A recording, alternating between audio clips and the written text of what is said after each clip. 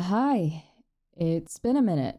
Well, I mean, I think you can tell that I don't have a webcam anymore, and I'm a PNG now. Lots changed since I last actually sat down to record a series, and I'll explain a little bit, and then we'll get into this wonderful, wonderful sequel that honestly I've been waiting a while for. So I'm a PNG now. It's honestly been better for my mental health, and I know I've been mostly uploading stream compilations and like edits of that and turning stories out of that, and that's been fun, but I miss sitting down to record things, so I do want to get into that more. And I thought, what better way to do that than to play the sequel to Butterfly Soup, which was such an important story to so many people when it first came out. And honestly, I wouldn't have known about this unless one of you didn't tell me, so thank you for that. So let's play, because I missed my girls. I missed them so much. I don't think the choices matter for the last one, I don't think. Oh, we got the little randomizer thing again. Akarsha! Let's see if I remember all the shit that I did. 9th grade. Oh, so we're freshmen. Oh! Man, right away. I'm sorry. I'm gonna be so nostalgic right now. I can't. Get up, bitch. It's ready. Finally. Out of the way, you'll get burned. Akarsha gingerly pulls the molten chocolate cake from the oven. Thank God, it looks edible this time. This is our second try. Dia ruined the first one by forgetting to add the flour. What are all those specks on it? It's like the batter wasn't properly mixed. Probably wasn't. We worked so hard mixing it though. It's probably fine. Yeah, whatever. We don't have enough time to redo it at this point anyway. All we gotta do now is write Happy Birthday Noelle on it. This is for Noelle? I'm sorry. I'll stop fangirling in a moment. I missed them. Okay, we're gonna do the thing. Yeah, naturally. Oh wait, are you two together yet? Cause like, been waiting. Akarsha pipes icing letters onto the cake as Min checks her phone. Hurry up. Dia says they'll be here any second. Easy. I'm done icing the first word already. Why the fuck did you write Noelle first? Ah, shit. I got ahead of myself. Gay. I'm going to fucking kill you. Akarsha frantically adds birthday to the cake. Wait, what are you doing? If you hadn't done that, we could have salvaged this with Noelle Happy Birthday. Don't ask me. That's what you get for rushing me. What do we write now? Noelle Birthday Happy? It's gonna look like we had a goddamn stroke icing this. I think you did. Because look how neat Noelle is. And then look at birthday. You can't see my cursor, but it's fine. The doorbell rings. Min and Akarsha freeze. It's them. You think? Give me the icing bag. You're not allowed to have it anymore. Says you, Min. Wait, why do you have a bandage there? What happened? I have so many questions. Okay, fair. I don't trust myself anymore either. No one does. I'll go stall them instead. Yeah, keep Noelle outside. I just need like 5 minutes to figure out how to fix this. There's a guitar! Gimme. I'm not gonna make it through this without getting distracted. Akarsha sprints to the front door and throws it open. Broader. Dia. My little bee, my little gold retriever, hi. Oh, actually, no, my little spaniel, 'cause your hair. Oh my goodness. Well, if it isn't fancy meeting what the cat finally decided to show up. What on earth are you saying? Noelle narrows her eyes suspiciously at Akarsha, then tries to peer past her into the house. Is this your house? Dia wouldn't explain why we were walking here. Sure is. To be honest, Frenchman, we're here because, we're not ready to reveal the birthday cake yet. I gotta do something to distract her. Fake your own death or propose. I wonder which one I'm gonna pick. I'm gonna say propose. We need to listen. If I know anything about the gays, being a gay myself, if I don't like rush this along, we're gonna be here forever. Propose. Akarsha gets down one knee. Noelle looks warily down at her. Noelle, will you marry me? What's wrong with you? Aw, you know what? Fair. I would have had the same reaction. Akarsha grabs Noelle's hand and tries to force a rubber band onto her finger. What is that? Your engagement ring. I didn't agree to this. We're not engaged. You didn't say no. no! Too late, you didn't say it right after I asked you. That's not how it works, you dolt. Is that any way to address your future wife? Wives. Aw. Noelle flings the offending rubber band into the bushes. Dia just stands there in confusion. Noelle suspiciously looks from her to Akarsha. I know I'm not supposed to have favorites, but I'm a dog person, and Dia's basically a big puppy. Dia is my favorite. Like, I love them all, but Dia is my favorite. What's really going on? There's no way you made me walk for an hour just to act out this insane skit. Or inane. Inane is a word. It only took that long because you wouldn't run. Once you run at least 3 miles without walking, you'll see how fun it is. I'm sorry, Dia, but that's never happening. Surprise! Oh, we're doing this? The cake must be ready now. Surprise! Happy birthday, Frenchman! Surprise. We put together a party for you. Oh, you... What? Noelle was lost for words. Baby. Baby gay. Gaby. My gabies! You shouldn't have. Shut the fuck up! You're not the boss of me! It is my birthday, so shouldn't I have some say here? Anyway, I haven't said anything about not liking it. She grimaces like there's something disgusting in her mouth. I sincerely appreciate you all doing this. Ooh, I like this. Go on. There's nothing more to go on to. That was all. It was nice while it lasted. Come inside, we baked you a cake. Oh man, what did you do to this cake? You did?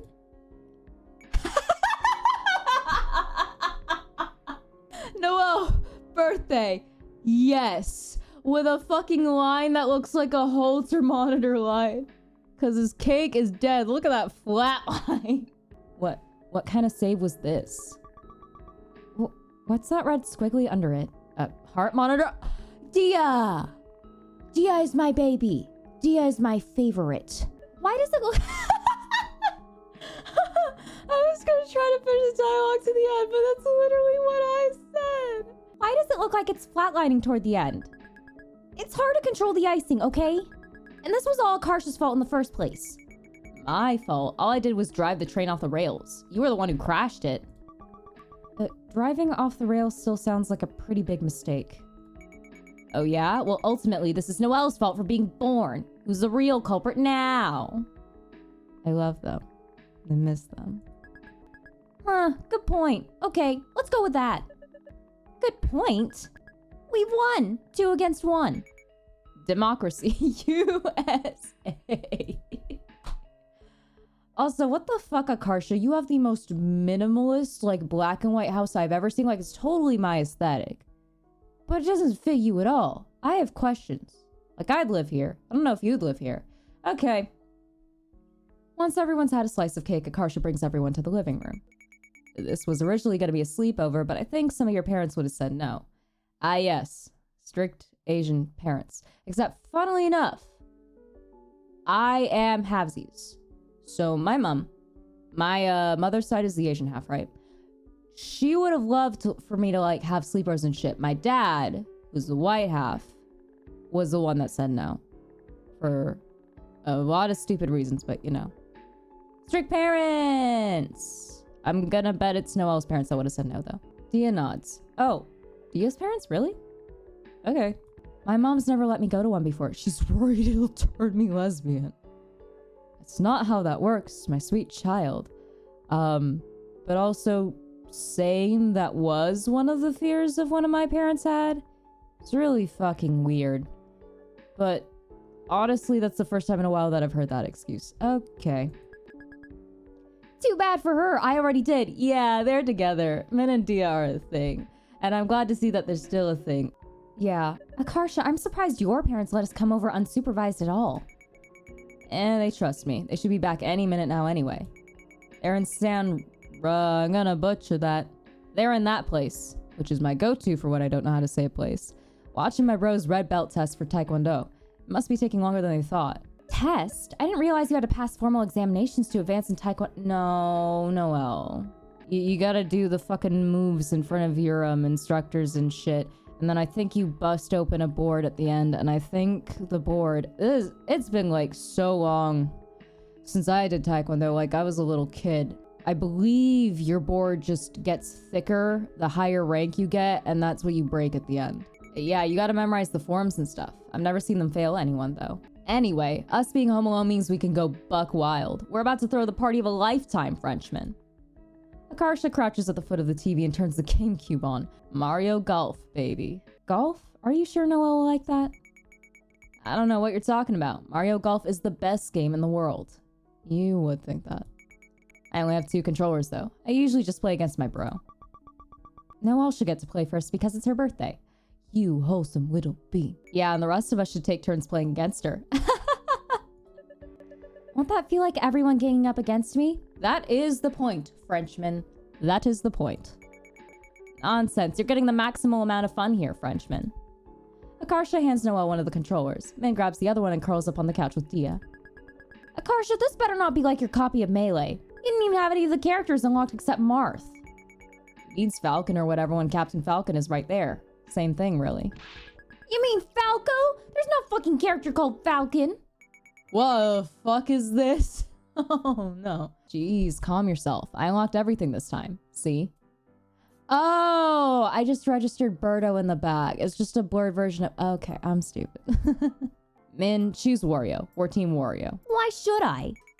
Don't you trust me? No one should trust you, Akarsha, but sure. I guess, whatever. Then again, Min would. I suppose I'll be this pink princess. You don't know who Princess Peach is, Noelle. Akarsha glances over at Noelle. She's placed her controller flat on the sofa and is pressing down on the buttons like she's playing piano. What are you doing? Shut up! I can adjust the control stick with greater precision like this. No, you can't. Noelle pinches the control stick between her thumb and index finger like a crab with a pebble between its pincers. Oh my god, why are you like a grandma who's never seen a video game before? Because their parents are strict as fuck and probably never let them play them. Min selects a dark, lava-ridden course. An animation panning to the stage's first hole plays on screen. Wait, that looks difficult. I don't even know how to play this yet. Sink or sizzle, Frenchman. That doesn't sound like something you should be saying to someone on her birthday. Noelle hastily mashes buttons at random on her controller. Her character manages to hit the golf ball safely across a lava pit. Oh, so it's just luck. It's not luck. It's physics. Big words from someone who was protesting she didn't know how to play 10 seconds ago. After a few swings, Min successfully puts her golf ball into the first hole. The words bogey appear on screen. The fuck is a bogey? It's a golf term, my little baby. How should I know? Aren't you and Dia the sports enthusiasts here? Oh, do you not play softball anymore? I mean, I guess that makes sense. It's like a childhood sport for some people and then they move on, but aw. I like real sports, not fake old people sports like golf. Me too. Noelle finishes the hole with a triple bogey. On screen, Princess Peach collapses and shakes her head, devastated. Haha, loser. You shut your mouth. Min hands Dia the controller for the next hole, kissing her adoringly on the cheek as she does. Dia furrows her brows, considering her options. Dia launches her ball straight into the lava. At last, my chance to make a comeback. I'm weaker today because I'm not Luigi. If you insist. Noelle immediately hits her ball into the lava, too. No! I can't wait to see your face when we play Monopoly later. No, Akarsha, please. You're not dating her yet. You need to secure this woman first. We're playing Monopoly? Why? What, you don't like it? There's no skill involved. It's pure luck. Silence, demon. It's fun to fantasize about owning property someday. Ish. Okay. A little too close to home there. The game was not even designed to be fun. It was created to educate people on the dangers of capitalism. But I like collecting the deed cards. They're such nice colors. Dia. Well, let's make a deal. If you win the next hole against me, we won't play Monopoly. How is that fair? You've played Mario Golf countless times before. Hey, I've only ever tried this course once or twice. Honest. Noelle ponders this as Dia hits her golf ball straight to the lava for the first third time. I can't read. She's too cute. Fine. Deal. Oh no, I roasted my golf ball again. After countless attempts, Noelle manages to complete the hole first. Yay, you win. It's a good thing your athleticism doesn't translate to skill at sports games. Dia puts the ball into the hole with her next swing. She passes the controller to Akarsha. Your turn. Dia totally just let Noelle win. Unfortunately for Frenchmen, I don't believe in going easy on the birthday girl. I'm pulling out all the stops. The words press A to skip appear as the animation showing the next hole begins to play. Accidentally press A as you... I mean, we don't have any other options, so, you know, no fucking cheatsies, Noelle. Akarsha presses A to skip the animation before it can reveal the hole's location. You cut it off early. Oh, whoopsie daisy, I got too impatient. Akarsha, where's the hole?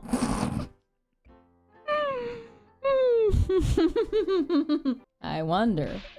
You worthless scammer! Akarsha smugly puts her ball, but it rolls smoothly into the lava. No, Serves you right. Noelle tries to set up a trick shot against a wall. Whoa, geometry. Be quiet, I'm concentrating. Noelle hits the ball with a measured swing. Instead of glancing off the wall at the intended angle, it just ricochets back the way it came. Well done, Noelle, you're back where you started. I hate you, you scumbag! I still don't even know where the hole is! Watch and learn, my friend. Akarsha expertly angles her shot so the golf ball rolls up a hill, then drops straight into the hole. That's how it's done. My days playing this stage against my bro have finally paid off. Days? You said you only played the stage once or twice. Noelle scowls, but Akarsha can tell from the way the corners of her mouth crinkle that she's fighting back a grin. You liar. What do you have to say for yourself?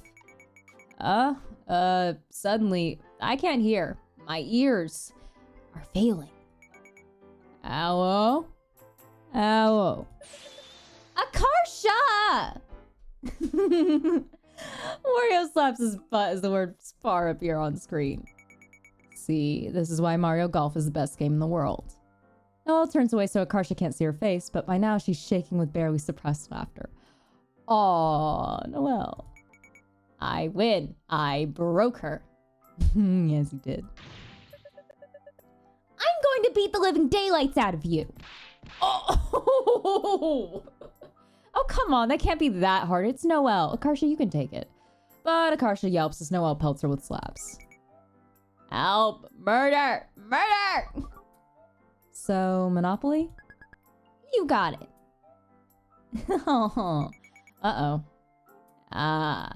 Yeah, I got Boardwalk. Welcome to my Santa Cruz of death. I'm using my entire savings to pile 4 houses on it. Oh no, if I land on it right now, I'll go broke. I have no fucking clue how Monopoly works. I've played it once, and only once. So I'm just gonna take their word for it, because I don't know how any of this works. Well, chances are you won't. Unloading all your money on a single property is pure folly this early in the game. Dia rolls the dice and breathes a sigh of relief when she safely passes Akarsha's killer boardwalk tile. After a few spaces, her dog token lands on Min's property. She's using the dog token. Dia is my favorite child. She begins to shell out the rent, but Min stops her. You don't have to pay me. Gay. I don't? It's my house, so I'm in charge. You can stay there for free. Not so fast. That's not allowed. When you land on property owned by another player, the owner has to collect rent from you. Akarsha flips open the rulebook and pretends to adjust an imaginary pair of glasses on her face. Actually, it says here, the owner may not collect the rent if she fails to ask for it before the second player following throws the dice. That's so confusingly worded. Basically, it's saying if the owner doesn't ask for rent, the renter doesn't have to pay it. Ha! So Dia can sleep at my house. What kind of buffoon penned these rules? If the renter and owner are in cahoots, the other players are at a disadvantage. Yes, Noelle. That's how that works. Unless the odd ones out form an alliance to counter it, too. Wanna be in cahoots with me, Frenchman? Not a chance. Don't say I didn't ask ya. You'll be singing a different tune once you land on my killer boardwalk. Noelle's phone buzzes and her face pales when she checks it. Oh no. Oh, great.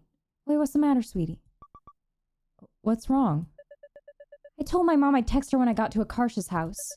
But I was having so much fun it completely slipped my mind. Akarsha catches a glimpse of Noelle's phone screen. It's filled with panicked texts from her mom. Are you having fun? Hello. Hello, Noelle. How are you doting? I mean, doing, not doting. Smiley face. 2:30. You may consider to call us when you can. Is everything okay? Where are you? You said you would text us. It's been almost 2 hours. How come you're not picking up your phone? We're about to call the police. Jesus. There's 4 missed calls, too. I think we're all shouting so much I didn't hear any of them. Dia jumps in surprise as her cell phone starts ringing. She stares at it with trepidation before fearfully pressing it to her good ear. Oh, that's right. Dia's deaf in one ear. Dia frantically hands Noelle the phone like it's a hot potato. Is that Noelle's mom? Oh my god. Okay. All right, I'll deal with it. Noelle answers the phone and leaves the room with a sigh. Akarsha can faintly hear her side of a frustrating conversation. A few minutes later, she returns to the group, her face sour. We've cleared up the misunderstanding. I let them know I'll be here for a few more hours. I'm sorry my mom called you, Dia. That was humiliating. It's okay. Good thing she didn't report you missing yet. I know she means well, but it's honestly irritating how often she wildly overreacts to perfectly harmless situations. She has no friends or hobbies, so all her brain power is spent on obsessing over me. Sorry we got you in trouble. It's not your fault. You couldn't have known. I should have remembered to text her once I arrived at your house. No, she can fucking take a chill pill for a fucking second. Like, I don't like parents like that. Noelle's joints crick as she sits back down at the Monopoly board between Dia and Akarsha. Is it just me, or are all the cool kids at school just the ones whose parents let them do the most stuff? Yeah, pretty much. Yeah, it's the girls who are allowed to wear makeup and hang out with their friends all the time. That's not always true. My parents are pretty chill, but I'm still uncool. Akarsha, shut the fuck up. I'm just unpopular because I'm weird. Don't forget perverted and annoying. Aw. I would like to add that you're a compulsive liar. Jeez, wow, I didn't realize that everyone had their own theories for why I'm not popular. A few turns of Monopoly later, Akarsha moves her top hat token to the Reading Railroad. Whose is this? Mine. Dia, bro me, please. I have a starving family and 8 children at home. $25. Hand it over.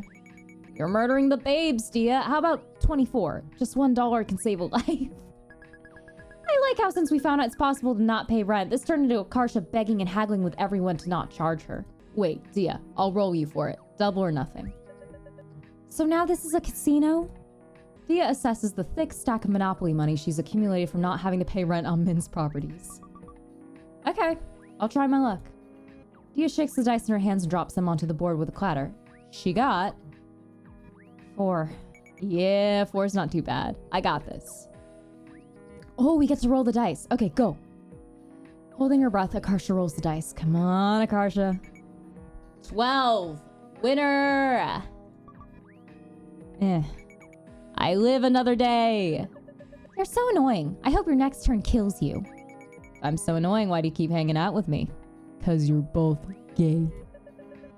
Because I love to watch you fail. It's Noelle's turn. She rolls a 12. Ahaha! Ha! You're matching. Noelle only moves her iron token a couple spaces before she starts to lose it. That's how Akarsha knows she's landed on Boardwalk. Uh-oh, SpaghettiOs. Shut up! You don't need to rub it in. She nearly knocks over all the houses Akarsha's piled up on the space as she slams her token down. How much is it? Oh, only 1,700. To Akarsha's amazement, Noelle dissolves into laughter on the couch. Actual, honest-to-God laughter. Dang, I gotta figure out how to do that again. Oh, gay. As Min rolls next, Akarsha hears the sound of the front door opening. Oh, they're finally back from Taekwondo. Her little brother runs in the living room, wildly swinging his new red belt in the air like a whip. He passed! Good job, little bro. I'm not gonna try to pronounce those words. Excited brother noises! He flails his red belt, whapping the floor, couch, and everything else within the 3-foot radius of him. Ow! Ow! This is my bro. He's basically me, but a guy. I see you passed your test. A voice booms through the house from the garage. I'm not gonna do all these fucking, extras, because otherwise I'll lose my voice, but help carry the groceries in. We stopped by Costco, bought nachos for the party. You're loud as fuck and I love you. Yeah. Should we help? Nah, he's talking to me. Be my guest. Relax. No, I insist. It is my birthday you're going through the trouble for. Sit the fuck down, Noelle. Fine, hard to argue with that, Frenchman. Let's go. Aw. Akarsha hastily stuffs her sock feet into her mom's sandals and waddles into the garage with Noelle in tow. Is he your only sibling? Nah, I have a big sis too. But she's like way, way older. She's in medical school already. That is a lot older. I was definitely an accident, but I think I was so awesome that it reminded my parents how cool kids are, and then they made my bro on purpose. That is far too much information. So your sister intends to become a doctor? A neurosurgeon. An even bigger nerd. Like, good for her, but it's almost kind of frustrating how perfect she turned out. She's just as bad as you. I can't even say my parents have unrealistic expectations because my sister actually met them. Oh. Akarsha's dad walks over in the trunk of the minivan with an armful of groceries. This is weird. I'm not used to seeing the parents on screen. Oh god, what's he wearing? What are you wearing, buddy? Please. So this is the birthday girl. Thank god you are here. Oh, I auto-corrected in my head. Whoops. My dad always says thanks God instead of thank God. I don't know why. It's cute. Well, it's my surprise party, so I don't have much choice in the matter. Akarsha said you don't like surprises, so you might go home already. Like my coworker Carrot last week. When we threw her a retirement party, she only stayed for half an hour. Carrot? Your coworker is called Carrot? Dad, her name is Karen. I really hope you weren't calling her that at the office. It's a cuter name. Call her Carrot. Do it. Akarsha's dad tries to clear a path through the heap of shoes by the garage door. Meanwhile, Akarsha and Noelle each grab a couple grocery bags from the trunk. Your dad looks very patriotic. Yeah, he thinks being American is really cool, so he likes to buy stuff with eagles and flags on it sometimes. I see. Is he really into politics? I doubt it. No, my parents don't know anything about politics. Every election they have, one of them vote for the Republican candidate while the other one votes for the Democrats, so they cancel each other out. That's really cute, but you should really make informed decisions about that. Why do they bother voting if they don't care who wins? They just want to feel included, I guess. It's pretty silly. Oh, we got to see the mom too? Oh, she looks so cool. I love that cardigan. Akarsha's mom smiles at Noelle as she steps out from the passenger seat. Oh my god, she was sitting in the car the whole time fixing her hair and reapplying her lipstick. No one cares, Mom. I care. You look cool. I'm sorry we're late. We thought we'd be back before everyone came. It's that stupid GPS's fault. It wanted us to go on all these strange routes. If you just followed the directions all the way, it probably would have been faster. No, I could predict there would be traffic on the 680. I would know. I've lived here for 20 years. Speaking of driving, I have a great idea for an invention. Cars should zap bad drivers. I love him. Can we keep him? Zap? As in with electricity? Just through the steering wheel. Not enough to kill them, but enough to hurt. Steal my parking spot? Yeah! Akarsha's dad mimes being shocked with electricity. Don't chastise him, it's funny. Dad, oh my god, stop it. No, let him. Let him, I love him. With all due respect, that sounds like a terrible idea. But everyone will learn so fast. Hasn't Akarsha told you I'm a genius? Her smarts run in the family. I see where she gets it from, honestly. I should patent my car zapper along with my telephone idea. What's the telephone idea? Tell me. I want to know. Telephone idea? It's the same thing except the telephone shocks telemarketers. I'm dubious the patent office will approve either of those. What, don't you think it's a great idea? Hello, will you buy our product? Akarsha's dad shakes his arm as if being shocked again as he walks into the house. What's wrong with you? Nothing. Stop pouting at him. He's adorable. Akarsha's mom follows him inside with an exasperated expression on her face. Does that remind you of a certain pair over here? I think we're looking at the future here, and it's adorable. Okay. Finally, they're gone. I thought I was gonna die of embarrassment. Noelle's still staring after Akarsha's dad, fascinated. Your dad is such a character. He's so outgoing. Oh yeah, he loves talking. So much. He never shuts up. I feel like this explains a lot about you. Really? Like what? I see where you get your sense of humor from now. Oh. Huh? No. My jokes are totally different. You can't deny there are some similarities. From my observation, parents have a lot of influence on their kids' personalities. No way. I'm way funnier than my dad. I'm an enigma. You'll never figure me out. Actually, I think I already have. For instance, your worst fear is earnestly trying at something and failing. So even though you're perfectly intelligent, you use your goofy disposition to preemptively make a fool of yourself on purpose. I do not. Give me an example.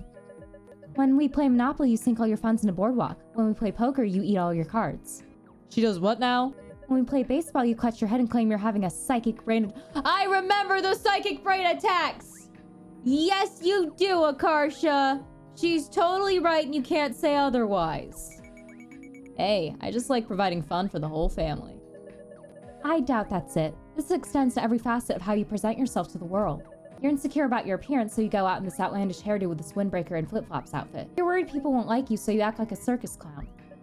Rather than risk rejection, you set yourself up for failure to feel in control of the situation. What the? I feel weirdly exposed? You're one to talk about fear of failure, miss. I argue with the teacher that my multiple choice answer was technically also right. I would contend that makes me more adept at sensing that trait in others. Sweating profusely, Akarsha lets out a nervous laugh. Her read on me is scarily accurate. No one's ever seen through me like this before. 'Cause you two have so much in common. Just date already. How much attention is she paying to me? Usually don't watch someone that closely unless you like them. Unless? Akarsha watches Noelle closely as they haul the food inside. She can't help but grin as Noelle ascends the garage's concrete steps with the grace of a vacuum cleaner. What does that even mean? Suddenly, Noelle turns to her and gives her an unreadable look. What? Akarsha's heart skips a beat as Noelle reaches out to her windbreaker sleeve and plucks something from the fabric. There is a grain of rice stuck to your jacket. It was bothering me. Noelle holds up the offending grain of rice between her fingers. Oh, that's an accessory. Put it back. Akarsha feels a jolt of euphoria as Noelle rolls her eyes and lets the corner of her mouth quirk up for the briefest moment. Oh. Ah, shit. No. Not this shit again. No. Gay. Gay. Gay. Heckin', you're gay. You're so fucking gay. Oh. Monday before school. Akarsha daydreams about Noelle as she uses one of the library's computers. I'm so fucked. I can't stop thinking about her. We haven't even known each other for a whole year yet, but she already knows so much about me. I bet we're closer than a lot of couples who really are dating. She can tell when I'm about to say something annoying before I even open my mouth. She knows I have a big sister, which is like a rare Akarsha fact because she's so much older than me. Heck, she's met my parents already. That's a couple-y thing, right? The heck are you doing? Yeah. You scared me. I said hi like twice. You must be really out of it. I was just focused on the computer.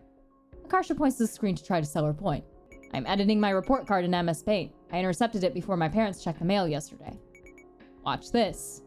On the computer, Akarsha photoshops her B+ in English to an A-. A-? Why not just change it to an A+? Nah, A- is more realistic. I just gotta print this out. Don't tell anyone I did this, okay? Who do you think I am? Noelle? You're not even changing your actual grades, so you're not really cheating. You're right. I'm just cheating my parents' brains. Mind hack. Akarsha pulls her new and improved report card from the tray. It's still warm from the machinery like fresh laundry. I'll do your report card too if you give me $20. Nah, I can't be bothered. I don't care what my parents think. Yeah, because your parents are shit. I want to kill them. Anyway. Wow, you're not worried about disappointing them? Why should I be? They don't seem that worried about disappointing me. Dude, that's deep. Even though Min gets horrifying grades, she's pretty smart in some other ways. She did manage to get together with Dia, after all. Maybe she has tips for this kind of thing. Oh, please, they're both dense. Actually, can I ask you a question? Yeah, what? Hypothetically, if you had a crush on a friend, what would you do? You have a crush? Who is it? I can't tell you, it's embarrassing. Is it someone I know? Seriously, I'm not telling you. No one can know. Is it Dia? Oh, come on. Why? You possessive little shit. No, it's not Dia. What? No, I'm not trying to get my throat slit by you. Is it... me? No, but no more questions. I'm not exposing myself. What happened to being a love expert or whatever when I was trying to kiss Dia? Why don't you just follow your own shitty advice? Admittedly, it's easier said than done. Look, it's exactly what you guys said when I was on that date. Don't overthink it. Just be straightforward and tell them how you feel. You sure? They don't feel the same way. This could end up destroying our friendship. Yeah, just do it. You can even try one of those stupid fucking pickup lines you keep practicing on my girlfriend. Okay, I'll promise I'll stop doing that for real. I just feel like hitting on my crush directly is a massive risk, though. Well, it worked out for me. You'll never know unless you go for it.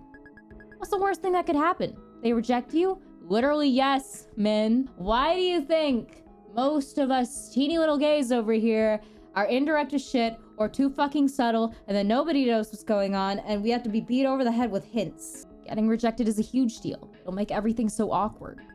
I mean, yeah, but that's just a risk you gotta take. You don't get it. This isn't just me being paranoid. This has literally happened to me before.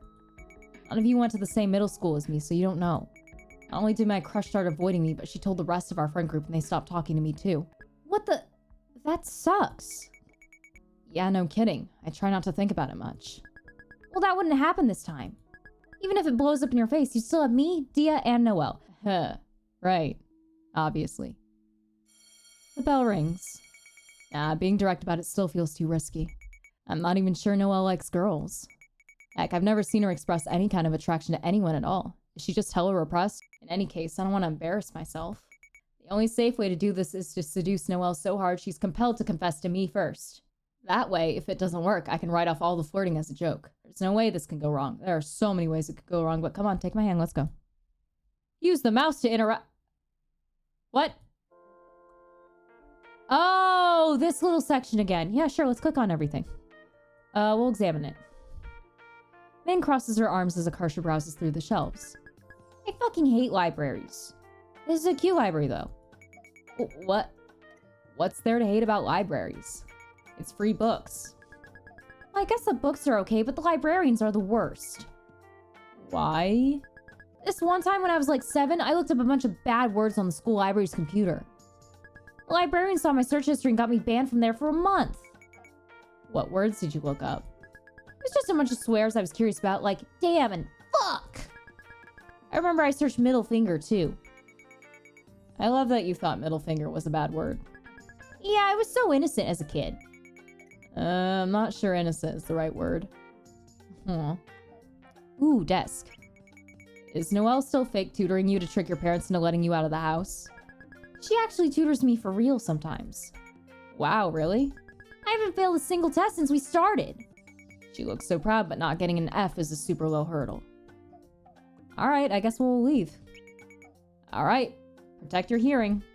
Min nods and covers her ears as Akarsha walks through the library, scares by the... the book scanner alarms go off. The librarian looks up, sees that it's Akarsha, and impatiently waves her through. That seriously happens every single time you walk through the scanners? Are you sure you don't have any library books on you? Of course, there's even a photo me tape by the door now because after the first few times they searched me, they confirmed I don't have any. It almost feels like my backpack is haunted by the ghost of a library book. Wait, I remember this. Didn't Noelle do this ages ago where like they lined like her backpack or something with like old tags or something? I swear there's something about that in the first one. They're still there. How would that happen? Pissed off any books lately? No, unless maybe Noelle counts as a book. And because I know her daily, the books are mad at me. Are you hearing how crazy you sound right now? Yeah, I'm embarrassed I even said that out loud. It's probably just one of those things, like my magic Rosen. Your what? Never mind, forget I mentioned it. Oh, we can do a lot of things. Okay, we'll look at the locker room. I don't have gym until later in the day, and the baseball club doesn't meet until after school. You're still playing baseball? My girls! By the way, our baseball team is called We Have to Be the Death Bagels. I'm pretty sure I called us the Death Bagels in the first one too, but we are the Death Bagels! That name was Dia and Min's idea. Personally, I think it sounds pretty corny. Yeah, it was the Death Bagels! We're keeping it though. Can we keep looking at this? Right now I need to go to first period and terrorize Noelle. Oh, okay. So like somebody told me this ages ago, like after I finished the series, but if you keep clicking on things, that means there's more dialogue. So you can keep clicking on it. Let's take a walk to the courtyard though. Let's go there first. I guess there's nothing here. I'm ahead to class now. Adios, bitch. Probably gonna go find Dia now. I feel like she's chilled out a lot since they started dating. I guess sniping people is less exciting than kissing your girlfriend. Ooh, let's eavesdrop. I hate how my parents yell at me for studying late at night. If I slept early instead of cramming, I'd probably fail. Then I'd get yelled at for not studying. That's so gay. What? How old are we? At our school, it's really popular to say gay when you mean stupid or uncool. That hasn't been a thing for so many years now, but I still hear it occasionally. So you hear it all the time. Whenever people don't like something, they go, "That's so gay." Sure, we'll stare at ourselves. I wouldn't do this IRL, I don't like mirrors, but... How is it that everyone else has bomb-ass hair while mine's all sad and thin? What happened? Gene catastrophe. The other day I saw my side profile in a photo and was like, "What? I really go around looking like that all day? Wish I could get plastic surgery." I'm gonna keep staring though. Dab me. Okay, now we got it. Noelle and Zia aren't here yet. I managed to set up a special surprise the other day. Hopefully everything's still in place.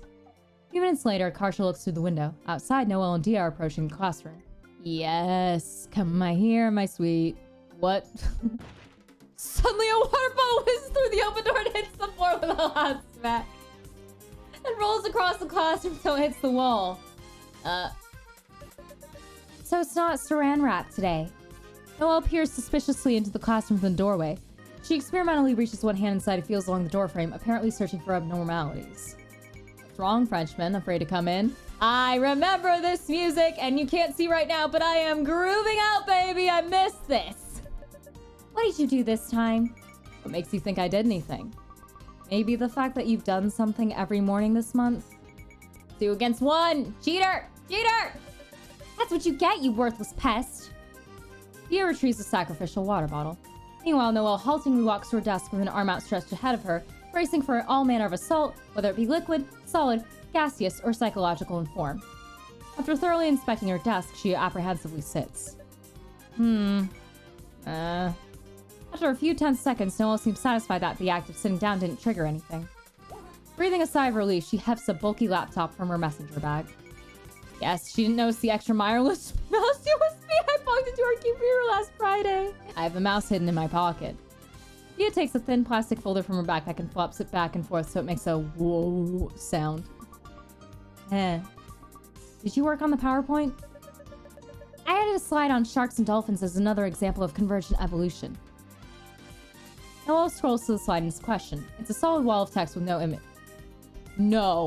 No, my child, you are not one of those people. You need to do bullet points and then explain your point, Noelle. You're supposed to be smart. This is gonna put everyone to sleep. Noelle's so confident that she's good at public speaking, but she has zero charisma or self-awareness. She just drones on and on forever, oblivious that she lost the audience 10 minutes ago. I love her. Aw. But wait, I already made a slide about that. Swimming. Dia scrolls to the previous slide. It features a photo of dozens of fish and dolphins swimming in the ocean, cryptically captioned, "Good shape." Dia! Good shape? I hate to break this to you, Dia, but literally no one but you is going to understand this. Neither of them are paying attention to me right now. Time to shine. Oh my god, jiggle it, jiggle it, jiggle it. Akarsha jiggles the mouse in her pocket as Noelle tries to edit the slide. What was that? What was what? Didn't you see it? The cursor just jerked on its own. Maybe it's lag? I bet it's because you typed too many words on one slide. Even Bill Gates didn't see this coming. That can't be it. I fit more words than this on one slide before. You have? Noelle moves the mouse again. This time, Akarsha does nothing. Looks fine to me. How strange. While Noelle was busy typing an essay-length caption, Akarsha clicks another text box so she's editing the wrong part of the slide. See, there it is again! What is going on? You've been hacked, Noelle. Don't tell me you fell for those pop-ups advertising hot single ladies in your area. As if. Look, it's moving on its own again. Noelle clenches her mouse harder as if that'll help her regain control of the rogue cursor. Akarsha makes it drift toward the control panel. Akarsha wiggles the mouse in her pocket. Dia's eyes flicker to the movement of fabric on Akarsha's windbreaker. Oh shit. Oh no. Dia grabs Akarsha's wrist and yanks it out of her pocket, revealing the wireless mouse in her hand. It was you! Wait, I just happen to have a mouse in my pocket. There's no proof this is connected at all. Dia wrenches the mouse from Akarsha's hand, but not before Akarsha uses her precious final moments to click on the control panel and change the mouse speeds to the slowest setting. Pathetic. I can revert your changes within moments. You sure about that? Why don't you go ahead and try it? Noelle tries to navigate back to the control panel. The cursor inches across the screen so slowly, the movement is barely perceptible. Akarsha! I missed them. A bell rings. This concludes Noelle and Akarsha's daily morning Screamfest. Once everyone is seated, the morning announcements play over the intercom. Can't read that. It's today after school in the gym. Don't forget your t-shirt order forms. Our school has this tradition where the seniors do that dance at the end of Multicultural Week. Guess that means we'll get to see Krista and Liz dance. The Japan Club's first meeting is today after school in N6. Unlike the Anime Club, besides discussing anime, we also eat Japanese snacks and learn Japanese manners and language. That doesn't sound like that significant of a difference. Our school may not have a football or baseball team anymore, but it does have hella new clubs popping up all the... No more baseball team? Tell me you have softball, though. My girls, please. It's because everyone wants to be able to put founder and president on their college apps. Come to think of it, didn't Krista and Liz start the baseball club during application season? No way. Well, good for them. Even if they had ulterior motives, it's been fun. This Valentine's Day, the Muslim Student Association is kicking off their annual rose fundraiser. For $5, we'll deliver a rose to your special someone with a message of your choice. You can even make it a bouquet for $20. Order forms will be distributed in third period today. Like anybody's getting me one of those. Akarsha surreptitiously glances at Noelle, who's sitting beside her. To her surprise, Noelle's listening to the intercom as intently as if she was being graded on it. Oh. Wait, maybe this is my chance. I should act really pitifully down about being single and drop hints that getting a rose would make me happy. Or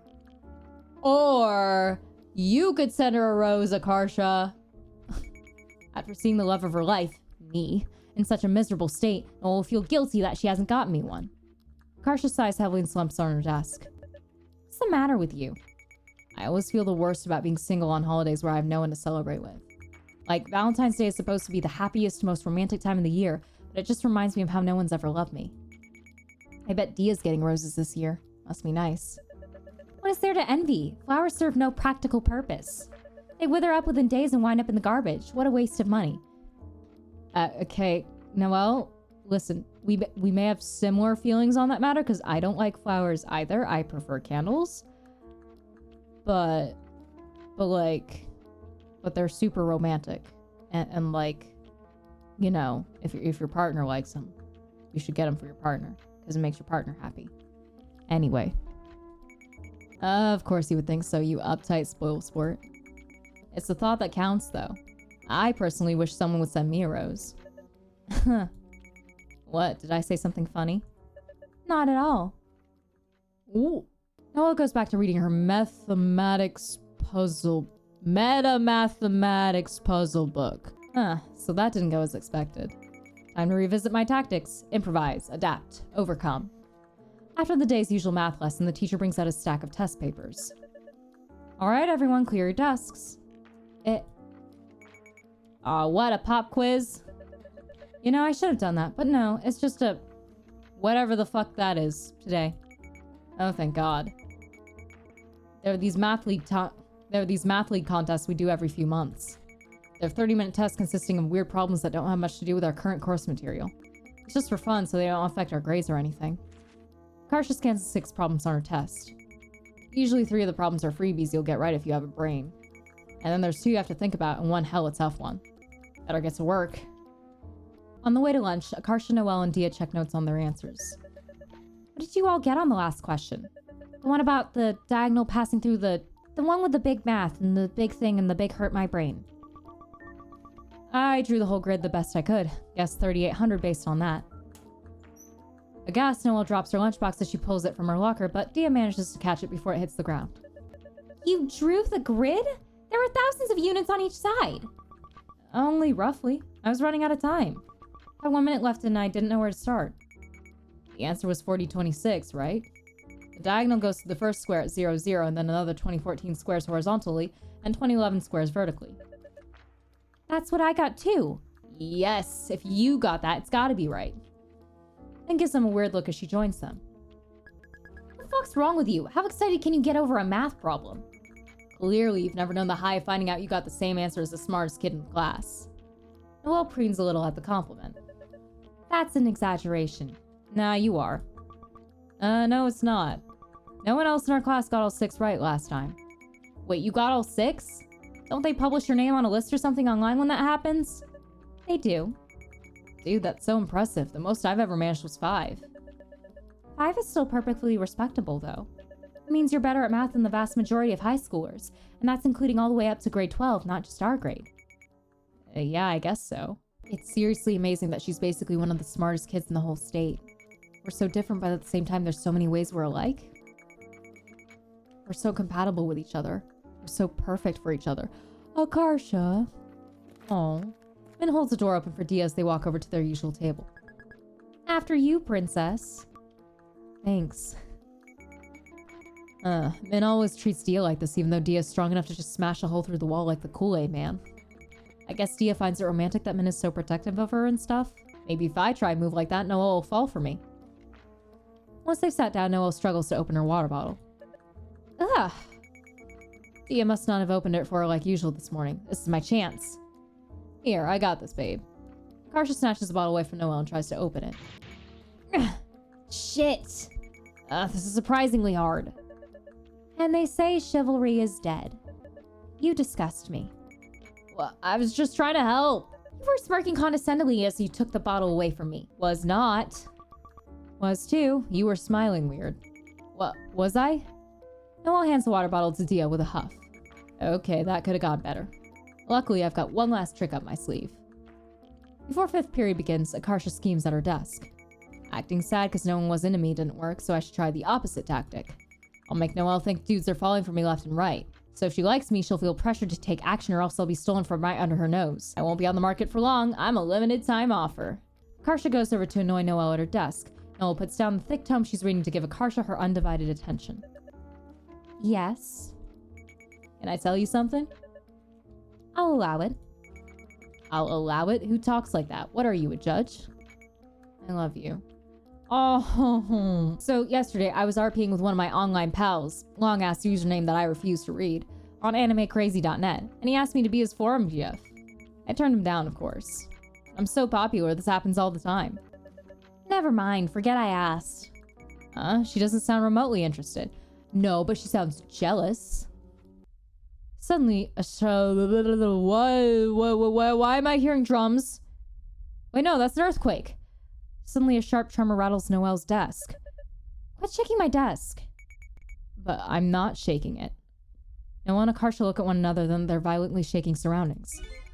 There's a ghost? Oh god, Akarsha. No, it's an earthquake. You mean earthquake?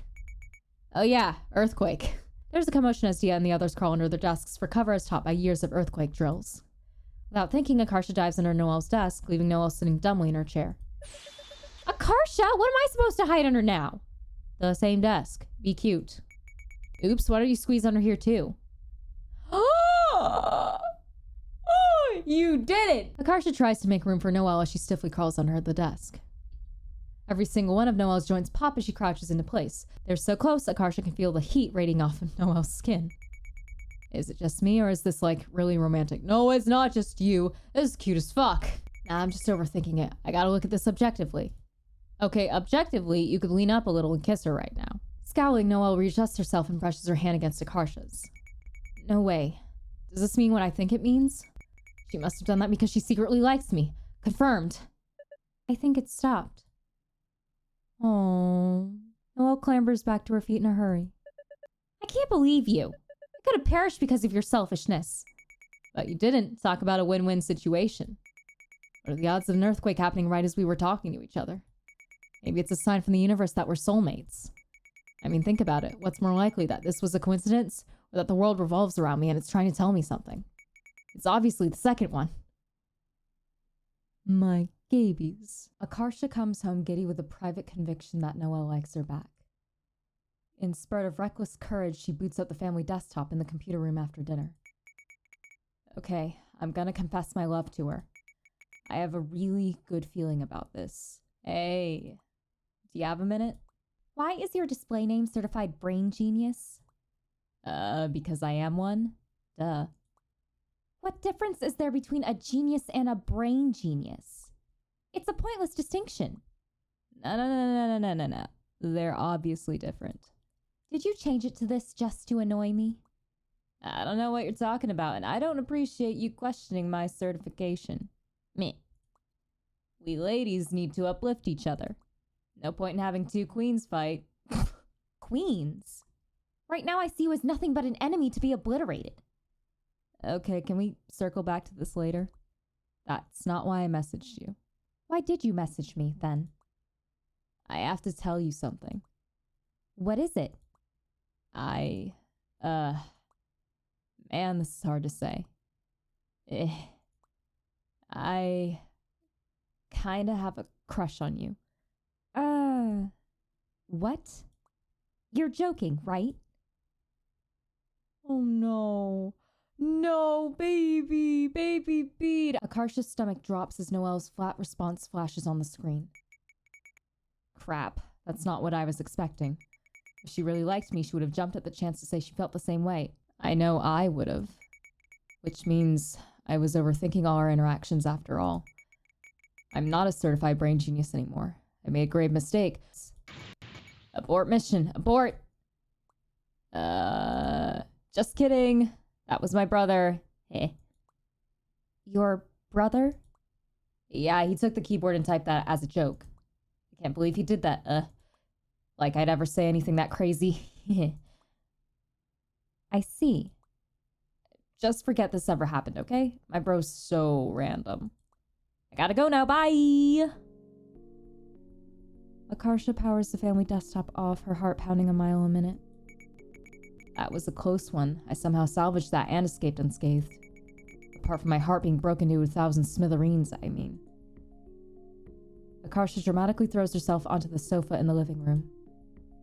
Used to this, her brother offers her a piece of candy. Wanna hide you? No thanks. Don't eat too many of those. They have dangerous oils in them. Okay, Dad. Her mom goes into the other room Akarsha just left to switch off the light. What is this? Oops, sorry, I was having a meltdown and forgot. Wanna watch a funny movie with us? It'll make you feel better. What's the movie? She's the man. No, you did not. She's the man. We just need to wait 2 minutes. It starts on TV at 7. The movie kicks off with a teenage heroine making out with her boyfriend. Ew. Gross. I don't know. Wish that were me. We would have been so cute together. Oh. We belong together. We should be dating. I was hoping so bad Noelle could see that too. It just really hurts to know she doesn't feel the same way. Oh, this actress makes a very handsome boy. What, Amanda Bynes? That was barely passable, but okay. She would have tricked me. She would have tricked you? Do you know how to do this? Do what? Disguise myself as a guy? What kind of question is that? You're so weird. It's a fun movie, but watching all the characters happily pair up after their wacky teen hijinks just makes Akarsha's chest ache even more. Seeing the forlorn expression on her face, her dad pats her on the shoulder. Cheer up. If you really don't want to be a doctor, you can become a movie star instead. I love him. Can we keep him? What are you saying? I think it will be cool if Akarsha becomes a famous movie star. If she's rich, we can live in the mountains. We could be like, in the wild. I see where she gets it from. I love him. Why would we want that? You can do it, I believe. My parents have such high hopes for me, but all I do is waste the opportunities they work so hard to give me. I have literally nothing going for me. I'm legitimately such a waste of time and resources. How do people manage to have their first kiss in kindergarten and stuff? Why doesn't anyone want to kiss me? Am I that unlikable? It feels like such a remote thing that I can't imagine it ever happening to me. I've never even held someone's hand or been in any kind of relationship. At this rate, I'm just going to go through my entire life without ever getting kissed. What's even the point of me staying alive? There's nothing for me to look forward to. Everything just feels so unattainable. Once the end credits roll, she dejectedly texts Min on her phone. I read online that it's healthy to wallow in sadness for up to 1 hour a day, and that hour begins now. Aw. What the fuck?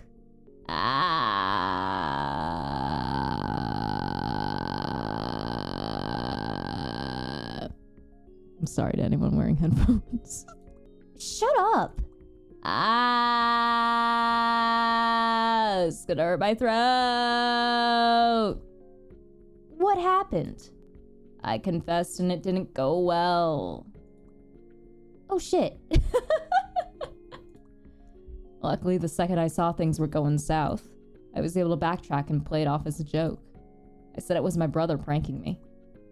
Wait. Hold on. You did it through text? Yeah. Why? I don't know, it seemed like a good idea at the time. And that way I could say it wasn't me if I chickened out. What the fuck? Do it properly. In person. And deal with the consequences of my actions? No thank you. Well, if you're not sincere about it, then what you get back isn't going to be real either. You're like someone who went to Vegas, spent 1 penny and got spooked and left. You need to take risks if you want to win anything. Too scary. Coward. What's the point? I know they're not interested in me anyway. Weak sauce move. And I can't even blame them. Who'd want to waste time with a loser like me? What am I then, motherfucker? Chop liver? I'm wasting time with you right now. But you like wasting time with Dia more. See? Is die. Blech. Well, it's not a contest. Okay, but it kinda is. I don't know, like, having one person in the world think I'm worth loving would be nice. I feel like I've spent my entire life wanting people and being rejected while nobody's ever felt anything for me. Like, am I really that ugly and boring that no one would ever fall in love with me? I'm just a waste of space. Seriously, stop saying shit like that. I was just kidding. I'm so random. Akarsha, please. It's not funny. Hit. Don't hit me, you son of a bitch. I just want to do normal high school things. Like date and go to parties and stuff. I feel like I'm missing out on this whole fun experience everyone else is having. Look, dumbass. There's probably like 3 couples in our entire grade, including me and Dia. Bunch of socially stunted fob nerds. Most of us aren't even allowed to date until college anyways. Great. So not only am I an undesirable weirdo, but I'm not even special. Not special is good sometimes. If you're not special, it means you're not alone. Okay, yeah, I get it. You right. Did you want to play Maple Story tonight? I need a distraction to stop thinking about my epic fail. I'm assuming this is a person kneeling and being sad. Because otherwise I don't know what the fuck that acronym means. Sorry, I can't. Jun's using the computer right now. How about we play through... Why? Why is this playing now? Ah! How about we play it through text then? What do you mean through text? It's a snail. Snail. Oh, okay. Attack! Ninja Star. It's hitting you. -5 HP. Huh? Why? Use emoticons like me. Oh. What's that supposed to be? Your butthole? Why would it be my butthole? It's the Ninja Star. Sicko. Oh, okay. 22 damage. 25 damage. Snail. It's coming closer and closer again. Ugh! That's my fist punching. I read that wrong. 2 damage. Another punch. 4 damage. -3 HP. What the? The snail should be dead by now. They don't have that much HP. F9. Fine, you're not damaged. Money. I'm assuming this is loot. Okay, great. I'm gonna try doing the... I'm assuming game reference. This thing. Yeah, good choice. Oh. Akarsha feels a bit better after talking to Min, but once she's logged off, the heartache in her chest returns. That night, Akarsha reads the entirety of... whatever the fuck that is, for the first time on an illegal manga scanlation site in an effort to forget about everything. It doesn't work. Next morning, Dia's house. My baby! Akarsha cracks a weak smile as Dia answers the door. Hey, ready to walk to school together? Dia gives her an odd look as they start heading down the sidewalk. You okay? Yeah? Why do you ask? You didn't send me a weird message this morning like usual. Also, your eyes are red. Oh, that's nothing. I got shampoo in them while showering.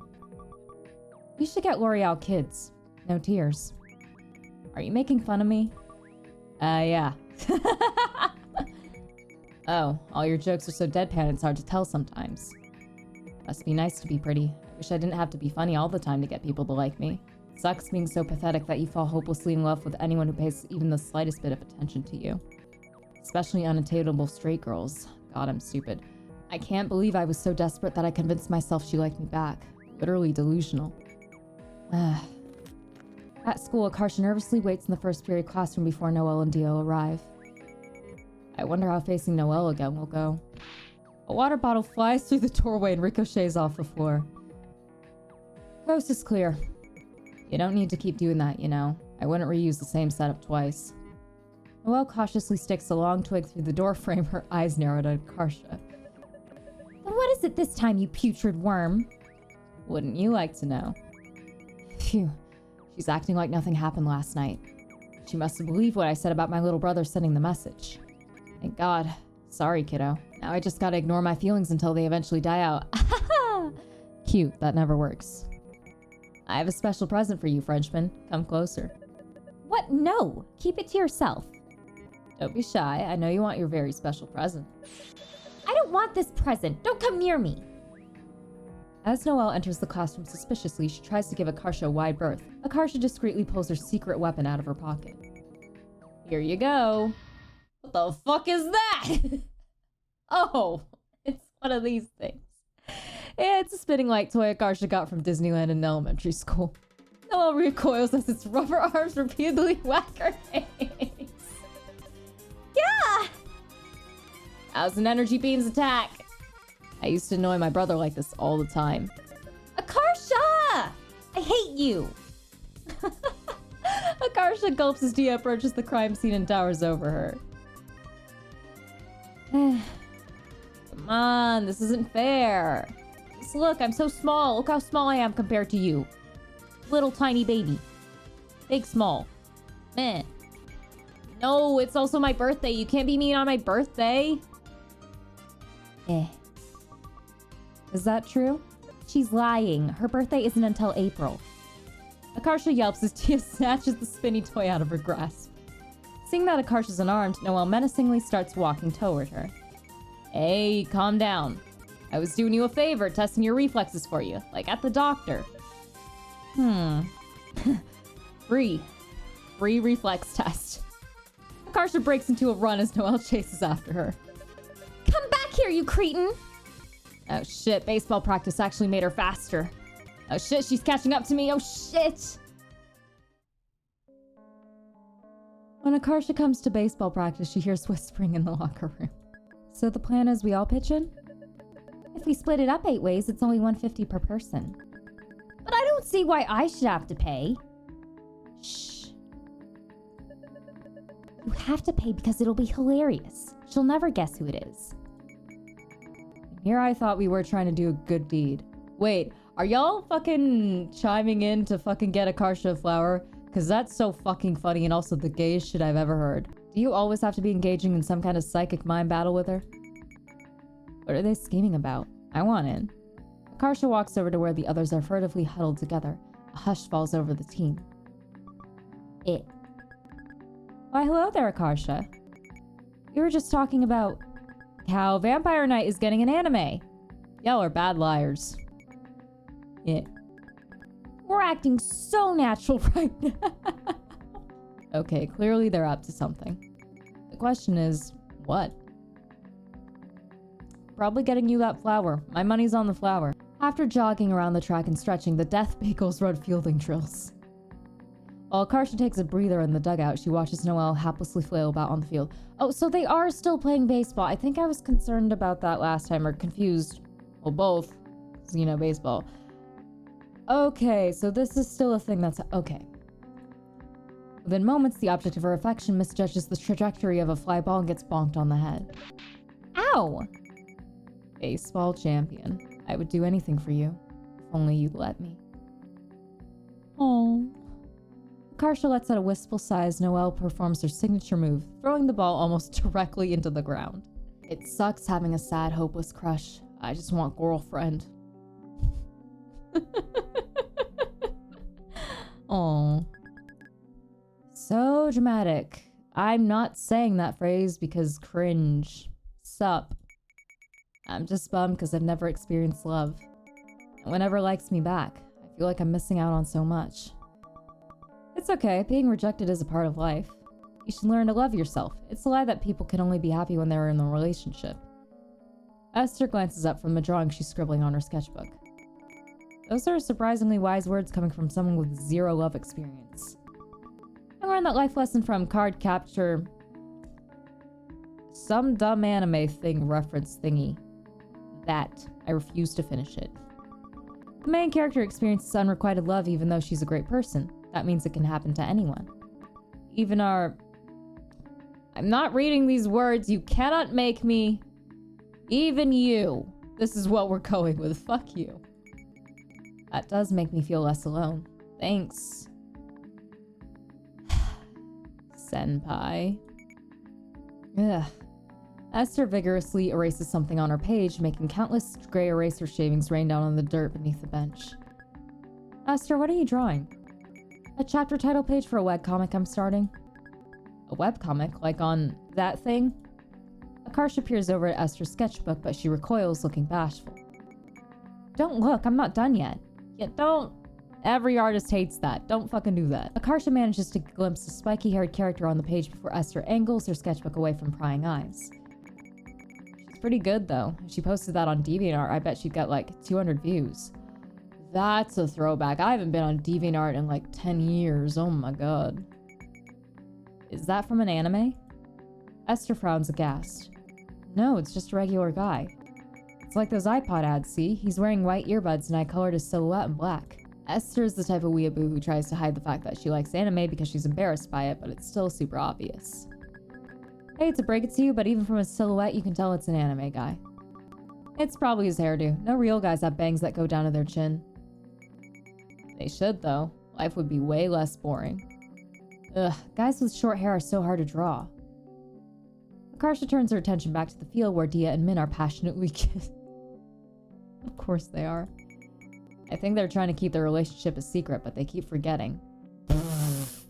No, they're not. Do you have to do that in front of us? Just you watch. I'm gonna rub my gay hands all over her. Min, no. TOS, please. Oh. I'm so jealous. I want to be in love too. Someday everyone else is gonna get married except me and I'll be the one sad single friend. Me too. Me 3. If that happens, we should all pitch in to buy a mansion and live as... I know this word, I don't know what it... Live together. God. Why all the weeb words?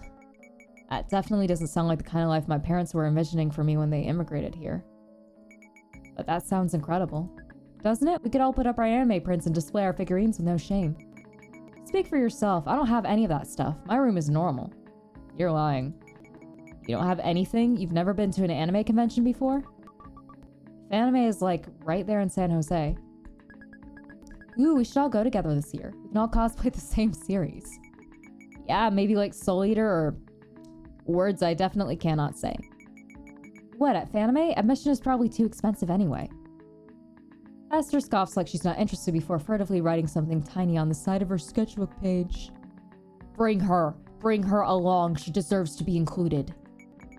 She didn't write small enough. It says Fanime. She's probably gonna Google it later.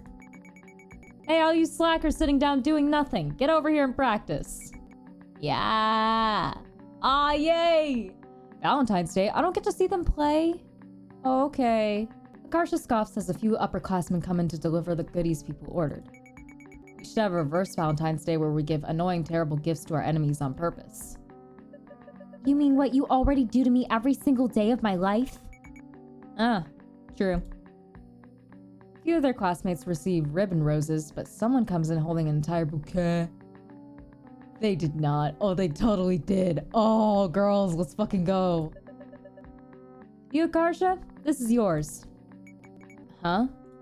Bewildered, Akarsha accepts the bouquet and notices there's a note tied to it with a ribbon. It reads, "Roses are red, violets are blue. Love never crossed my mind until the day I met you." Okay, I know it's a prank. But oh. Your secret admirer. Secret admirer? Who? I can't believe it. Is this some kind of joke? Yes, unfortunately, but oh. Akarsha looks wildly around the room just in case her paramour is watching her reaction from afar. But no one seems to be acting out of the ordinary except Dia and Noelle, who are beside themselves with amusement. Someone sent you flowers? I told you I was a hot commodity. I charmed the pants off someone without even knowing it. What's the note say? Let me read it.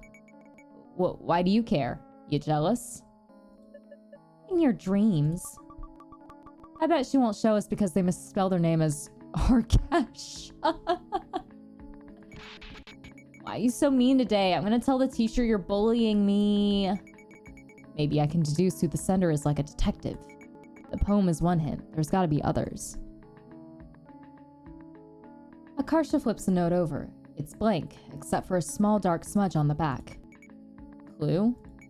Maybe it's from food, like blackberries? Akarsha sniffs the note, but it's hard to single out any scent over the fragrance of the roses. What are you doing? Quiet, meanie. I'm trying to crack the code. You're interrupting my mind palace technique. There's only two possibilities here. Either someone is secretly in love with me, or it's a prank. But it's kind of a lot of money to spend on a prank. It's either fake or real. You don't say. Thanks for narrowing it down for us. Be quiet. Meh. Flustered, Akarsha scans the room one more time for good measure. She catches Dia looking away a beat too late, smiling to herself. What are you smiling about? Nothing. Just happy for you. Oh, are we changing points of view?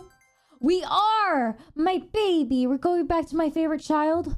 We are. Dia. 3rd grade. Okay. Dia, Min, and June wait at the horseshoe for their parents to pick them up from school. Why does it always take Mom so long to get here? I'm so hungry I would even eat a pizza with pineapple. Hey. Mom should just let us walk home ourselves. It'd be way faster. Especially if she buys us Heelys. But if you did that, I have to wait for my mom alone. It'd be so boring. Oh, I thought of that already. We can chat on walkie-talkies while I'm rolling away on my Heelys. That sounds fun. The three of them peered down at the horseshoe at the long line of cars, hoping to catch sight of their rides.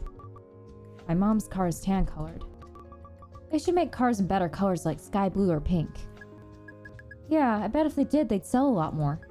It's because adults are boring and have bad taste. They should sell cars with pictures of dolphins on them. Everyone will want one. Oh. Dia perks up as a beige Toyota drives into the horseshoe, but it's the wrong model. Did you hear about Barry Bonds? He's in trouble because he did steroids. Oh, what are steroids? They're drugs that make you really buff. It's cheating. I don't see why they don't let you use them. If they're so good, everyone should use steroids. No. Min. No. Baseball would be more fun if everyone was super strong and super... This child. Suddenly, Min jolts upright and shouts as a silver sedan pulls up to the curb. I see her car! Bye, Dia! Heat rushes to Dia's face as Min hugs her tightly before dashing off. Bye. Wait, that car has a side thingy under the door that ours doesn't have. Min flings the car's passenger seat door open, revealing a stranger inside. No! Who are you? Min hastily slams the car door shut and stomps back to Dia and June, who are both wheezing with laughter. That was the wrong car! I told you. Dia, I think your car is over there, though. Thanks. Bye for real this time. See you tomorrow. As Dia buckles up in her mom's sedan, she peers out the window, smiling a little when she sees Min waving frenetically at her outside. How was your day at school? Okay. We had to write about an invention we'd make in class today. What did you invent? A better bed that makes it so your stuffed animals can never accidentally roll off of it. I thought of it because last night while I was sleeping... I know she's a child, but please. Why? You could have chosen any name, Brianna. Horny fell on the floor. Horny? Who's that? My cow plushie. He's one of Snakey's older brothers. He was out cold and alone for hours and I didn't know. Maybe you should give Horny a different name, like Moo Moo. Why? It'll be hard for him to get used to it. Please. I'm fucking dead. You must have the most loved stuffed animals in the entire world. What else did you do at school? I tried to take an accelerated reader quiz on Boxcar Children book I read, but I accidentally clicked the wrong book, so it made me take the quiz of a book I never read before. It didn't let you quit out? What a bad design. Yeah, my classmates all try to help me though. Aw. Hayden read the book a year ago, but he could barely remember anything. So even with everyone's help, I got a 2 out of 10. No. Mr. Armstrong said he wouldn't count it for my grade though. That's a relief. The boy waving at you earlier, was that Hayden? The classmate who helped you? I remember Hayden, he was our little blonde baby. You mean Min? She's not a boy. Oh? Yeah, and Hayden's blonde. Huh? The one wearing a hoodie? Yeah, she's a girl.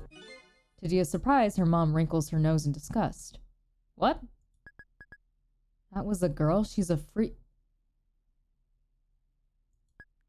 You should make friends with the more normal girls. She's wearing a hoodie, though. Huh? That's not very nice. But it's true, she looks like a boy. Stay away from her or you'll catch it, too. Catch what? It's not like she has a disease. You're too young to understand. Only freaks look like that.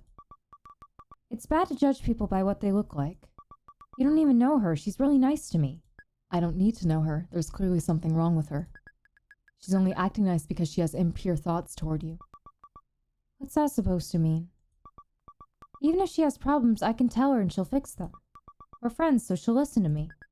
You can't change people, especially not weirdos like that. If they're bad, they're bad. It's a waste of time to try. If you can't change people, then how can she change me into looking like a boy? You can't have it both ways. You're normal, so you have to stay away from weirdos like that. I don't care. She's my friend. No, you can't be friends with her anymore. If I see you talking to her again, you're in big trouble. 6 years later. After baseball practice. Oh, babies. Yeah, that didn't work out so well now, did it? Min pushes Dia back against the locker room while kissing her again and again. Oh, no, her brain's frying. Poor baby. Wow, this is great. They break apart, both panting for air. A pleasant shiver runs down Dia's spine as Min grins sharply at her. Well, you like this, don't you? Babies. Dia's too embarrassed to admit it, so she just nods, her cheeks blazing. You don't need to be shy. It's just me. I feel like I absolutely can't say it aloud, though. Sorry. Min presses a kiss to her cheek and whispers in her ear, voice low. Dia can feel her smiling, her breath warm on her cheek. It's okay. You're so cute when you're like this. I almost can't stand it. It's so surreal dating a friend you've had a crush on forever. Sometimes I get scared that us getting together was just a dream, and when I wake up, we'll just be friends again. But it's real. Somehow a miracle happened, and now I'm her girlfriend. Min holds Dia's hand as they wait for their rides home. No one knows about us except the baseball club, and maybe the workers at the dessert place we had our first date at. So we end up kissing in the locker room a lot because the lockers block the view, and you can hear if other people walk in. But it's still fun. I love spending time with Min. She can almost even make me forget I have a presentation tomorrow in biology. Assignments that make you talk in front of class should be out loud. What's wrong? You look worried about something. You can tell? Of course I can. What kind of girlfriend would I be if I couldn't even tell if something was bothering you? You're like a mind reader. Psychic. Nah, I just know you. You got all tense and quiet. So what's up? If someone's bothering you, I'll kill them. No questions asked. You probably should at least ask 1 or 2 questions. Killing people is wrong. Okay. Then if someone's bothering you, I'll be really mean to them. So who is it? It isn't anyone. It's just that my group presentation is tomorrow. In biology. Oh, that PowerPoint you've been working on with Akarsha and Noelle? Dia nods. We're supposed to elaborate on what we put on our slides. I get so nervous in front of everyone that I blank out. What's there to be nervous about? You know all this stuff, don't you? Even if I know all the facts in my head, I can't improvise at all. It's hard to string words together on the spot. I always have to write out everything I'm going to say word for word beforehand and memorize it. The conversation is abruptly cut short when a beige sedan turns the corner into the school. My mom's here. She picks me up after the baseball club if it ends late enough for her to be done with work. I'll hide. Bye. Min roughly pulls Dia close for one last kiss before dashing out of sight. Dia tries to slow her shaky breathing to a normal pace. I'm calm. I need to look normal. Dia gets uncharacteristically clumsy after making out with Min, like a dog who's still woozy after surgery. She staggers over to her mom's car as it pulls up to the curb. I'm scared of how my mom will react if she finds out I'm talking to Min again, let alone that I'm dating her. So it's a secret for now. Oof. Oh, Dia. Oh my goodness, honey. Dia reaches for the door handle, misses, and slams her hand directly into the side of the car. What's the matter with you? Nothing. Dia hastily pulls the door open and gets into the passenger seat, trying to look natural. How was your day at school? Okay. On the radio, a woman sings to a catchy beat. If I'm supposed to know this song, I sure as hell don't, so, just vibe out to the sick fucking guitar. Oh! This is definitely not the fucking track playing right now. If you know, you know, but oh my fucking god. What the? Did she really just say that? Yeah, it's this song. Oh no. How is the mom not changing this immediately? Is she allowed to say that on the radio? It doesn't break any laws? Dia shifts uncomfortably in her seat as her mom frowns at the lyrics. I kissed a girl. What kind of terrible song is this? Disgusted, Dia's mom changes the station. I'm surprised she didn't change it immediately. But if you know the song, you know the fucking song. Yeah, still homophobic. Why am I not surprised? You know how in the movies superheroes have to hide their identity to their families? I'm doing that in real life all the time. The other day I saw Akarsha and her mom at Safeway. She was so outgoing, she even told me about the biology project you're working on together. I didn't even know you were doing a project until Akarsha said so. Why can't you be more like her? I like knowing things about you. If Akarsha was her daughter, she'd disown her for being bi. Not that she'd know that. I never really know how to fill the silence when I'm with my mom. I don't know what I can talk about with her. She really loves me, but she comes from such a different time and culture that talking to her feels kind of unpredictable. Sometimes she'll surprise me by getting upset over something I didn't expect would cause problems at all. So my safest bet with most of the time is just to stay quiet. It's annoying how she's raised me to be afraid of talking, yet expects me to magically turn out like a child who was raised normally. Aww. That night, Dia tosses and turns in bed, anxious about her presentation the next day. I wish I could time travel to this time tomorrow after the biology presentation is already over. I need to stop thinking about this. It's making my mind race. I can't relax enough to sleep. Dia checks her alarm clock. It's midnight already, and I need to wake up at 7 tomorrow. I need to fall asleep right now, or else I'll get less than 7 hours of sleep.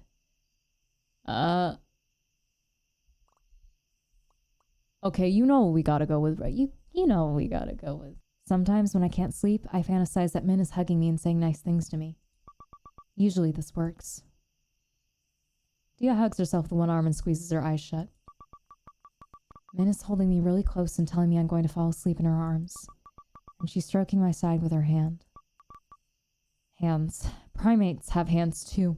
What, Dia? Their thumbs are opposable like pandas' thumbs. These similar features are called analogous structures. Not the biology presentation. Shoot, I start thinking about the presentation again. Forget about the presentation. Just think about Min. and is holding me really tight and saying nice things to me. We're all alone together. It's just the two of us. Two birds and bats are two groups. Oh no. Poor baby.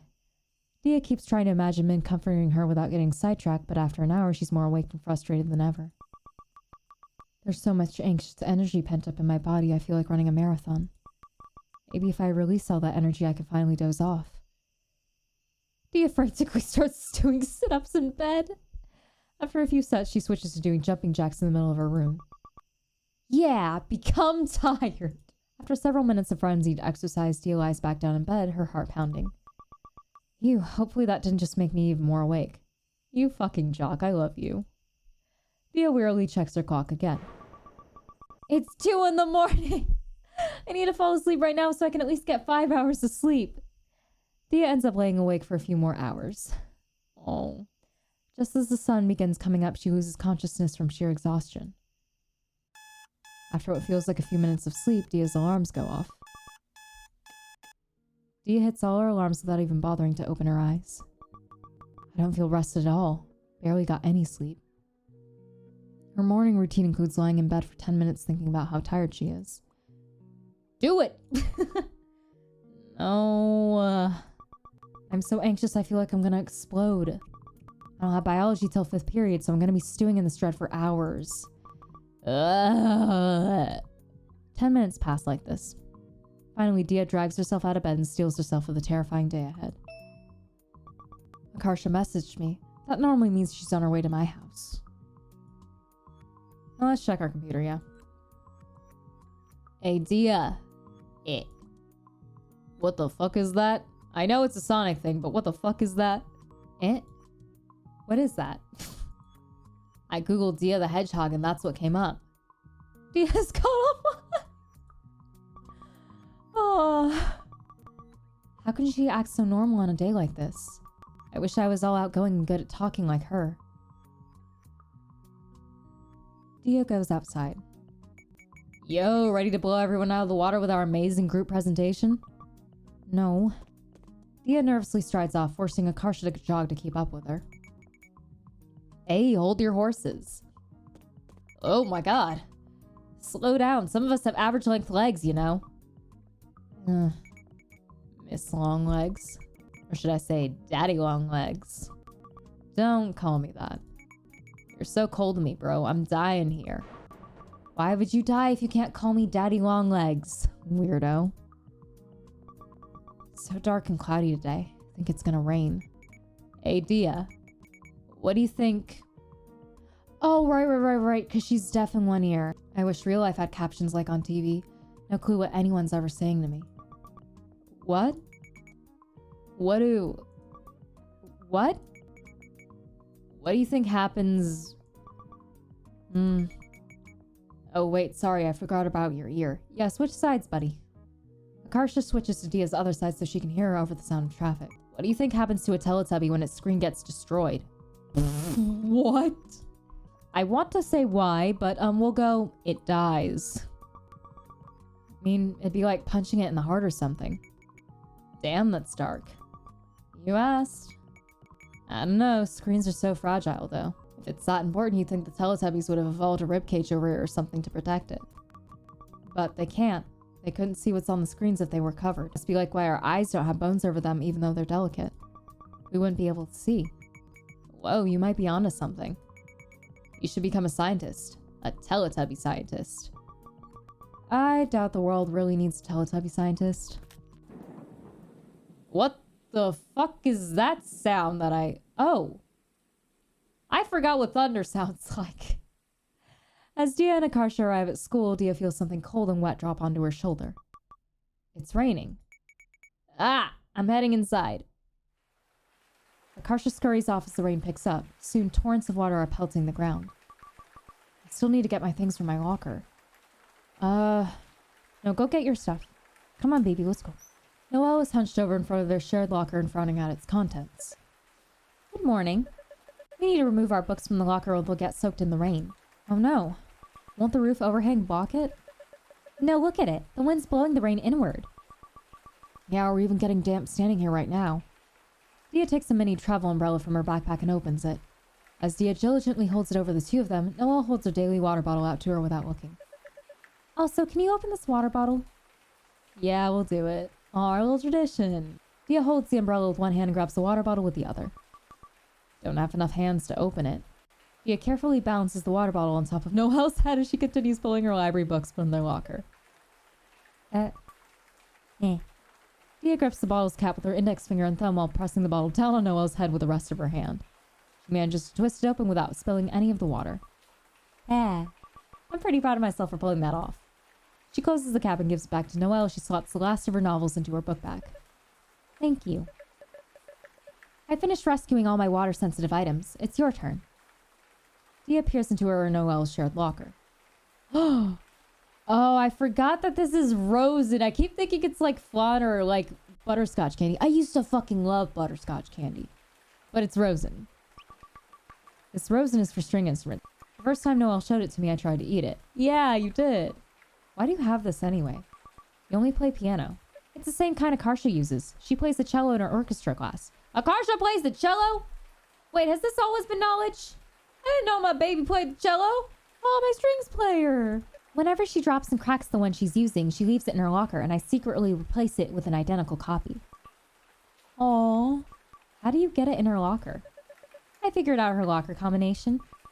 Can't she tell it's just new Rosen? No, I always scratch up the top and make it look worn so it looks identical to the one she dropped. This is the third one. By now, she's convinced her Rosen has self-healing abilities. Noelle goes to such lengths just to mess with Akarsha sometimes. I don't really know what to make of it. This is Rosen for string instruments. Looks like you can eat it, but you can't. Okay, we'll get your lunch. Oh, Noelle's lunch. Out of curiosity, Dia checks what Noelle has for lunch today. Rice porridge. Noelle really likes this. I shouldn't eat it. I don't have much of an appetite today anyway. Deeper in the lunchbox, there's also a Ziploc bag of neatly peeled apple slices. Thoughtful of your mom to do that. Do what? Peel the apple and slice it. Most people just eat them whole. I guess she has to show me she loves me somehow. Since she lacks the emotional maturity to communicate it through words, she's left to express it through actions. Funny. That sounds like someone else I know. Are you insinuating I'm the same as her? Maybe. I wish I could deny it. Does your mother do the thing too, where you, after you have an argument, instead of apologizing, she just silently leaves you a plate of fruit to eat? Okay, no, but also yes. The thing that they would do was they would like either take me to Starbucks or like give me like my quote unquote favorite candy or what they thought it was my favorite candy. There was never like any real apologies, but I know exactly what you mean. I thought it was just my mom who did that. It must be an immigrant mother thing. No, it's a parent that doesn't want to fucking apologize thing and doesn't think they're wrong. So they do this thing instead where it's just like, here, child, I am giving you a thing. You are no longer allowed to be upset about this. And it is bad, it is unhealthy, and if your parents do that, I'm sorry. It's different if they, like, actually genuinely apologize and then that's in addition, but if that's all they do, I'm so sorry. I'm gonna touch your lunch again. This is waterproof, right? If not waterproof, at least water resistant. Okay, just checking. Okay, now we get the books. Get your school stuff. Dia slips her books and binders into her backpack. Ooh, what's this? Take Valentine's Day card. Oh, right. Min definitely made her one. It's the Valentine's Day card Min made for me this year. Every time I see it, I feel happy. You still haven't taken that home? I'm paranoid my parents will find it if I do. Min said a lot of stuff in it. Even if she were a boy, I don't think they'd be okay with it. I see. Guess I have to move it out of the locker or it'll get soaked and wrinkly, though. Dia carefully slips it into her binder's inside pocket. Speaking of Valentine's Day, how's Akarsha's investigation of her secret admirer going? Awful. And by that, I mean wonderful. She's utterly lost. Her list of suspects includes a random guy in our history class, a sophomore she's never uttered a word to before, and even the lunch lady who once gave her 2 slices of pizza that were stuck together instead of 1. Wow. We really can keep this up every Valentine's Day without her realizing it's us. I fucking knew it was you fuckers! Aw. Yes, as long as we don't accidentally let it slip at some point. Okay, close your locker. I'm ready to head to class when you are. Wish I could just head home and go to bed. Okay, let's go to class. Dia loves the sound of rain when she's indoors, especially the drum of water on metal. Me too. Unfortunately, today she's so consumed with dread over her presentation that she's totally unable to enjoy it. Her next few hours pass in a sleep-deprived haze. Dia's stomach churns with dread as she finally walks into her biology class. It's here, the period of doom. To her surprise, she finds Min leaning against her desk, waiting for her. Why are you here? You're about to do your presentation, right? I thought I'd swing by and try to pump you up for it. Oh, thanks. How do you feel? I'm so nervous, my stomach hurts. I even forgot to eat my gummy vitamins this morning. Each day, Dia looks forward to eating 2 gummy vitamins, then gives her hand a reassuring squeeze. We'll be okay. You're gonna kill it. You're so cute, there's no way the teacher can give you a bad grade. If the teacher really graded like that, he'd be in jail. Okay, yeah, fair point. Well, if I were in charge, I'd give you an A. Anything I can do to help? Can I have a hug? And a kiss? Yeah, of course. Won't people see, though? It's an emergency. Min's face lights up and she eagerly envelopes Dia in a tight, warm hug. Min pulls her in for a kiss, but Dia rears back when she smells cigarette smoke on her breath. Because Dia's so tall, when she doesn't want Min to kiss her, all she has to do is stand up straight. Ugh, were you smoking again? Huh? Yeah. You should stop. It's bad for you. Didn't you ever see a DARE presentation in elementary school? It came to my class and it was so scary I pledged to not do drugs or peer pressure forever. You don't think it looks badass? No. Dare to resist drugs and violence. How'd you even start doing it? Back in Florida, I mostly hung out with a group of guys who smoked. We'd set things on fire and do other dangerous stuff. I'm really glad she's over here with me now. But those guys aren't here anymore, so why keep doing it? It was a pain to get the cigarettes in the first place since stores won't sell them to people under 18. So it feels like a waste not to use them. I thought it'd make me look hot. You look hot when your hair is all messed up from kissing me. Not when your mouth tastes bad and I can't even kiss you. Noelle scowls as she sits down at her desk. You're seriously still smoking? You need to get your life in order. I don't need to hear it from you, too. I don't even do it that often. Aren't you going to be tardy for your class? The bell's going to ring in about a minute. Aw, shit! I better run. Go. I'll live. Probably. Tell me how it goes later. Min sprints off. Seconds later, the bell rings. Do you think she made it? I couldn't care less. Min is so cool, but I hope she stops smoking. They say people don't change, but I hope that's not true. It's too sad if it is. Oh, baby.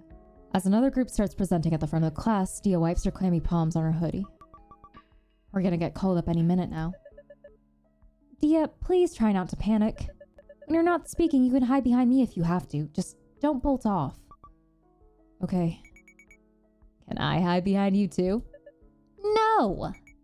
No fair. How come Dia gets to, but not me? There's no reason for you to. We'll look like we're doing those dances where everyone's standing behind one person and waving their arms. You better not do that horrendous British accent. Why not? It'll be a hit.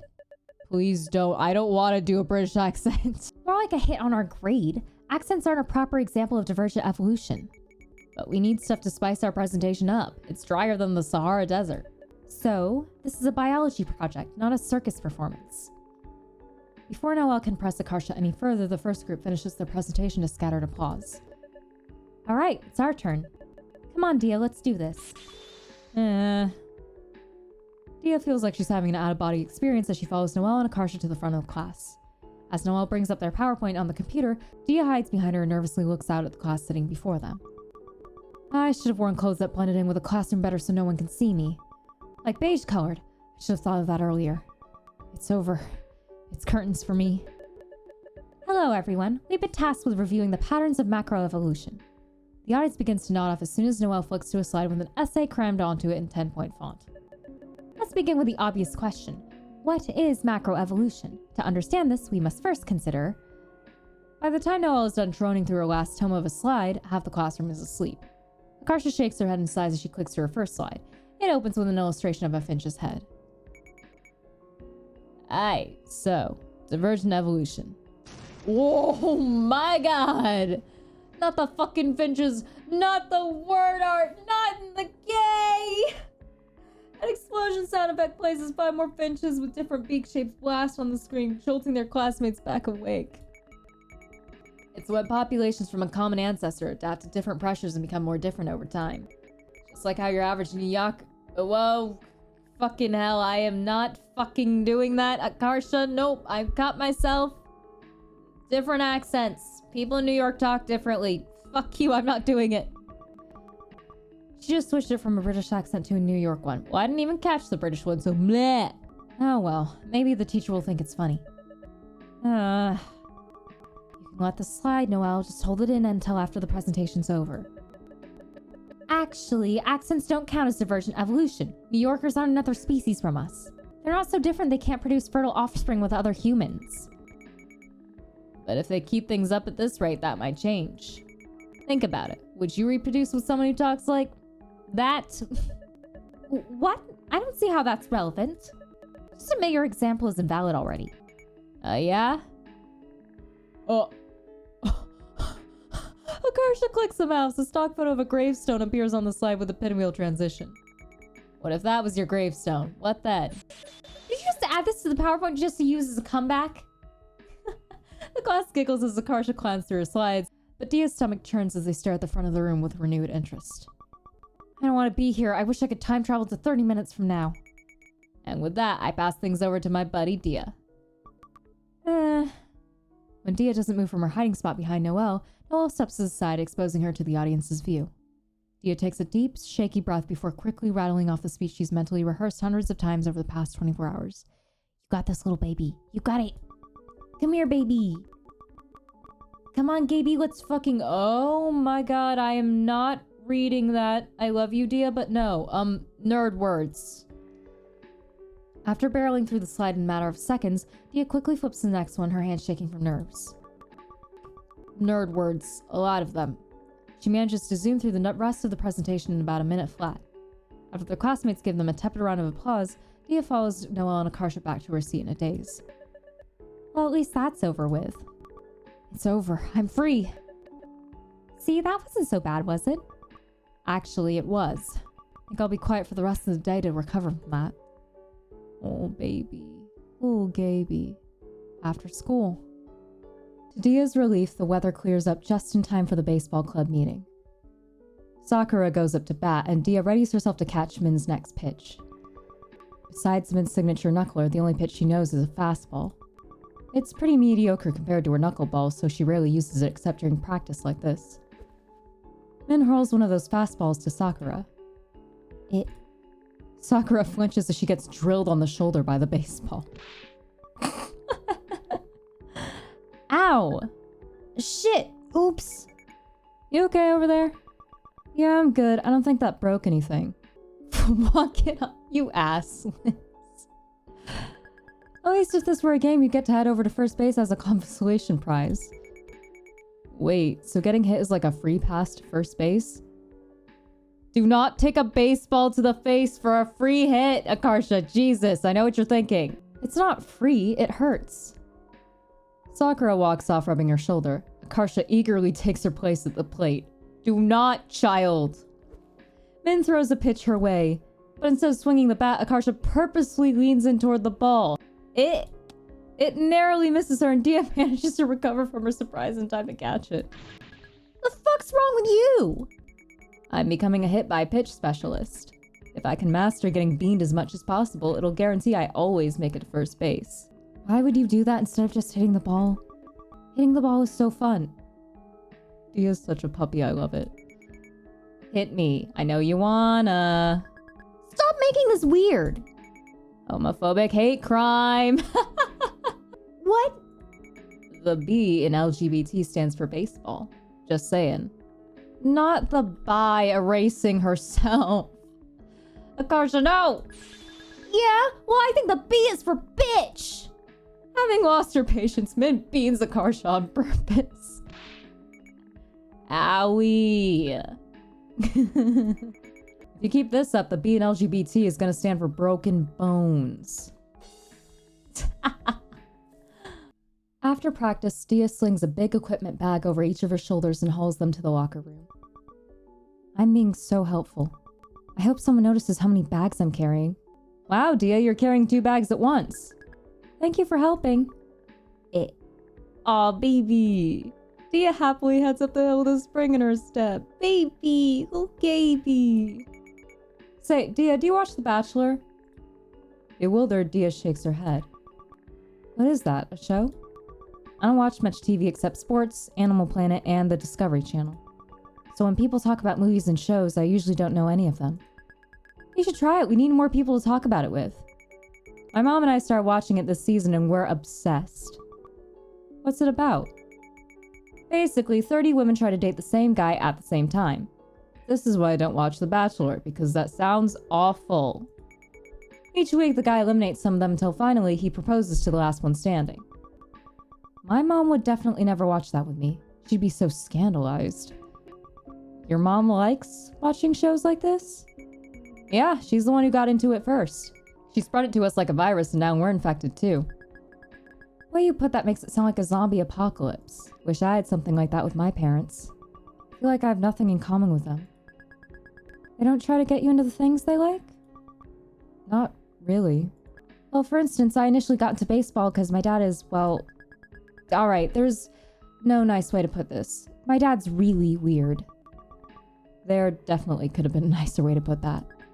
Whenever he drives, he makes us listen to radio broadcasts of Mariners games. Mariners? Meh. The Mariners? You're not even from Seattle. Oh, come on, not more names I can't say. You know what? Fuck you. Ichiro? I'm gonna go with that. Ichiro's an incredible player, though. But he's a weirdo. The guy only decided to stay in Seattle because his dog told him to. Hey, don't question the puppy. So, I would stay in Seattle if my dog told me to, too. He does grow on you. They're all such strange little guys. I think that's just your Stockholm Syndrome speaking. Who knows, maybe it is. As for my mom, her thing is Madonna CDs. I could sing every word of True Blue since kindergarten. Isn't the first song about a teenage girl not wanting to get an abortion? I didn't say I understood every word. Maybe listening to all that Madonna did something to you as a little kid. Excuse me? What was that? I take it back! I have no clue what kind of music my mom likes. All I know are which songs she hates on the radio. And she doesn't know what kind of music I like either, or my favorite movie or favorite color, anything like that. I've known her my whole life and we still don't even know basic facts about each other. That's so sad. I want to have a good relationship with my parents too. Dia listens to her teammates chat as she changes out of her baseball uniform. I am not saying that. Read it yourself. Yuki said some weird shit. I haven't shaved for like 2 days. You shave that often? I just do it when it starts looking gnarly. Your hair's not all coarse and gross like mine. I have to do it every other day or I start looking like a gorilla. Or, you know, it's body hair and you can do what you want with it, but okay. Girls are supposed to shave? I always wonder why no one's leg hair is really obvious except for mine. That must be the secret. Good thing I'm wearing long pants that cover up my legs. Suddenly self-conscious, Dia inspects her arm hair. Even my arm hair is pretty obvious. My hair is just all really thick and dark. There's even hair on my fingers. Is that normal? Yes, it is. And there's nothing wrong with that. I mean, okay, I know I'm breaking immersion a little bit. I have arm hair. I think we all have arm hair. And depending on, I guess, your natural hair color, it's going to determine how light or dark it is. And I used to be really self-conscious about it, and I'd shave it off all the time, but like, nobody cares. Nobody that matters anyway. Maybe everyone's secretly judging me when they see it. No, Dia, no, not at all. After the club meeting, Dia gets into her mom's car with renewed determination. How's your day at school? Okay. Did the presentation go well? Think so. Just glad it's over. When I grow up, I'm going to find a job where I never have to talk to people. Dia's mom smiles knowingly and shakes her head. I'm the same way. I'm embarrassed in my accent and it makes phone calls so scary. Talking to workers in stores makes me so nervous too. Me too. I wish we could write questions on a piece of paper and they have to write their answers back too. Yes, it'd be best if you could slip the paper through an opening in the wall so they don't even know what you look like. Wow, I'm enjoying talking to my mom. I guess it's only natural that we have some things in common. I forget that sometimes. She used to do long distance running in India, and she always encouraged me to play sports because it was good for my health. Maybe I can ask her about something else that's been bothering me. Emboldened by her success, Dia speaks up as they sit at a red light. Can you get razors next time you go shopping? Razors? What for? To shave. My leg hair is really long. Dia's heart sinks as her mom wrinkles her nose with distaste. Don't do it. Shaving will make the hair grow back thicker and darker. Okay, that's another myth that my mom also used to tell me that's not true either. That doesn't sound true. Pretty sure it's a myth. No, it's true. Shaving is a terrible idea. But all the other girls at school are doing it. That's because it's Christian culture. Our family doesn't follow those rules. Why do you want to shave so bad anyway? Are you trying to show yourself off to boys? Maybe she just wants to be comfortable. Jesus. No. You're too young. Who is it for? Do you have a boyfriend? No. Are you sure? Look at me. Good thing I can actually answer this honestly. I'm not lying. I don't have a boyfriend. Her mom scrutinizes Dia's face for a moment before turning away, seemingly satisfied. Good, because you need to focus on school. The right time to date is in college. That's when you'll be able to find a nice boy who meets all the requirements. Requirements? What requirements? You know, just the regular ones. Someone who's Hindu like us, doesn't smoke, and has high income.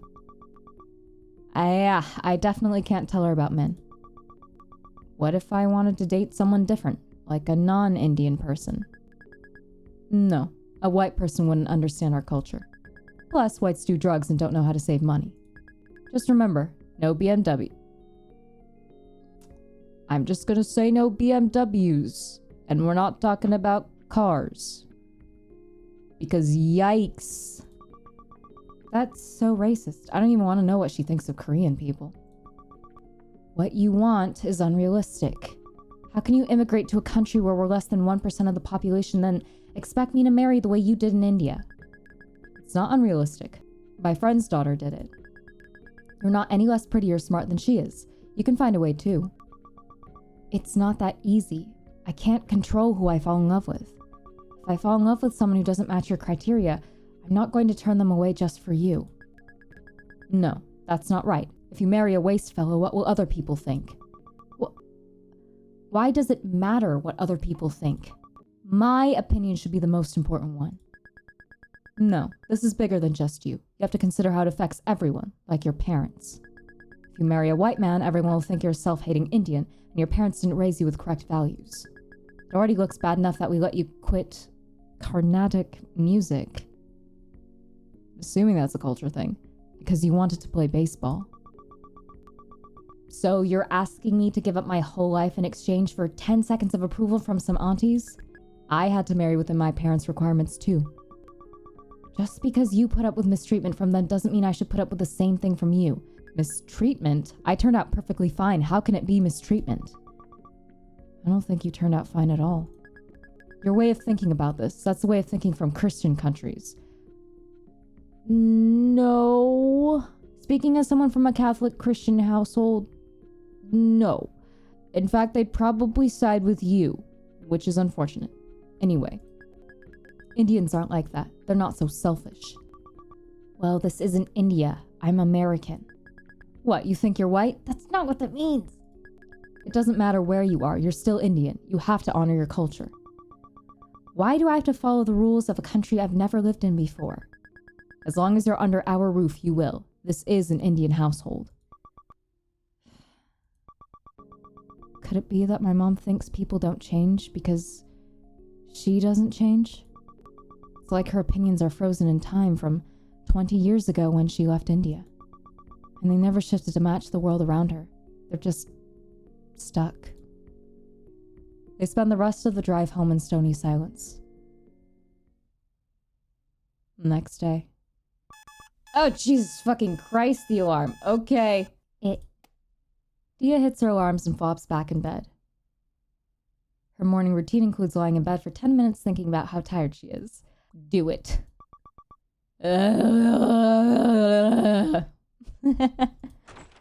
Suddenly, her bedroom door squeaks open.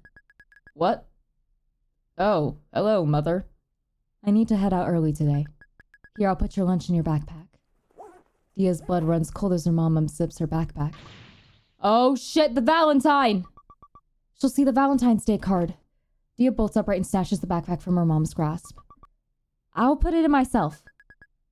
Why are you being so secretive? I can't even look in my own child's backpack anymore? I'm not a baby. I should get to have privacy too. Dia's mom sighs as Dia puts her bagged lunch into her backpack. You know, it's really hurtful that you hide everything from me. You're so quiet. I wish you would talk to me like my friends' kids talk to them. My friend's son even tells them about the girls he likes. He tells them everything. Makes me sad.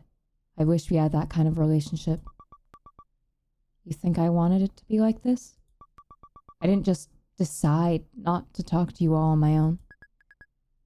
What are you going on about? How are you not able to put two and two together? I want to be able to talk to you, too. But I don't feel like I can. Every time I open up to you, I regret it. You always have some bad reaction to something I say. Huh? Like what? That is why. God, and parents wonder why kids clam up. This is why. Like your face even. I know it's a drawing, but like the time I told you about my friend and you said I wasn't allowed to talk to her anymore. What are you talking about? That never happened. Yes, it did. After school, when I was in 3rd grade. 3rd grade? You really go through life collecting pointless grudges from years ago? How can you use something I don't even remember to argue against me? How can two people perceive the same conversation so differently? To me, it was one of the worst memories of my life, one that still affects how I act around her every day. But to her, it was an uneventful car ride. I need to give a different example. You didn't only make mistakes in the past. You never changed. Like yesterday, I asked you to buy razors for me and you lectured me about dating. I'm your mom. I'm supposed to say no when you want something that's bad for you. If your own parents won't tell you when you're doing something wrong, who will? Of course you're supposed to stop me from doing really bad things. But I feel like you think your only job as a parent is to lecture me every chance you see. Sometimes I just want to have a normal, not negative conversation. What do you want me to do? Just keep my opinion to myself and agree with everything you say? If I were your friend, sure, I could do that. But that's not my role. I'm your mother. I'm supposed to help you. Tears well up in Dia's eyes from frustration. How great, not now. I hate how I can't argue with anyone without crying. You think you're helping me, but all you do is give me anxiety. I feel like every time I speak to you honestly, I'm punished for it. So me speaking my mind is punishing you? How can you not allow me to say what I think? How do you think that makes me feel? Both of them freeze as the doorbell rings. It's Akarsha. I can't let her see me like this. Yo. Dia flings open the door and darts past Akarsha. Whoa. Homie, wait up. Homie, wait up. Dia ignores her and sprints down the sidewalk. The frenetic slap of flip-flops on concrete behind her gets louder and louder until suddenly a hand grabs her forearm. Gotcha. Dia reluctantly slows to a stop and lets Akarsha catch her breath.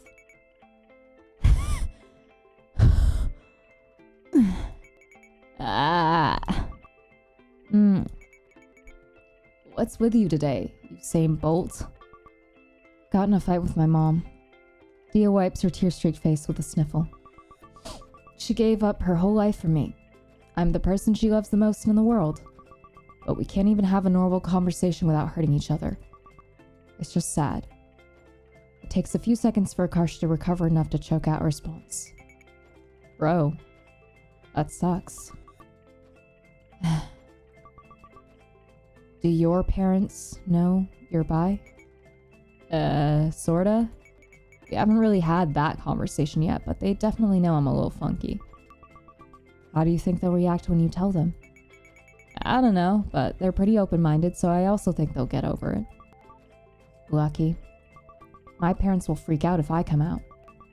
But I feel like a bad gay person for hiding it. Why? Instead of trying to educate them, I'm living a lie.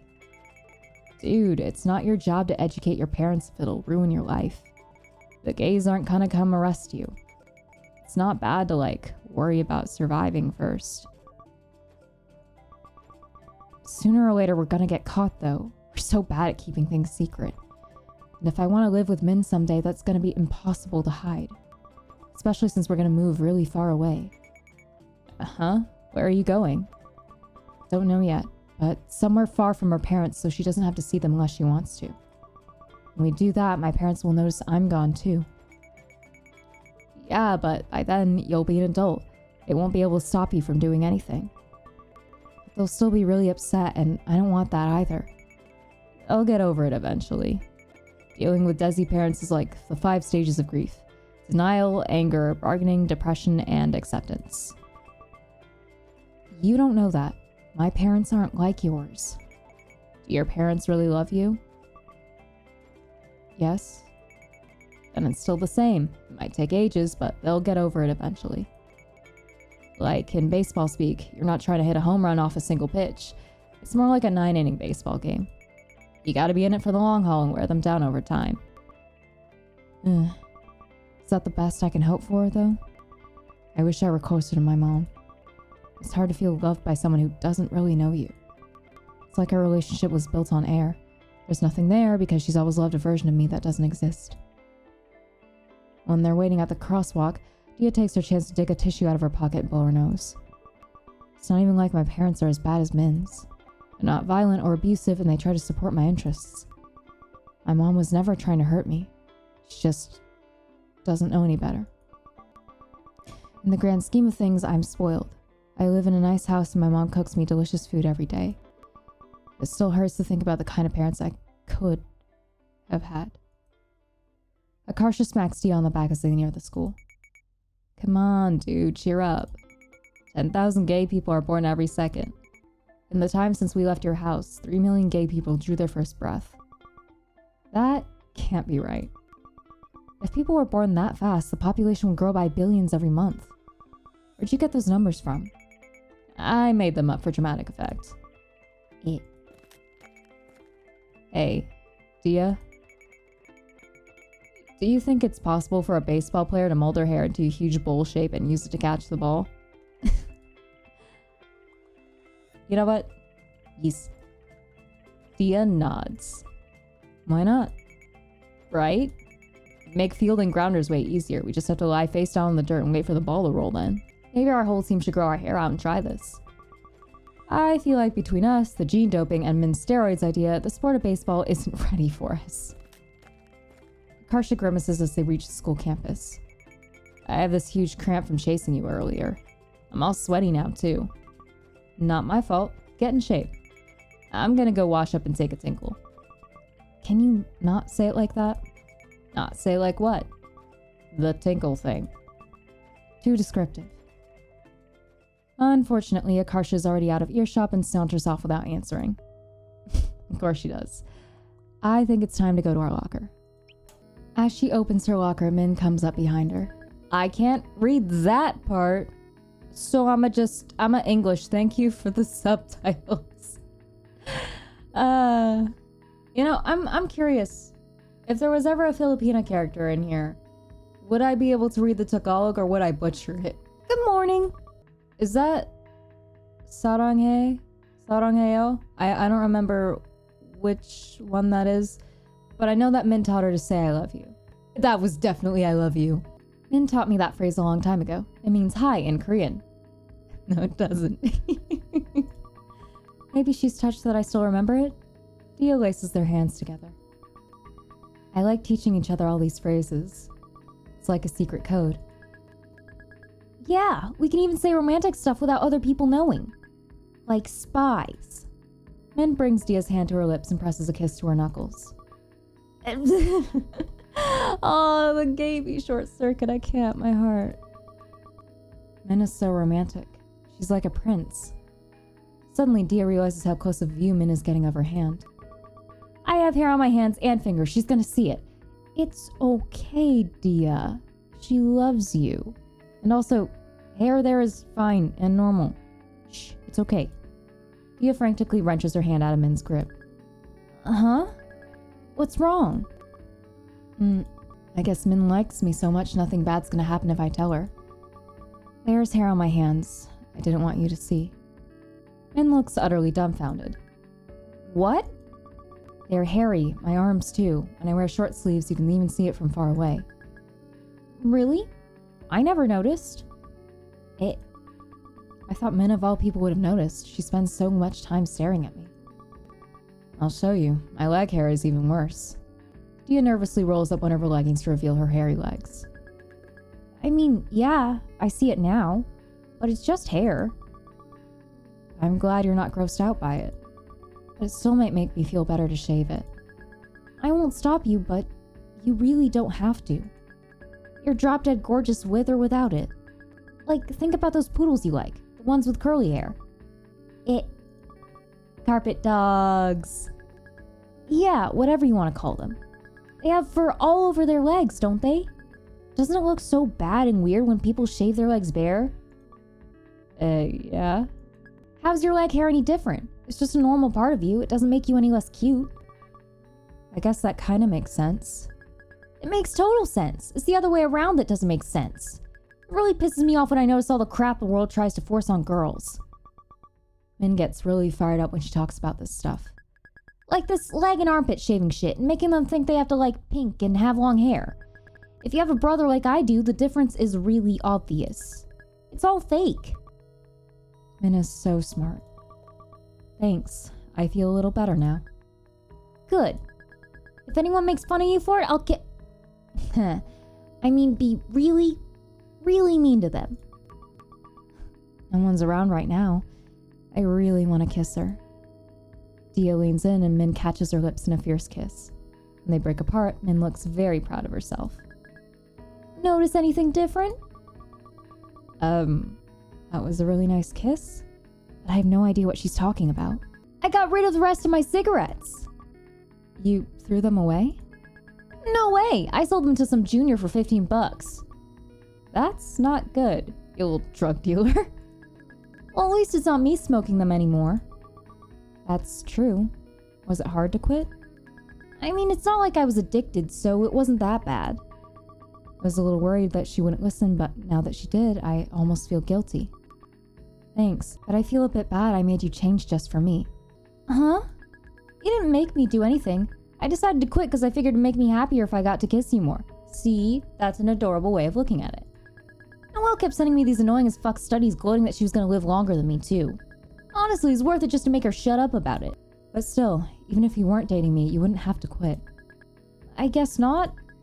But isn't that what people mean when they say a couple's good for each other? Like they bring out the best in each other. Oh. I guess people do say that too. I'm happy you quit. Think I'm just not used to being listened to like this. I mean, I'd be a pretty shitty girlfriend if I didn't care when something was bothering you. I know you'd do the same for me. That's true. I can't believe that worked. I'm glad I said something. But isn't it common sense that you can't change people? Huh? That sounds so cynical. But sometimes it does happen. Sometimes you want someone to change and they won't. I mean, I guess it's technically true. You can't change people. All you can do is tell them how they make you feel, and then it's up to them to change. Some people will make that leap for you, but others won't. Yeah. I think I just need to make my peace with that. I'll always make that leap for you. Even if it was from a car to a truck while they're still driving really fast, like in The Matrix. That sounds scary. I hope that never happens. And I wouldn't get hurt at all, and I'd look really badass doing it. You already look badass doing normal stuff like pitching. Why this? Dia's heart rate quickens with excitement as Min pulls her into another kiss. Dia shudders as Min slips a hand up her shirt, sliding her warm palm across the small of her back. Aw, the brain buffer, let's fucking go, gabies! Is this okay? Min's hand is hot against her bare skin. Once you get over the initial shock of it, it feels nice. Want me to stop? Dia shakes her head, hiding her burning face in the crook of Min's neck. Min withdraws her hand, looking uncertain. I'm not gonna do it unless you say you want me to. I just need to spit it out. It's not fair to always make her guess whether I'm having fun or not. Even if she's good at it, I need to help her out sometimes. It's just Min, nothing bad's gonna happen. Please don't stop. A wicked grin crosses Min's face, sending a rush of heat through Dia's body. Good. Then I won't. May I please get my textbooks? Oh, that's right. Tia and Noelle share a locker. We're just gonna. You're blocking the locker. Sorry. Oh, look at them. Gabies. Oh, we're home. Weird. I thought we had, like, footers options, but I guess not. Okay. That evening, Dia is doing her homework when her bedroom door opens.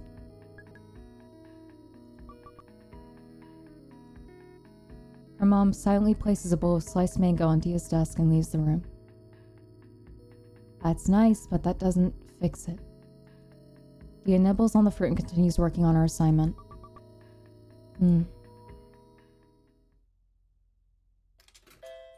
Oh, we're switching? Hey, Min time. Let's fucking go. Min. 4th grade. Okay. Florida. Do we get to meet the fuckers that gave her SIGs? Because that's fucking hilarious. Don't get too close to the water. Oh, come on. What's the point of a field trip to the bayou if we don't even get to splash around in it a little? I mean, there might be alligators in there. It's probably dangerous. Min suddenly trudges along the edge of the bayou with the rest of her classmates. I miss California. We just moved here a couple months ago. Before, the only white people I knew were Hayden and my teachers. But now every single kid in our class is white except me and Jun. I can't believe Hayden was right. Our school in California really wasn't anything like the rest of America. This bayou has a lot of biodiversity. Does anyone know what that means? Junsa raises his hand. Their teacher pauses awkwardly before nodding to him. Sorry, how do you pronounce your name again? Junsa. I hope I'm saying that right, by the way. It's been a while since I've had to say that name, but I remember an EO thing from when I read Lady and Mystery ages ago was more of an sound. Can you repeat that? Yeah, Junsa. She nods with her brows furrowed, still looking lost. Is it okay if I call you John instead? Okay. Okay? Looking embarrassed, Jun ignores her and answers the question like nothing happened. Biodiversity is when there's a lot of different kinds of plants and animals living somewhere. That's right, John. That's not his name. A variety of animals thrive in this habitat. Let's see which ones we can spot from here. Yes, Sarah? I see a fish in the water. Min hisses to her twin under her breath as the lesson continues. What was that? Now the teacher's gonna think it's okay to call me Minnie or something. If people start calling me Minnie Mouse, that'll be the absolute worst. I don't think that's gonna happen. It better not. I hate Minnie Mouse. She's weak and wimpy looking. I bet if someone punched her in the gut, she'd just die. Jesus, Min. I'll go make that teacher call you the right name. No, don't. I don't want to make a huge deal out of it. But you should make a huge deal out of it. It's your name. It's fine. John's close enough. It looks like the ant walk is ready for us now. Everyone follow me. Their class continues down the trail, passing a group from another school. Many of the kids gawk at her and Jung with unabashed curiosity as they pass by. One boy pulls his eyes into slits with his fingers as his friends giggle. Nice. I'm not saying that. I'm not reading that either. What the? You want to go, dickhead? Fight me! I'm not reading that, but also this fucking music again. I don't sound like that, bitch! Enraged Min punches the kid in the face. He topples backward. There's a huge splash as he lands on his butt in the shallows of the bayou. Ugh. Min seizes his head before he can get up and dunks it into the muddy water. Get him, Gators! Min, stop it! Hey, get off him! Half an hour later. Min sits seething in the backseat as her dad drives her and June home. What's wrong with you? Are you brain damaged? Now look, I have to pick you up in the middle of work because you couldn't behave yourself. I was good. I don't see why I have to be punished too. I didn't do anything wrong either. Your teacher said you tried to drown a boy. Huh? That's a lie. I was only holding him underwater so the alligators would bite him. That's not any better. Your dad curses and lays down the horn as the Honda charges into their lane.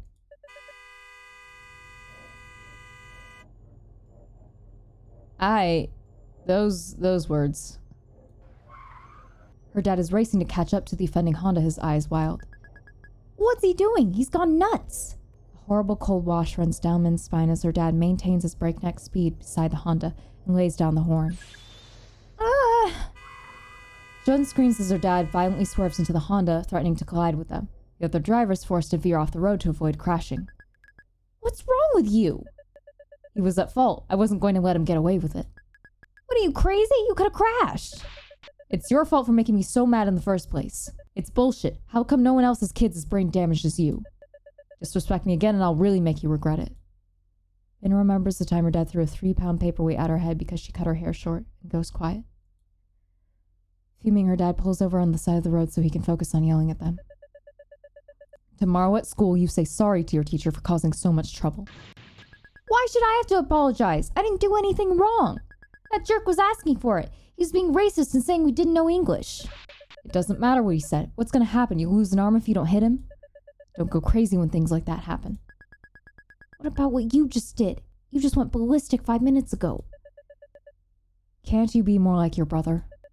Jun is so well behaved. You don't understand. You weren't there. You think you're the only one who's had a hard time in the world? People wouldn't even hire me because of my accent.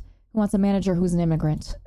And I got rejected from job after job. What was I going to do? Complain? Cry like a baby?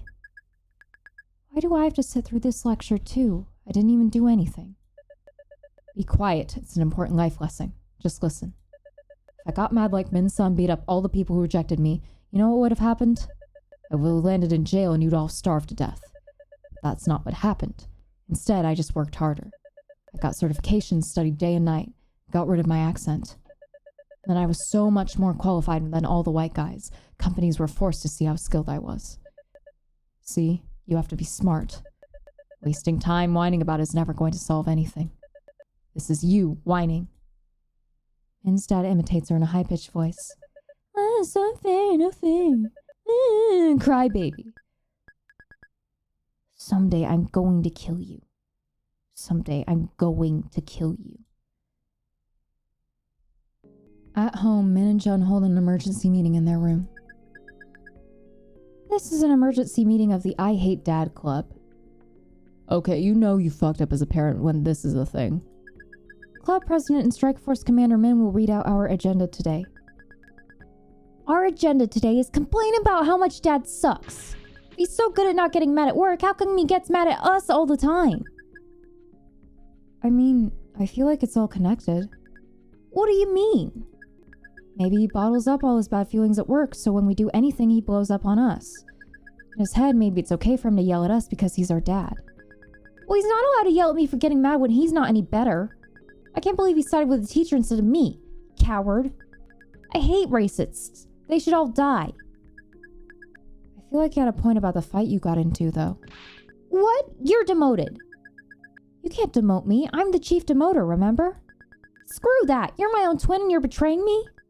You were there too. You of all people should get how I feel. It's your fault I got in trouble. Dad's right that we shouldn't react like that to bullies. We should try to be the bigger person. No, they have to die. If other people are bad, we should get to be just as bad. Didn't you learn anything today? We don't get to be bad. It'll just get us into trouble. When you talk back to Dad, it just makes him go crazy. When are you gonna learn? He's just like Mom. How come no one will stand up against him except me? What's your idea then, genius? Be a wimpy loser like him? I don't know. Maybe if we just laugh along, the other kids will want to be our friends. That is really fucking sad. 5 years later. California. Min, can you act? I guess. Why? Can you be in a video we're making? For English. Sure, what's the video? Dia reties her ponytail, but most of her short hair immediately falls out of the elastic and ends up framing her face. Min gently tucks a curly lock behind Dia's ear, making her girlfriend blush as her fingertips brush her skin. We have to make a video about current events, so we chose saving the Grey Wolves. Who's we? Us and Noelle. How come you guys keep getting these 3-person group projects? My teachers usually do groups of 4. They are 4-person group projects. It's just that usually no one else wants to be in our group. Oh. That's why we need more people to act out the skit we wrote. Actually, if we just made a few simple cuts to the script, 3 people would be more than enough. Your feelings on the subject matter are distorting your judgment. No. We need 3 people for the wolf family alone. There's no point in showing an entire family wolves. Just a single wolf will suffice. No. It's more sad if there's also a mommy and a daddy. Yeah, stop censoring our artistic vision. I've never seen you 2 gang up on Noelle like this before. It's because she's wrong about this. If we're gonna make a video, it's our chance to create a masterpiece. We can make it so funny. Funny? That doesn't sound like the same thing Dia's going for. I want it to be like How to Be Ninja. What's that? You haven't seen it? No. You have to watch it. It's the funniest video I've ever seen. I found it on this website called YouTube yesterday. Hey, that's where we are right now. I even converted it to MP4 online so I could watch it on my iPod. Min puts in one of Akarsha's earbuds so she can hear the video. Akarsha takes the other. In a living room, 2 teenage boys do cartwheels and kip-ups to the song Kung Fu Fighting. Oh, they're both Asian? They look about our age. Hey you, want to learn how to defend yourself? Aren't you tired of bullies picking on you all the time? Well then, How to Be Ninja is the DVD for you. The boy in the video bows. I know it's meant for comedy, but I'm personally not comfy reading it. So you can read them yourself. Okay. I don't know if I've ever seen 2 Asian kids like me starring in anything before. They're being funny and everything. I'm gonna just read this normally. I know the intention here, but I'm gonna just read this normally because I personally am not comfortable. So, the first lesson in being a ninja. Already Akarsha is cracking up so hard at the kid's line delivery, the iPod is quaking in her hands. Is to make loud, unnecessary sounds when you hit things. Like those. I've never seen a video like this my whole life. It's hilarious. You must be able to transform into anything. An animal, a tree. I don't know if you mean the cigarette or the slur, but that word. You must be able to imitate anyone. After a kung fu battle that culminates in one of the kids resorting to using a fake gun, the bloopers play. And we will be teaching you. The boys repeatedly dissolve into laughter over the accent they're doing. They look like they had so much fun making this. Right? It's so inspirational. They're like our age and they made such an awesome video. If they can create something that iconic, so can we. Must I remind you that this is a school assignment that we're being graded on? We're still following the grading rubric. Are you? I didn't see a Gun for Academy Award on there. The script you 2 have written is wildly overambitious. Yeah. Under the table, Akarsha mobilizes one of Noelle's feet by sandwiching it between 2 of her own feet like tongs. Got you. Captured. I'm not captured. Noelle wriggles her foot free. When Akarsha tries to trap it again, Noelle retaliates by pitting one of Akarsha's feet against the leg of the table. No fair. I'm wearing flip-flops while you have real shoes. You gotta go easy on me. You chose the battleground. You don't get to complain. What the hell? They always act so demented around each other. When you're done playing footsies, can we talk about what you guys actually need from me? Akarsha and Noelle freeze, looking embarrassed. Gay. What? Hello, because I'm acting in your project? Can you meet us at the park this weekend? Yeah, that's where we're filming. There's a kind of woodsy looking spot at the edge of it. Do I need to bring anything? No, just you. We're still working on the script, so we'll give it to you there. We'll take care of the costumes, too. Sakura and Yuki have a ton of stuff we can use, so they're gonna bring it all. Cool, I'll be there. The park. Let's fucking go. When Min gets there, she spots Akarsha waiting in the shade under a tree. Where is everyone? Noelle said Dia's mom just picked her up. It's so annoying how Dia's mom has always been fine with Noelle, but not me. And Sakura and Yuki are running late because they couldn't find a hat they wanted to bring. We don't need Chris and Liz till the 4th scene or so I told them they could show up whenever. Wait, they're acting in it too? Yeah, we pretty much ended up summoning the entire baseball club to help. Min joins Akarsha under the shade. So, any progress on your crush? Didn't I already tell you I got rejected? You've told me you half-assed a confession through fucking text before chickening out and passing it off as a joke. Well, I was flirting pretty hard before that happened, so either way, they should have gotten the message, at least subliminally. It's a hard word, okay? Not making me say it again, okay. Subliminally? Have you been listening to anything I've been saying? Go big or go home. I literally can't even tell who it was you were flirting with. Okay, I know. What's next? Confessing to them on April Fool's Day? Actually, that's not a bad idea. You got to be kidding me. When Dia and Noel show up, Min runs over and presses a kiss to Dia's cheek.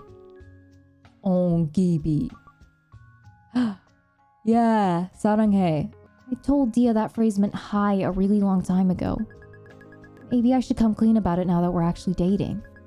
I don't want her to stop saying it though. Noel wearily hands Min her script. While we're waiting for the others, you can at least familiarize yourself with your lines. It's unseasonably hot out, so Min fans Dia with the script. Who am I playing? The evil hunter. Whoa, sick! So what do I do? Are you illiterate? Just read the script. I will, just give me the SparkNotes version first. To summarize, gray wolves are set to be removed from the endangered species list. I'll be playing a reporter. First, I'll interview an environmentalist, Dia. Next, I'll interview you, an evil hunter. Lastly, I'll interview a family of wolves on their opinion. During this last interview, the evil hunter kills the wolf pup, played by Akarsha. You really don't like this script, huh? It's clearly biased. It doesn't make sense to expend special treatment to wolves just because they're cute and fuzzy. It makes sense in my heart. From an objective, numerical standpoint, their populations have recovered enough that these protections are no longer needed. Humans have a thriving population too. Does that mean aliens are allowed to hunt us for sport? Hey, fair point. Then reads the script as they argue. It's physically battered and marked with edits. They must have been fighting over this for hours. Guys, wait. I have another idea. I just saw a video of a guy setting a pile of leaves on fire and it exploded. That is a terrible idea. No! Can we try to work that into the video too? None of you know how to control fire. No. No! You know what? For once I'm with you. No! Dia slips her hand into Min's as Akarsha and Noel argue. Looks like we have some time to kill before everyone else arrives. Min looks around the park. Puppy!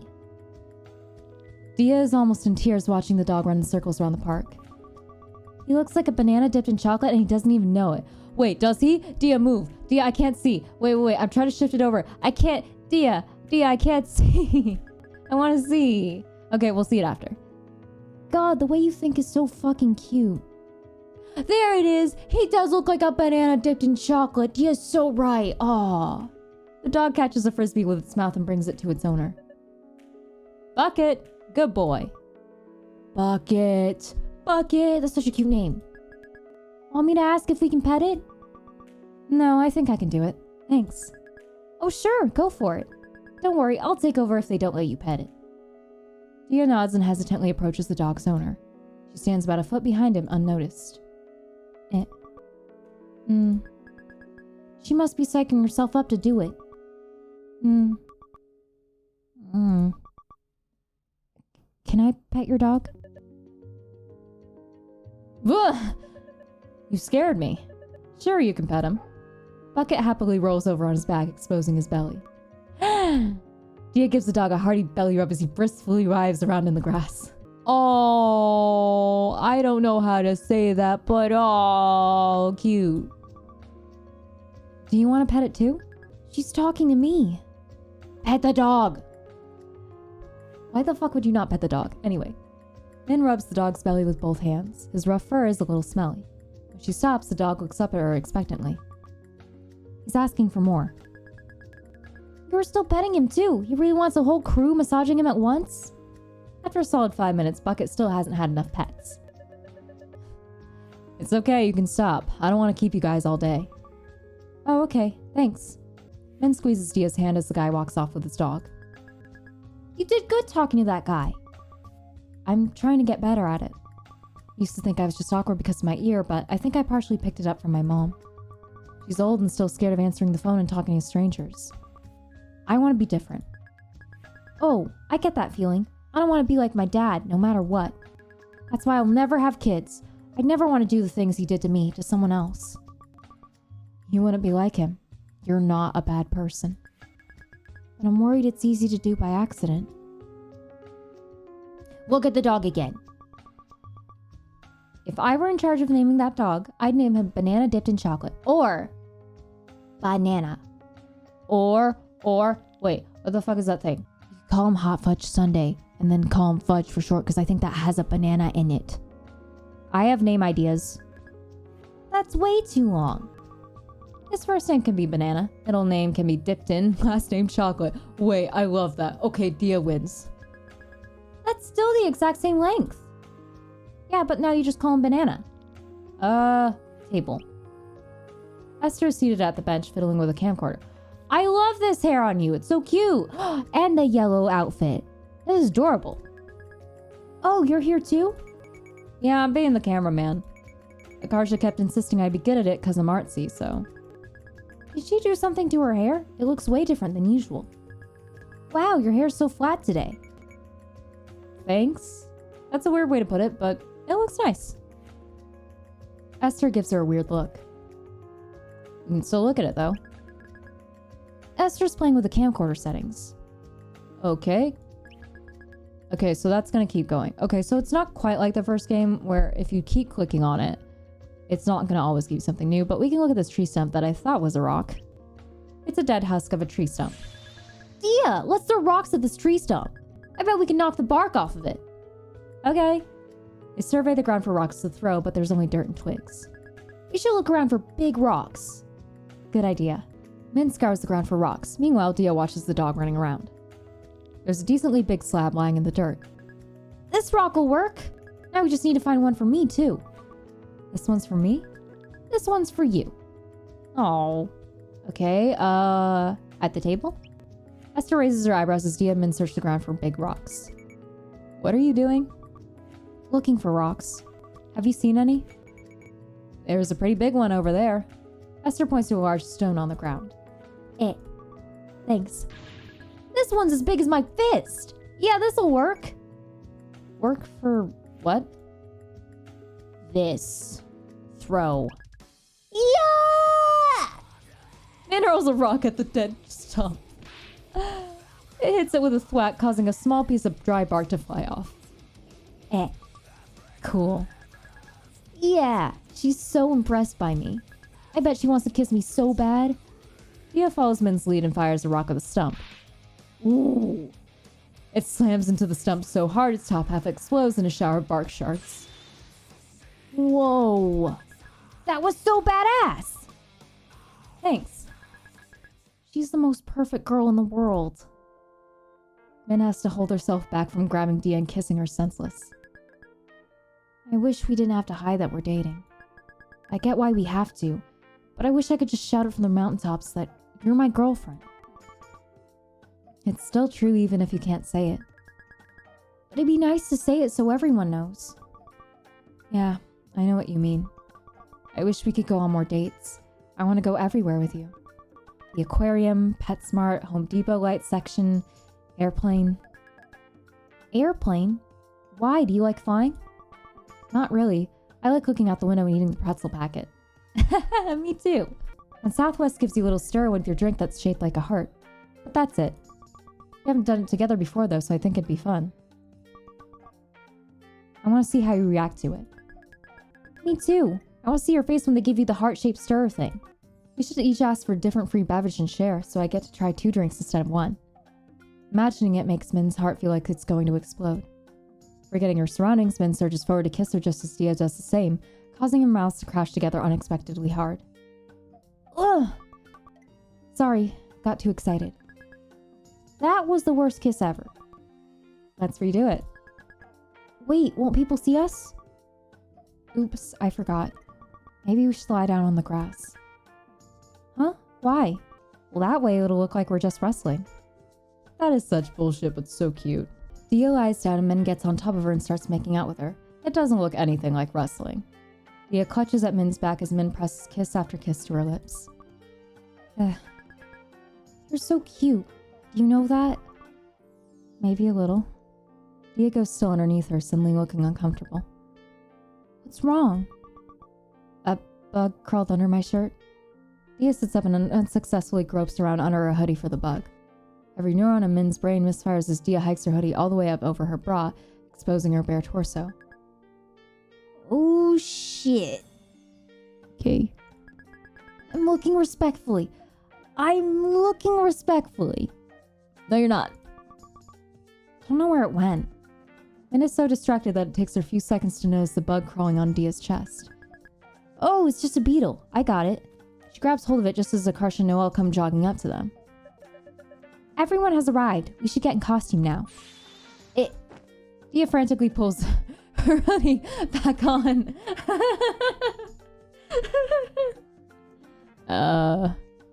Whoa. I was just helping her. A bug crawled up her shirt. Where was it gonna crawl next? Down her pants? Akarsha, shut up. What the fuck? That's not what was happening. Look, the bug's right here. Min raises her hand to show it to them, but it's gone. It must have flown off. I mean, I'm not judging. If I had a ticket to Boob City, I know what I'd be doing too. Akarsha, shut up.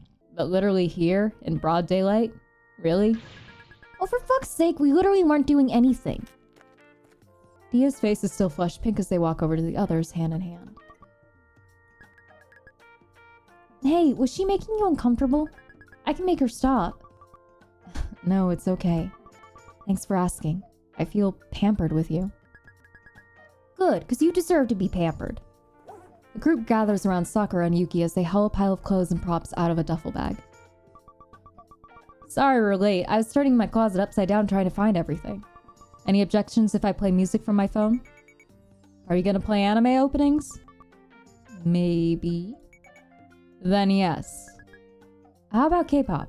I just discovered this amazing group called Super Junior. I don't know what that is. You can play one song. Yosh. Whatever the fuck that means. She plays a song from her phone speakers and tries to untangle a Nerf gun from a coat belt. I'm not singing these lyrics. You can read them yourself because I don't know them. What? Aggressive. Oh, this isn't so bad.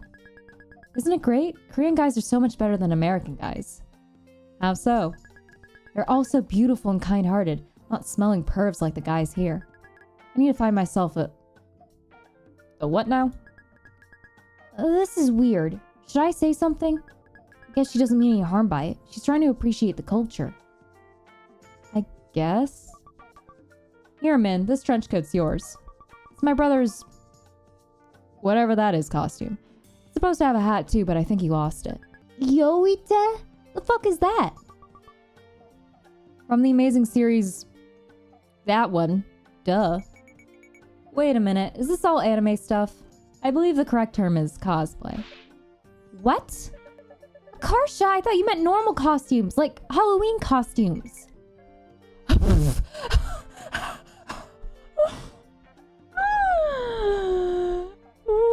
Akarsha, what the fuck are you wearing? I love it.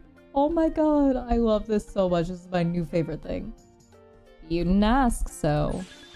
What the fuck are you wearing? My baby wolf costume. That is a cat girl. Get out of here. Also, I kind of like your hair down like this, Akarsha. Looks nice. Huh? Oh my goodness, this looks so precious, baby bean. How do I look? Like someone wearing cat ears. Is this really going to come across as wolf? Yuki, this would have been more convincing if you had fursuits. Fursuits are so expensive though. I might become a doctor just to be able to afford them someday. Also, you guys don't have to call me Yuki anymore. I realized a few days ago that going by a Japanese name in real life is kind of weird if you're not actually Japanese. Me too, actually. Even if you love anime, it's a bit much. It took you all the way till now to realize that? Well, better late than never, thank God. So what are your names? Grace. Grace? What the? My real name is... Saida. At least that one sounds kinda like Sakura. Akarsha, what does your outfit have to do with being a wolf? You only need the ears and paws to get the point across. So you're saying I should be naked? No, I'm not.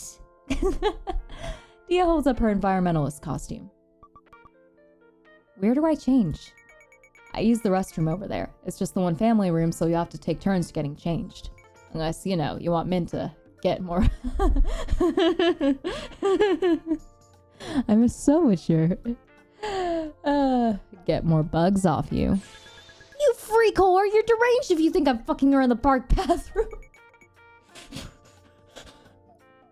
Fucking dead. Oh no. One-way ticket to Boob City. What? Stop calling my girlfriend Boob City.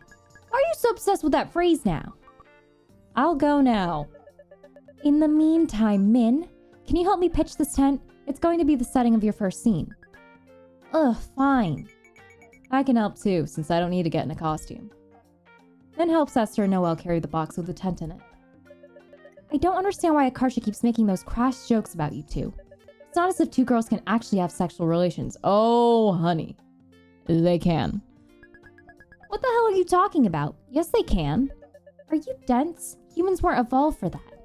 The anatomy makes it impossible. How is it impossible? You can use other body parts, like your fingers. Fingers? You must be mistaken. Are we really having this conversation right now? No, it's true. I mean, girls love manga as the thing. What? Did you think lesbians gave up sex for life? Oh, you poor little baby bean. But also, why are we having this conversation? Is she serious? How sheltered is she? Noelle is so shocked that she doesn't speak for a while. Esther wipes sweat off her brow and points at the clearing in the dry grass. That spot over there might look nice on film. Isn't it a bit close to the ravine, though? There's a steep downhill slope right behind it. So, it's not like the tent's gonna teleport backwards after we've nailed it down. Yeah, unless the typhoon blows us over, I think it'll be fine. Alright, I see that I'm outnumbered. But don't say I didn't warn you. Min hears rustling behind her. She turns around and sees Akarsha making a leaf pile. No! Down, kitty! Wait, is she trying the exploding leaf thing? Akarsha, that's not allowed! As Noelle chases after Akarsha, Min and Esther lay out their tent in the spot they picked. She's so friggin' anal. She's probably sexually attracted to laws. I bet she loses her mind whenever she sees jaywalkers. She does! It's like she thinks someone's gonna go, "Good job, Noelle, you're the best at following the rules," and give her a gold star for it. Min squints in confusion at the steps to set up the tent. I can't picture this shit. Where do the poles go? They crisscross in the middle, see? Here, just hold that end and stick it through the metal ring.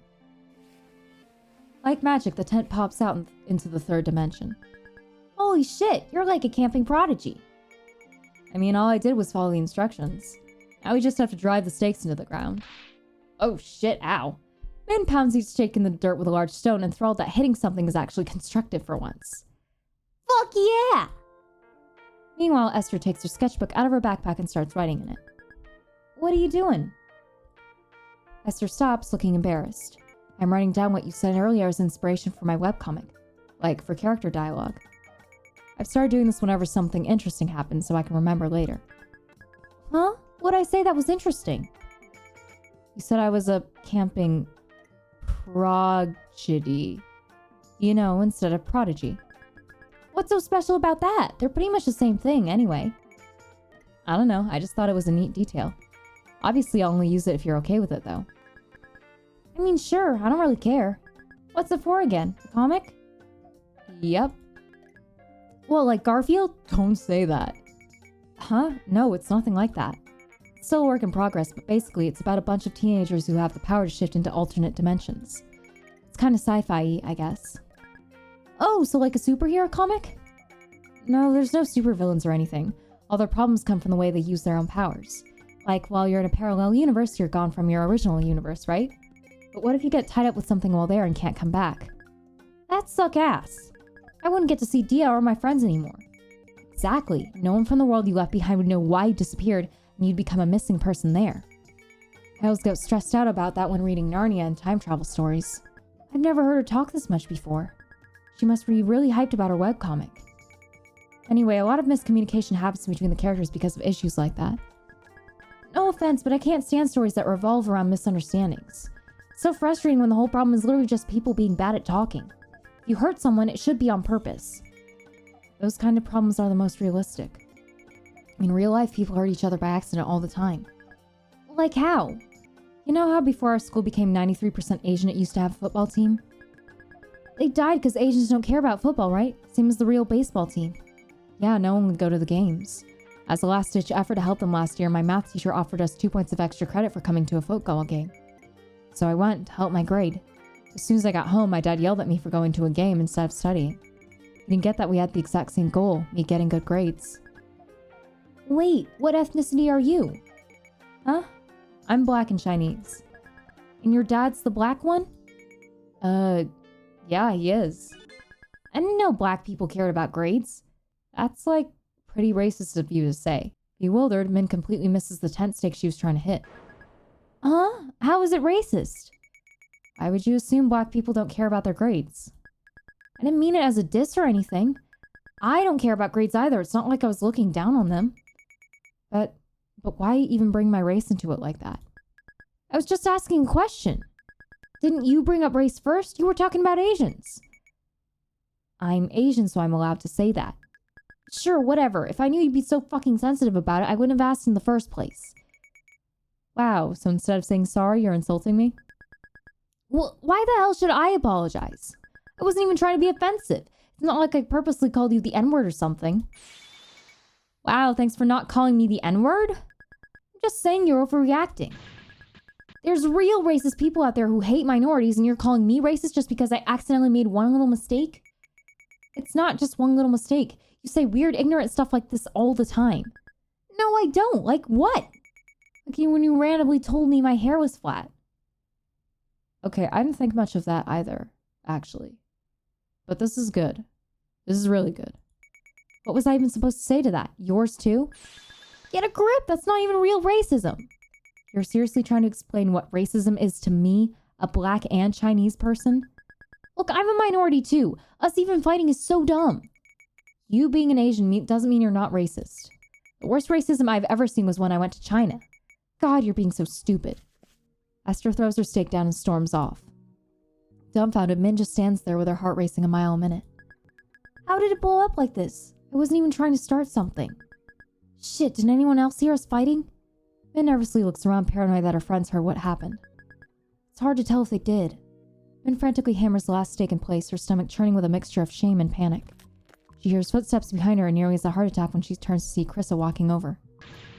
Oh fuck! What if Esther told Chris I'm racist against black people? She's black too. I don't want her to hate me. She might even kick me off the team. Okay, before we move on, I want to backtrack a little because I know I said this was good. What I was trying to say there was it's good to show our leads here.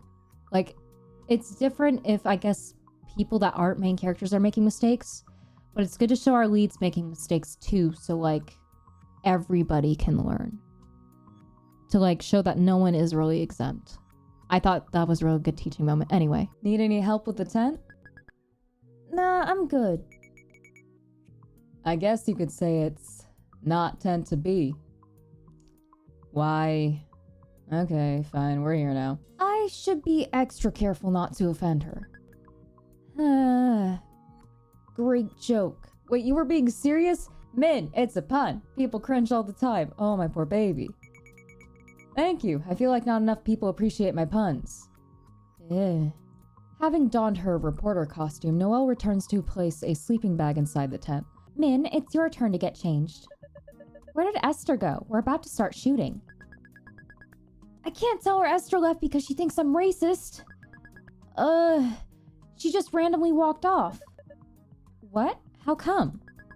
Who knows? She's so weird. In the park's restroom, Min quickly changes into her evil hunter getup.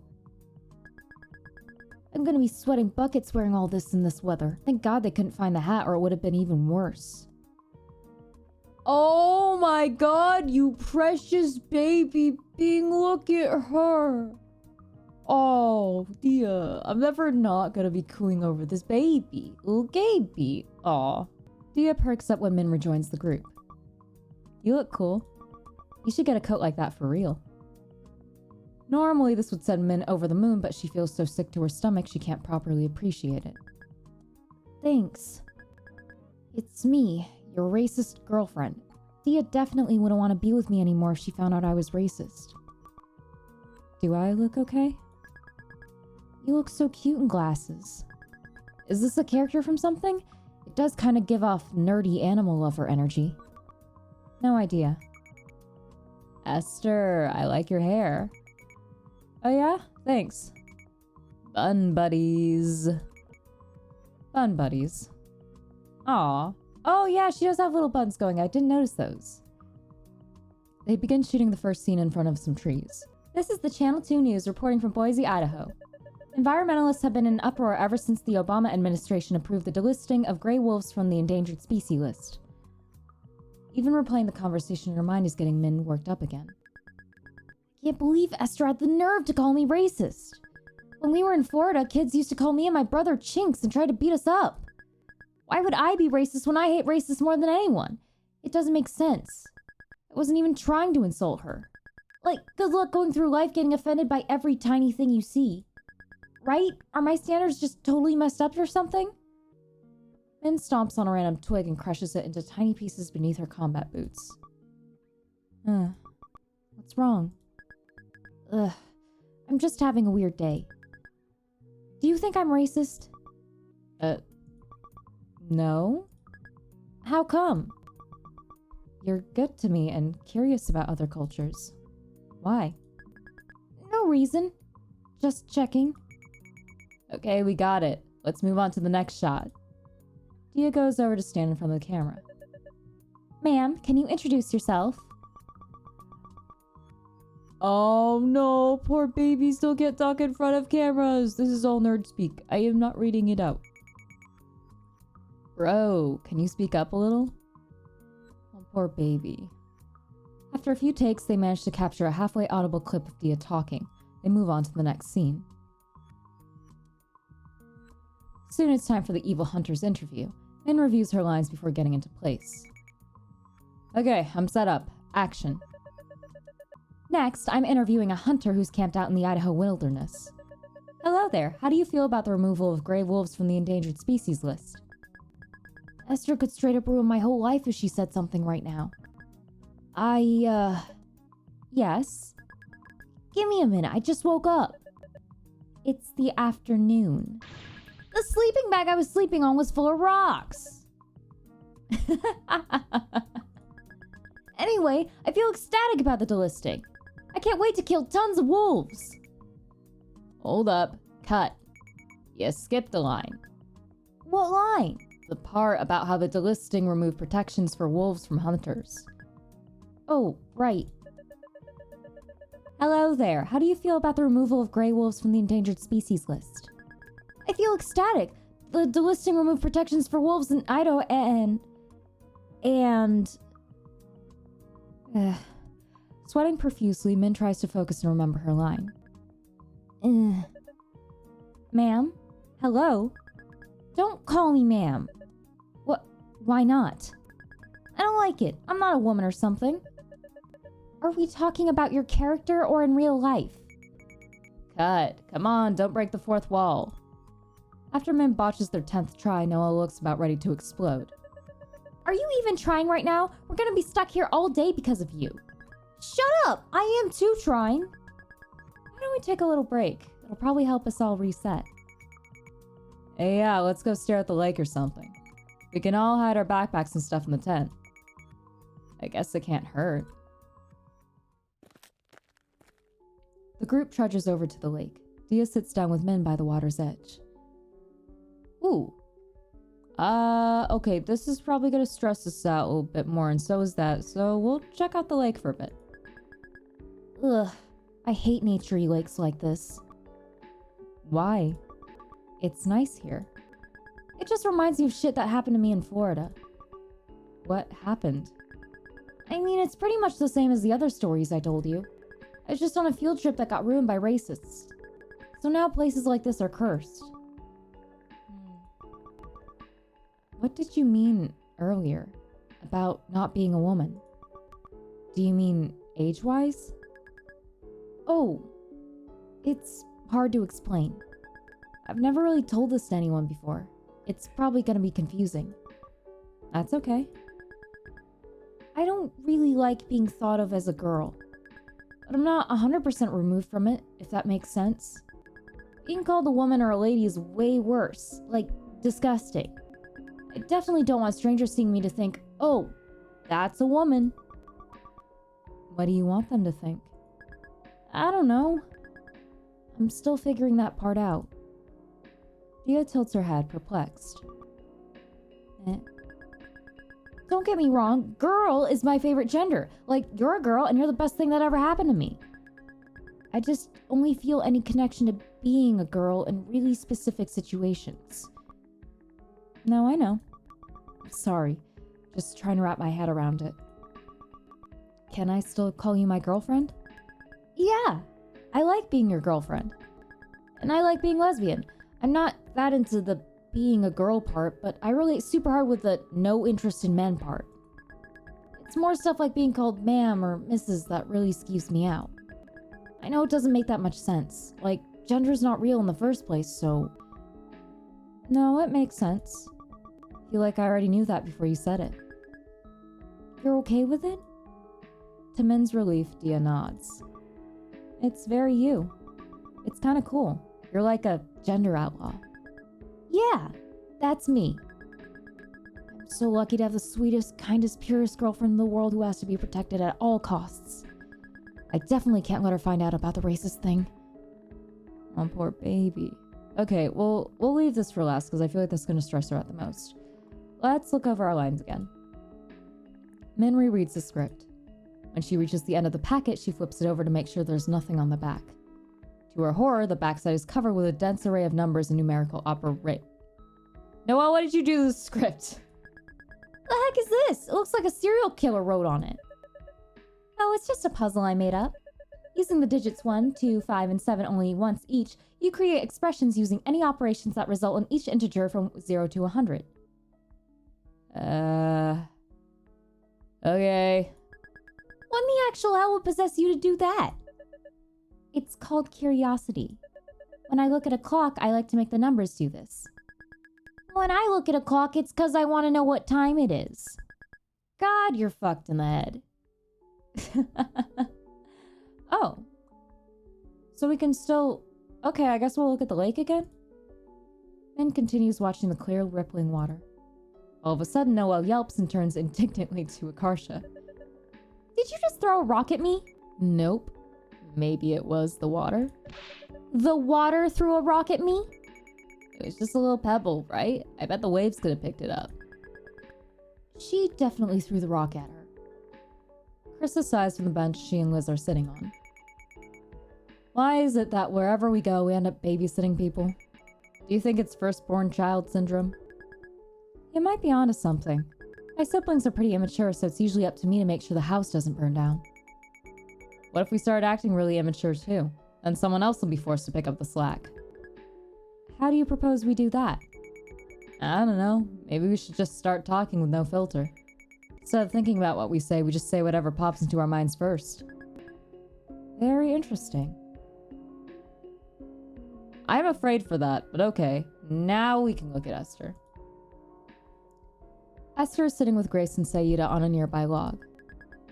Should I try to talk to her? That might piss her off even worse.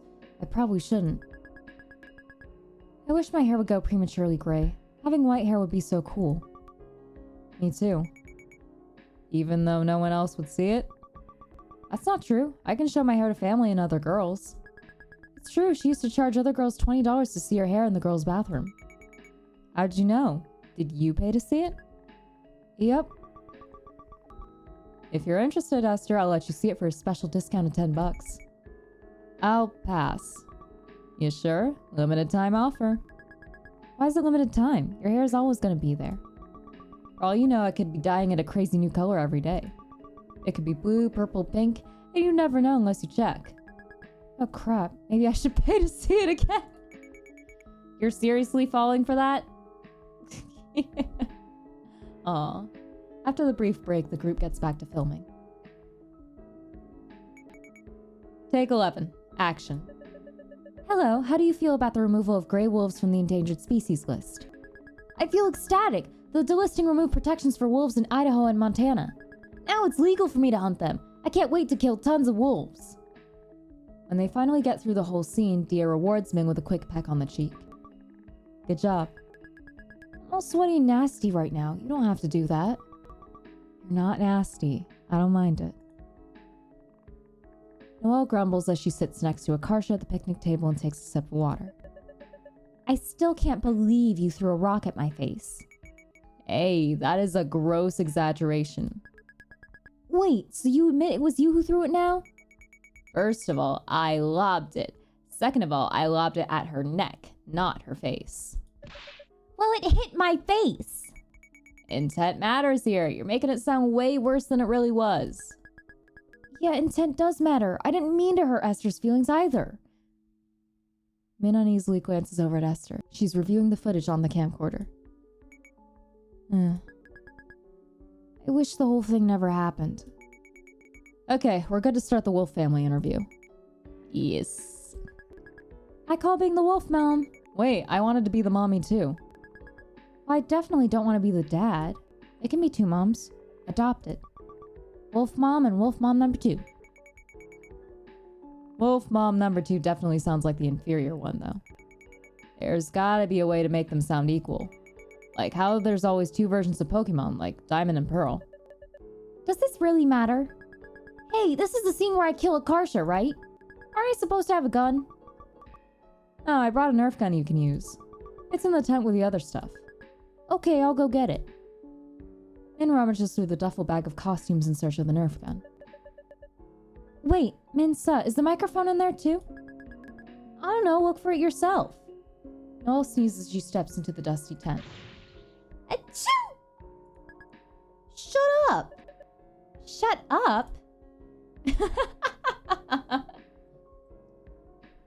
Noelle joins Min by the duffel bag. Suddenly, Noelle frowns at her. What? You got a problem or something? For one heart-stopping moment, Min's sure she's been exposed as racist somehow, but she soon realizes Noelle is just glaring at the dirt that she tracked into the tent. You wore your boots inside? You're getting dirt everywhere. Oh, that's it? It's barely anything. You got a leaf on the sleeping bag already, see? So brush it off. Who cares? I care. You're the one responsible, so you should be the one to brush it off. It's just one fucking leaf. Stop splitting hairs over nothing. You're the one being difficult here. Just apologize and get the leaf off. You really want me to get that leaf off? Take this! Min grabs one end of the sleeping bag and swings it at Noelle. It whaps Noelle in the torso. Hey, I'm telling on you. Go ahead and try it, Turbo Nerd. Noelle seizes a handful of sleeping bag as Min tries to land another blow. You gormless brute. The fuck you mean I'm wormless? Take that back. Min yanks on the sleeping bag hard. It slips from Noelle's grasp, sending Min hurtling backwards. Whoa! Min loses her balance completely and falls backwards into the wall of the tent. She hits the ground butt first, pinning the fabric of the tent down with her weight. The tent collapses, blanketing its occupants in nylon. Min feels herself sliding backwards down a oh shit, that's right, they put it on the edge! The tent's rolling down the hill! Min and Noelle blindly tumble down the hill with their limbs wrapped in tent, screaming all the way. Ah! Eventually, they crash to a large bush at the bottom of the ravine. Min crawls out of the tangled mess, spitting dirt and twigs out of her mouth. Ugh. Oh, how I despise you. Noelle gathers the tent into her arms and tries to trudge back up to the park in her socks. What happened to your shoes? I took them off before coming into the tent like a civilized person.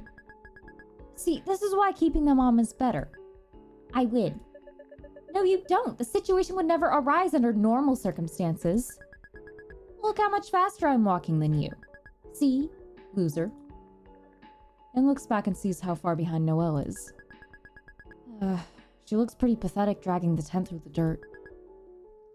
Min reluctantly goes back and yanks the tent away from her. What's the matter with you today? What? Generally speaking, you strike me as someone who can't take criticism.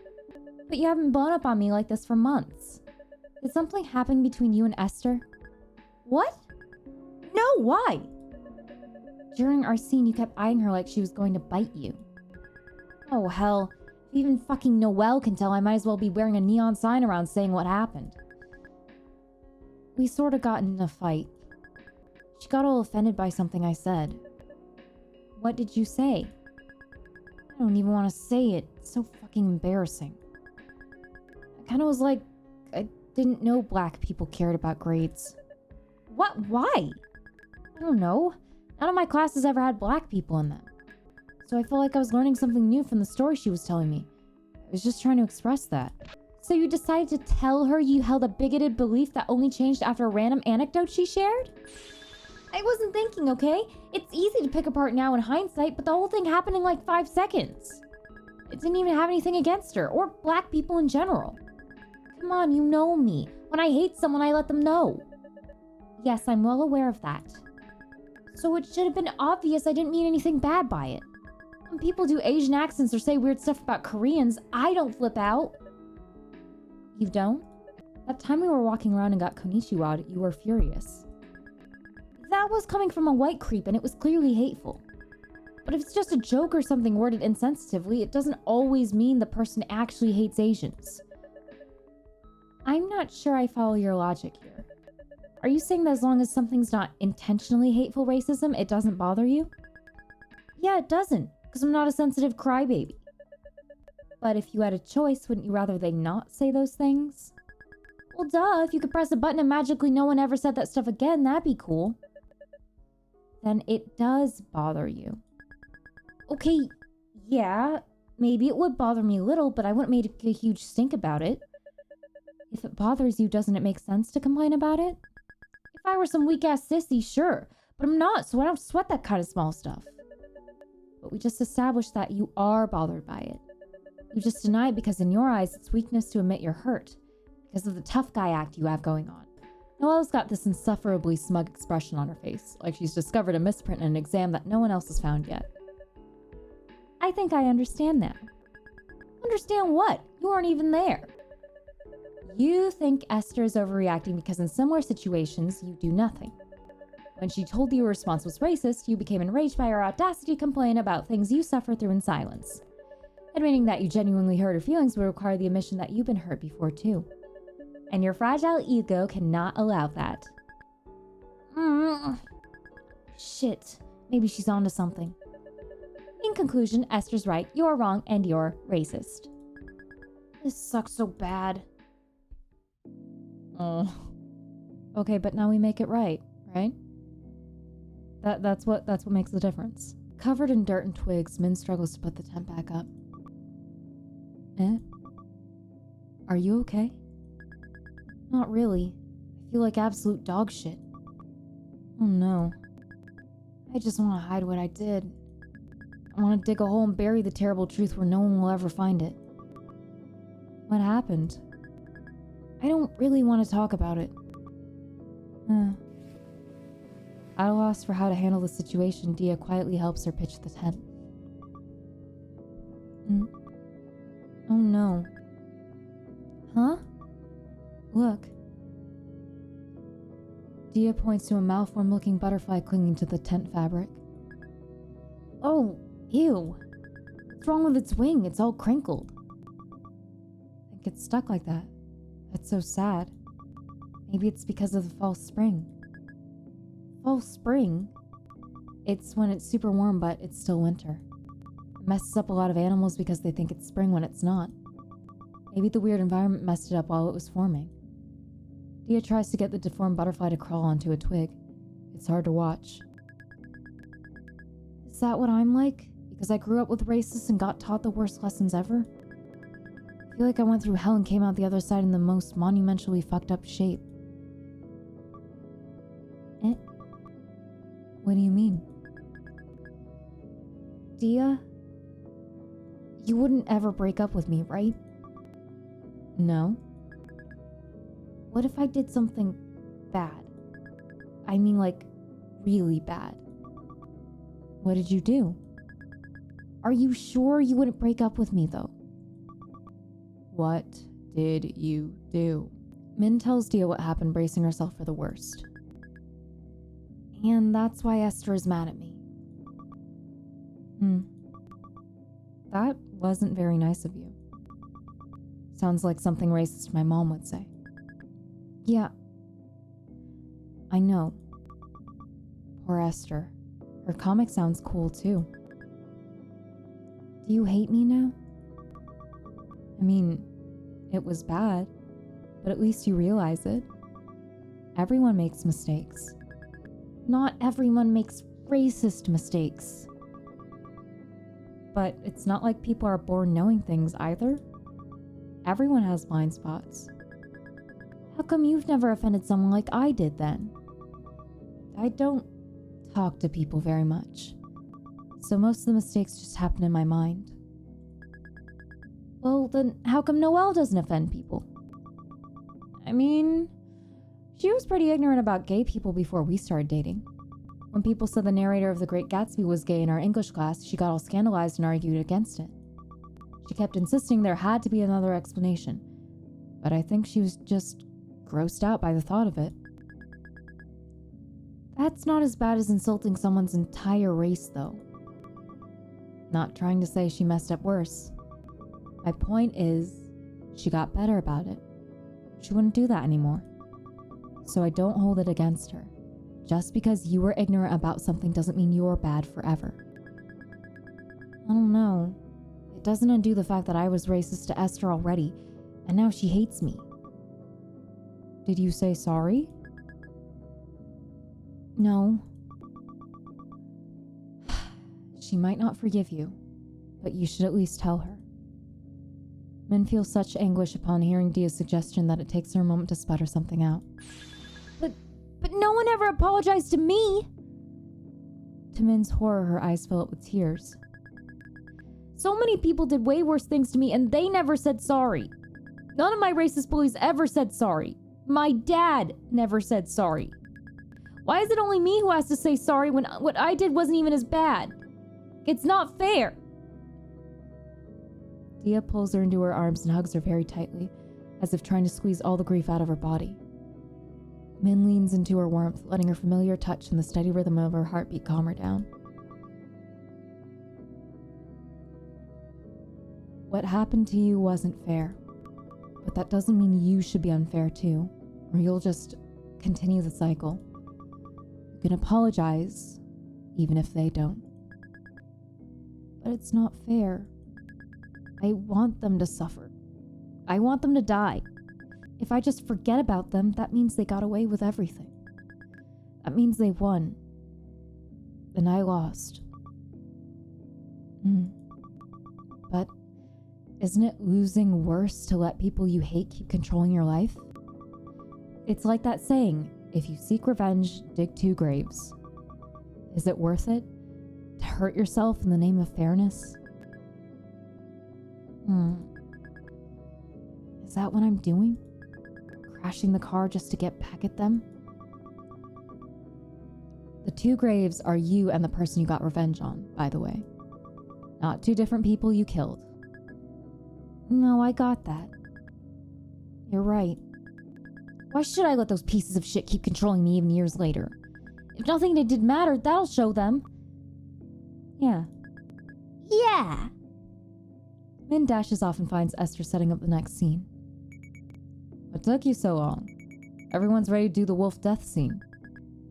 Can we talk first? Esther gives her a guarded look. That depends. Sorry I was an asshole earlier. I shouldn't have said that racist stuff about black people and the weird stuff about your hair. Yeah, you shouldn't have. You're right. I should have known better. I know how much it sucks looking different from everyone else. Esther lets out a sigh, looking exhausted. You'd think people would know, but they don't. It's like being kicked on both sides. I go through all the same stuff as everyone else at the school, but no one sees me as one of them. Everyone thinks because I'm not pure Asian, I'm not as smart, or I don't study as much. Don't worry, I don't think that. I learned my lesson. I'm not racist anymore. Yeah, you are? Huh? You're literally still racist. All you did was apologize for one specific thing. But what else am I supposed to do then? try to educate yourself and not say random crap about other ethnicities? And say sorry the next time you're racist instead of being all rude and defensive. Next time? That makes it sound like this is gonna happen again. Honestly, it probably will. So you're saying I'll always be racist no matter what I do? And looks so horrified that Esther gives her a pitying look.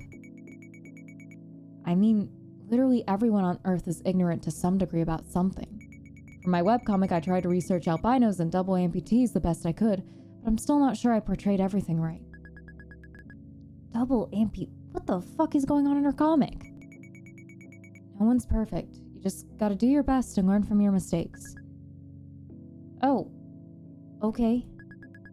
But I hate thinking I'm gonna make a different mistake at some point and have to apologize again. It's fucking mortifying. I mean, it shouldn't be mortifying to admit you were wrong about something. I guess it shouldn't be. Hey, are we ready to party? Yeah, let's do it. So, are we good for now? I guess. Can I still use the prodigy thing you said earlier? Huh? Yeah, knock yourself out. I kind of like that, actually.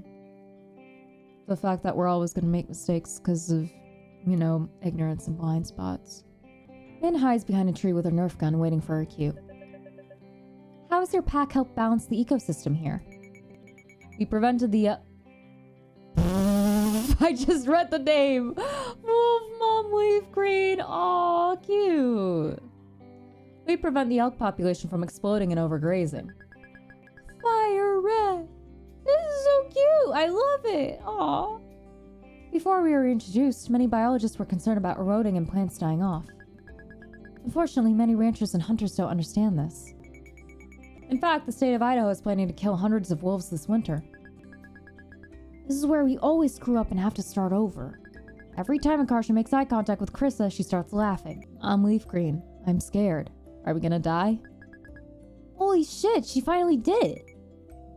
Goo goo gaga. The whole side twitches as she recites her next line. Who is this adorable little thing? This is our wolf puppy. Normally mated pairs produce a litter per year, but we adopted her. We love her so much. I'm only 4 months old. Die! Min leaps out from behind the tree and shoots a flurry of Nerf pellets at Akarsha. No, I only kill a very small number of cattle per year. Akarsha goes down and Min continues shooting her ass with a Nerf gun.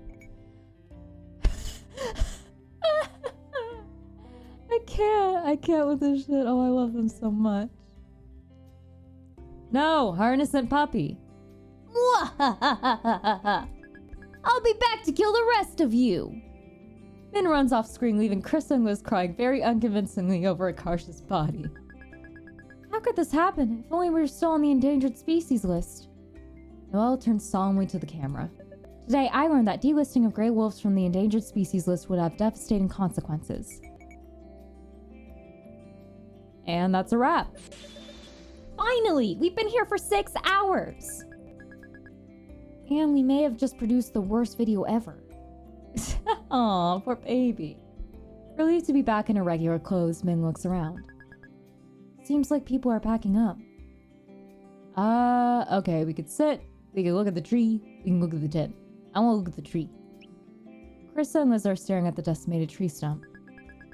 What happened to this? It looks like a cannonball hit it. Beats me. I should probably keep my mouth shut. Well, I suppose it's not our problem. Speaking of problems, what'd you think of your afternoon as an irresponsible person? That was even more tiring than being responsible. Did you see them knock the tent down the hill? Yeah, I just ignored it. Me too. We probably could have finished a couple hours ago if we just wrangled them like we normally do. Yep. Man, I thought I was really onto something. Min turns to walk away, but to her surprise, she hears footsteps running up behind her. Wait, Min! Min stops to let her catch up. What? I couldn't help but overhear some of what you were saying to Dia, at the lake. Liz scribbles something on a scrap of paper and hands it to Min like a doctor giving a prescription. You need to go on the internet. The internet? Min scrutinizes the scrap of paper. It says genderfork.com. Yay! Aw, okay. It's a blog you might like. How the hell would you know what I like? I'm trans. Let's fucking go, Liz! Hell yeah! Ah! Yay. All of the letters. We're collecting them all. Huh?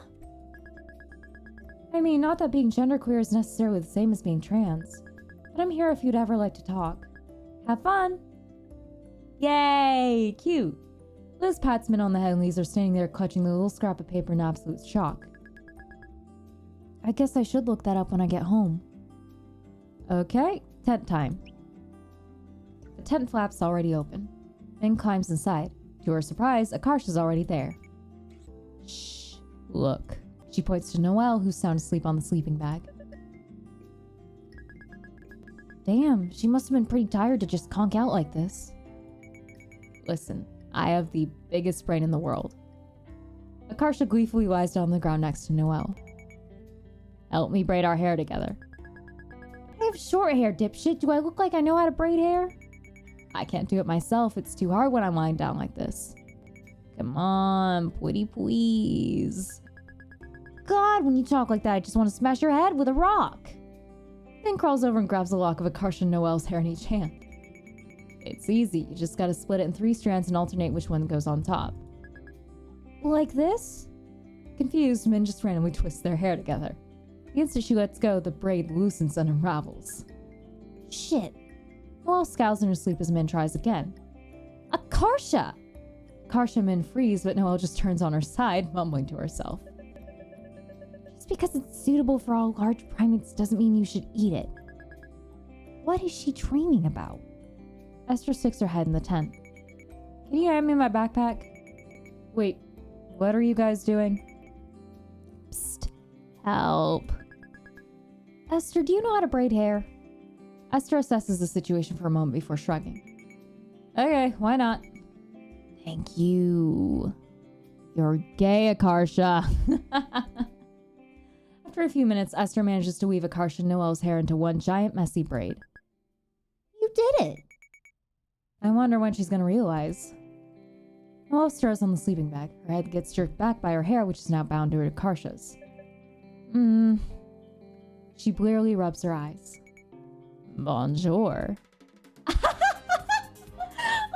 them! Oh my fucking god, I love it! Noelle bolts upright, screaming. Ah! What's wrong, Frenchman? Bad hair day?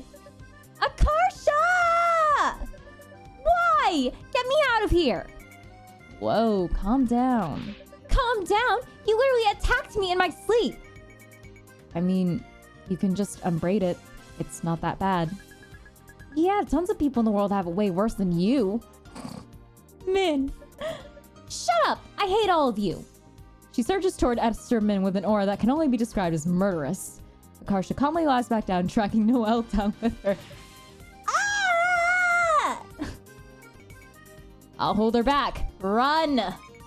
Nice knowing you, bye! Bro, I will never forget your sacrifice. Esther and Min make their escape. Inside the tent, there's a muffled scream followed by a crash. The tent stakes pop out of the ground as the tent rolls over and goes tumbling down the hill again! Not the babies, no! Ah!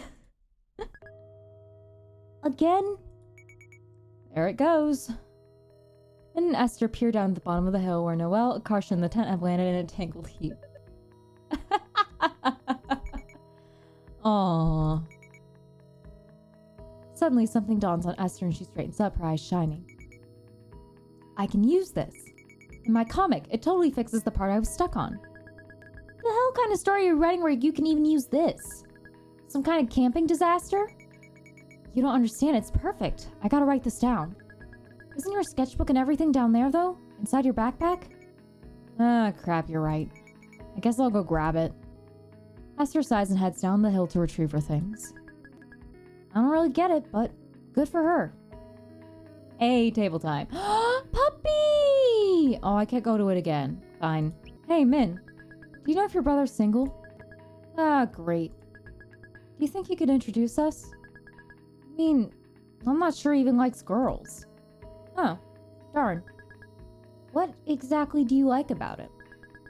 He's so cute. He kind of looks like... Okay. Do you like my brother just because he's Korean? What? Can you chill out a bit with the whole Korea thing? Sorry, I just get so excited about K-pop. Liking K-pop is fine, but just be normal about it. Sorry. You don't have to keep apologizing, it's annoying. As long as you get it. Okay, yeah, I'll be normal now. Okay, let's take a walk to the lake then. Dia is watching the water. When Min joins her, Dia tilts her head at her. You said this place was cursed, right? Min sighs and wraps her arms around Dia's waist. Yeah. Dia rests her forehead against Min's, her long lashes tickling Min's skin as she blinks. What if we uncursed it? Huh? How? By making new memories. Together. Dia hugs her tighter, squishing Min's face directly into her chest. Horny jail, both of you! It's so soft. I'm gonna assume this is Saranghae again. I'm sorry if it's not.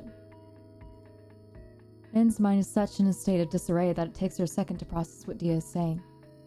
In a Herculean feat of self-control, she manages to stop rubbing her face against Dia's chest and meet her gaze. Wait, you know what that means? Dia nods, her cheeks tinged pink. It was in a lot of the K-pop songs that Grace played. So I asked her, and found out what it really meant. Sorry I lied to you. No, it makes me happy you wanted me to say that. Because I do love you. Even now? Now that you know what an asshole I am? You think I didn't know that before? I guess I was always hitting and threatening people. Then, why do you still like me? Because you're also really brave and resilient and cool. I feel like the world tries to make people into certain shapes, but you fight it on purpose. You try as hard as you can. And I think that's amazing. And subconsciously, I think I understood. Understood what? You're always telling me you'll protect me and kill the people who hurt me.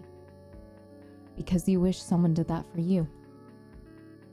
Min is stunned speechless. It feels like a curtain was suddenly pulled back on something shameful and hidden, exposing it to the blazing sun. But Dia doesn't flinch away, just gazes into her eyes. I love you. Blinking hard, Min smiles back at her. I love you too. Teach me how to say it? There is not a chance in hell I know how to pronounce it. Use your imagination. Man, that's a mouthful. Okay, I'm not gonna... Nope. Y'all can read subtitles. Yep. Oh, did she say it right? Aww.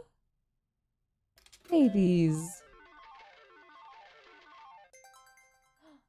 Oh, we're in Noelle's point of view now. Okay. Noelle. 5th grade. Saturday Chinese school. The first phrase is mirror.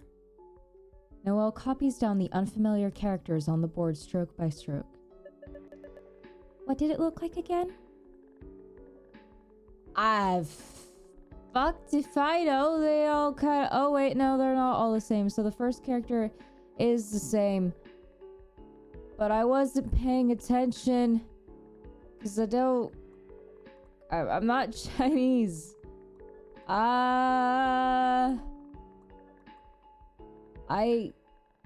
This one? Noelle writes it down, then checks it against the writing of the board. This is gonna be wrong. I got it wrong. I was big Chinese. I'm sorry. The next phrase is admit. Okay, I gotta look at this and try to commit it to memory.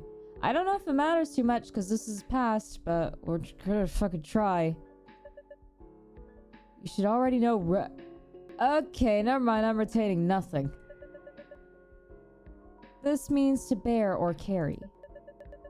This would be easier if Chinese words used an alphabet like most languages. It infuriates me how you can't tell how a Chinese character is pronounced by the way it looks. You're forced to learn every single word twice, how it sounds and what it looks like. It's wildly inefficient. A couple hours into the lesson, a kid toward the back of the room raises his hand. Teacher, how many Chinese characters are there? At least 80,000. Jesus fucking, my god. 80,000? Don't worry, most educated people only know about 8,000. 8,000 is still a mind-boggling number. Yeah, it is. Jesus, I can barely handle one. After school, Noelle does her weekly packet of Chinese homework at the kitchen table. I've spent every Saturday since kindergarten tediously memorizing a few characters at a time, but it's barely even made a dent. After all these years, I still can't even read a book or the newspaper. At this pace, it's hard to imagine I'll ever be able to. Ow, Jesus, fuck. Hi, Mom. Noelle, what is this? Noelle looks up to see her mom holding the sample packet of pads and tampons she got from school. Oh, that's from the sex ed talk we had in class. The girls received a presentation about menstruation. The school gave you this? Using a tampon is the same as having sex. No, it's not. Okay. That's not what the teacher giving the talk said. It's just a tool for absorbing blood. No, you'll be able to feel it the whole time and it goes into... Her mom can't even bear to say it. It's the same as having sex with a man. The woman giving the talk said plenty of girls use it. American girls get their periods so early because they're thinking sexual thoughts at a young age. It's not natural. You shouldn't be thinking about these things until you're married. After throwing away the immoral tampons, her mom goes off to the living room to watch a Chinese variety show. It's hard growing up trusting very little of your parents' judgment. My mom doesn't believe in mental illness, yet genuinely believes in superstitions like auspicious dates, and no amount of proof or argument can sway her. Is Chinese society just decades behind the West? I've yet to meet a white person whose mind works this way. Oh, trust me, they exist. I think it's less of a Western thing and more of a when you were born thing. But that's just how I feel about it. Noelle glances over at the show her mom is watching. Oh. Colorful words and cartoons fly across the screen as cheesy sound effects play. So tacky. It's one of those shows where they interview a panel of foreigners who can barely speak Mandarin. Noelle cringes as silly boing noises are overlaid over the host's jokes. They're just laughing at the foreigners for not understanding the questions they've been asked. Why is this popular? It's so juvenile and embarrassing. What a duck. I feel like I'm losing brain cells as I listen to this. Disgusted, Noelle returns to scrutinizing the impenetrable paragraph of Chinese she's supposed to be analyzing for homework. What am I even going to use Chinese for? Watching drivel like that? I have no interest in the backwards culture that produced my pathetic, narrow-minded parents. Jesus, judgy tiny child, but also not entirely wrong. Okay. When a commercial break comes on, she throws down her pencil. I want to quit Chinese school. Her mom whirls around from the couch, alarmed. What? Why? I hate it. It always takes up my entire Saturday. They assign so much homework every week on top of the regular homework I get from school. Noelle's dad looks up disapprovingly from the newspaper he's reading. Well, you can't quit. What kind of Chinese person can't even speak Chinese? One that grew up in America? I get wanting to connect with your culture, but also... We'll lose face if you don't learn. Other people will think we're bad parents. Why does it matter what other people think? I'm the one whose limited time is being sucked away by it. My opinion should be the one that matters the most. No, you have to listen to your parents. It's for your own good. You're too young to understand. Almost nothing drives Noelle up a wall more than being told she's not old enough to understand something. Stop treating me like some feeble-minded little kid. I read at college level already. Doesn't matter. You don't have the life experience yet. Some things you can only know from being as old as your parents are. What, so just because you're older than me, you're automatically smarter than I am? Yes. I don't accept that. It's your culture. You can't just throw it away. Yes, I can. It's a poorly constructed, archaic language.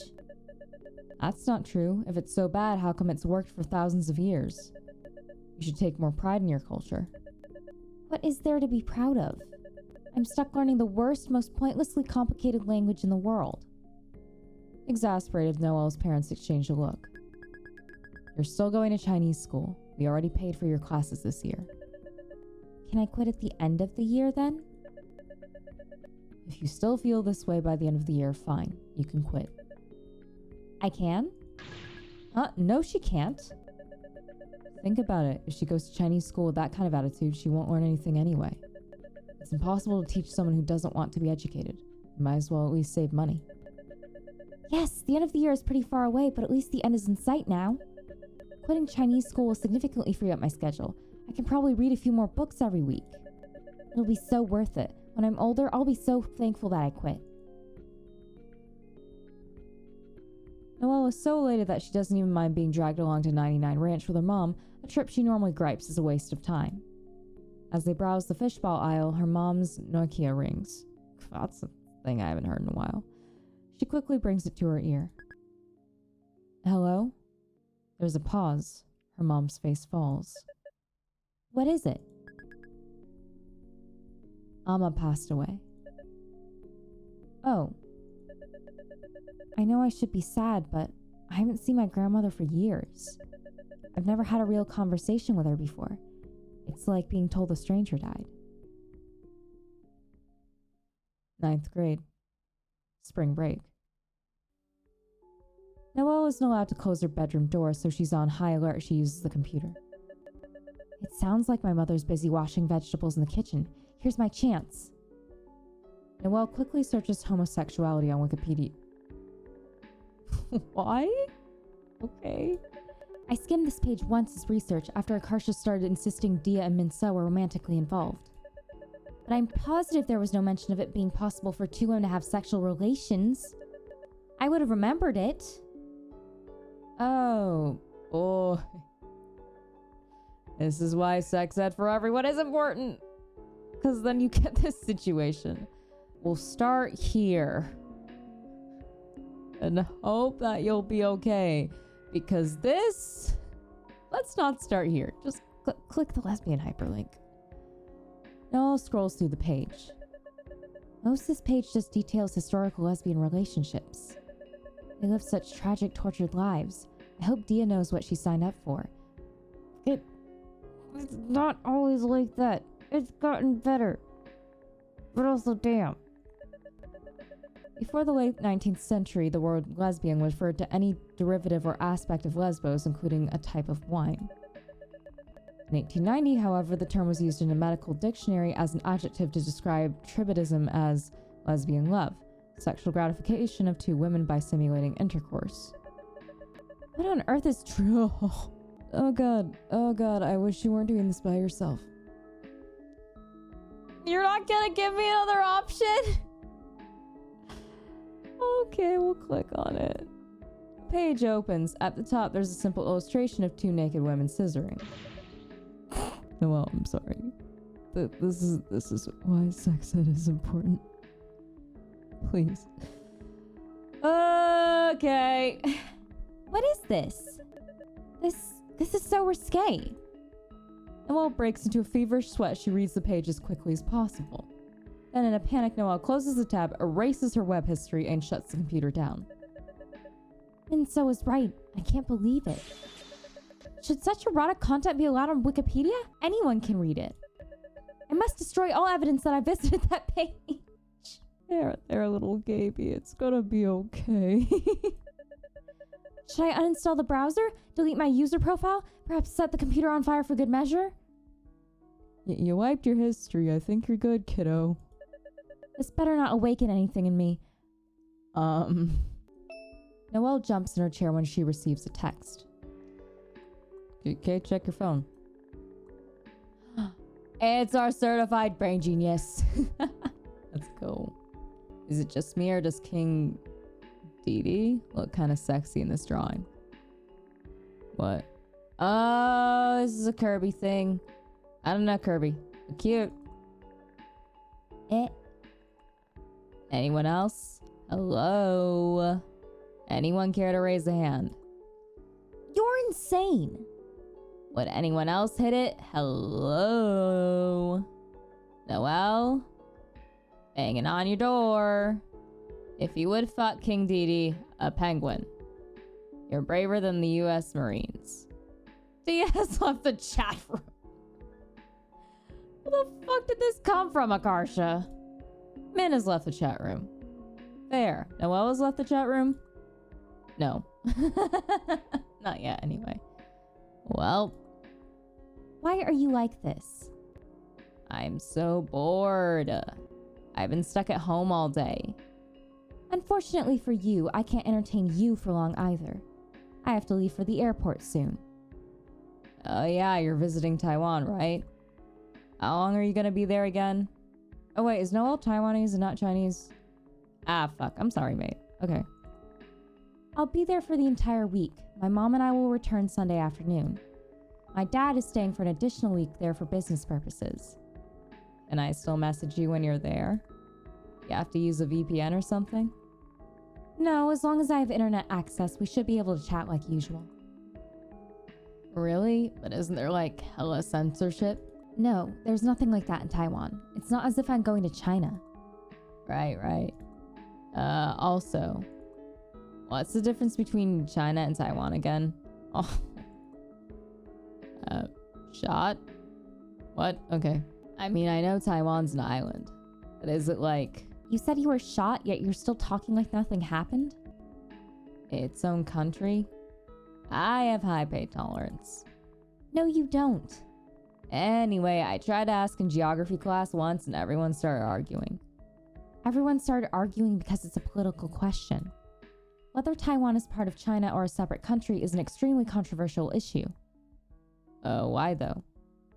To be honest, I'm not clear on the details. As I understand it, the dispute is the result of a civil war that was never properly resolved.